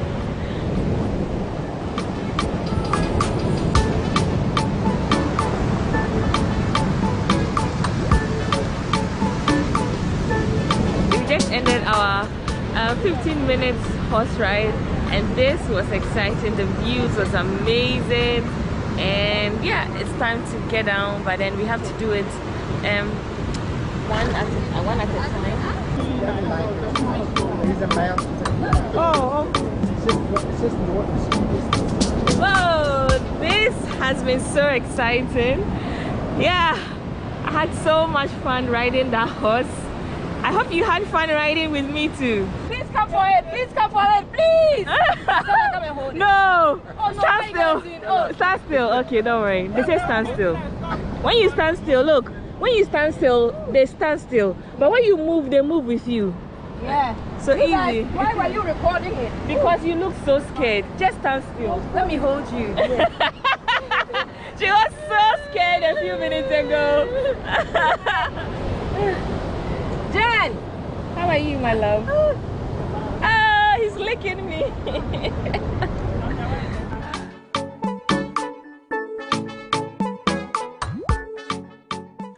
After a successful fun day, it's important to know the history about South Africa. So we are currently heading to learn the history of Mahatma Gandhi. Muslim merchant. And then Gandhi came face to face with apartheid in this country. He fought against racism, division, poverty, and the plight of the Indians. In 1903, the land was advertised, it cost around £1,000. And then Gandhi decided to purchase that land, and then he built that White House and named that house Sarvodaya, the good of all. He stayed and worked in that house for 21 years in South Africa. Although Gandhi was an Indian man, he represented Indians in South Africa, but his legacy was slowly studied by African leaders, later civil. Because of the struggle that he fought against racism, he fought against division and poverty in this country. He had a newspaper that was printed and published into 4 languages, Gujarati, Tamil, Hindi, as well as English. Although his house was set on fire, it was looted and destroyed completely by African community, by the local people. And that solid red foundation lies in devastation for 16 years. This house has been rebuilt. This house, it does talk by itself. It talks about books that inspired Mahatma Gandhi. Although Gandhi was not a Christian, but he embraced the Christian religion. If you are a Hindu, you are Muslim, you are Jewish, you are Zoroastrian, and you are Sikh, you are mostly welcome to have a prayer. And close to Phoenix Settlement, we talk about the first vote that was made by Nelson Mandela. It was on the 27th April 1994 when Nelson Mandela chose this location to cast his first vote. And thirdly, we talk about a religion that was found by a black man in South Africa, not using the teachings of the New Testament, using the old teaching of Moses. The name of that religion is so-called Nazareth Baptist Church. And the founder of the church in 1910 was Umprofeti Isaiah Shambe. Please join me. Fran's house, it was built in 1940 because this house became a prayer house. And then Phoenix Settlement is clustered with buildings. The printing press where Gandhi was printing his newspaper, Indian Opinion, Gandhi's primary.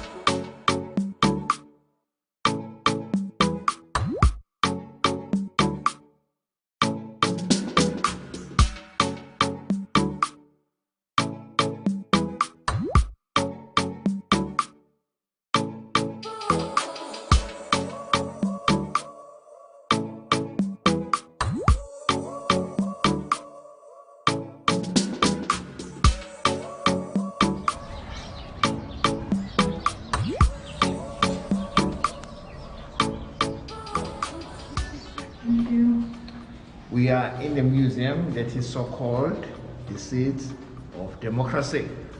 When we talk about the seeds of democracy, we talk about the first vote, we talk about the religion, education, and self-sufficiency.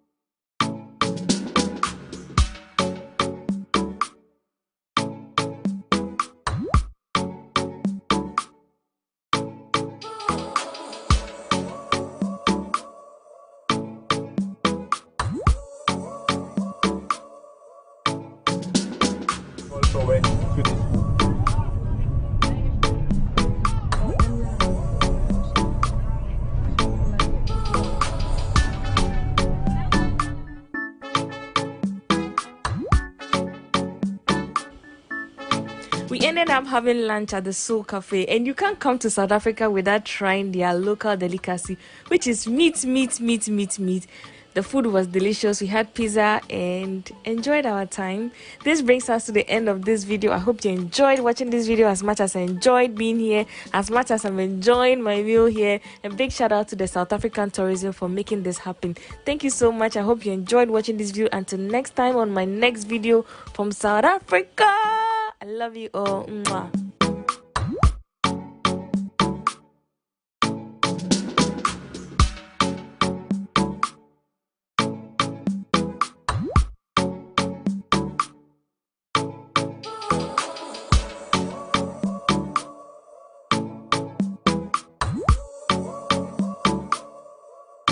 Thank you.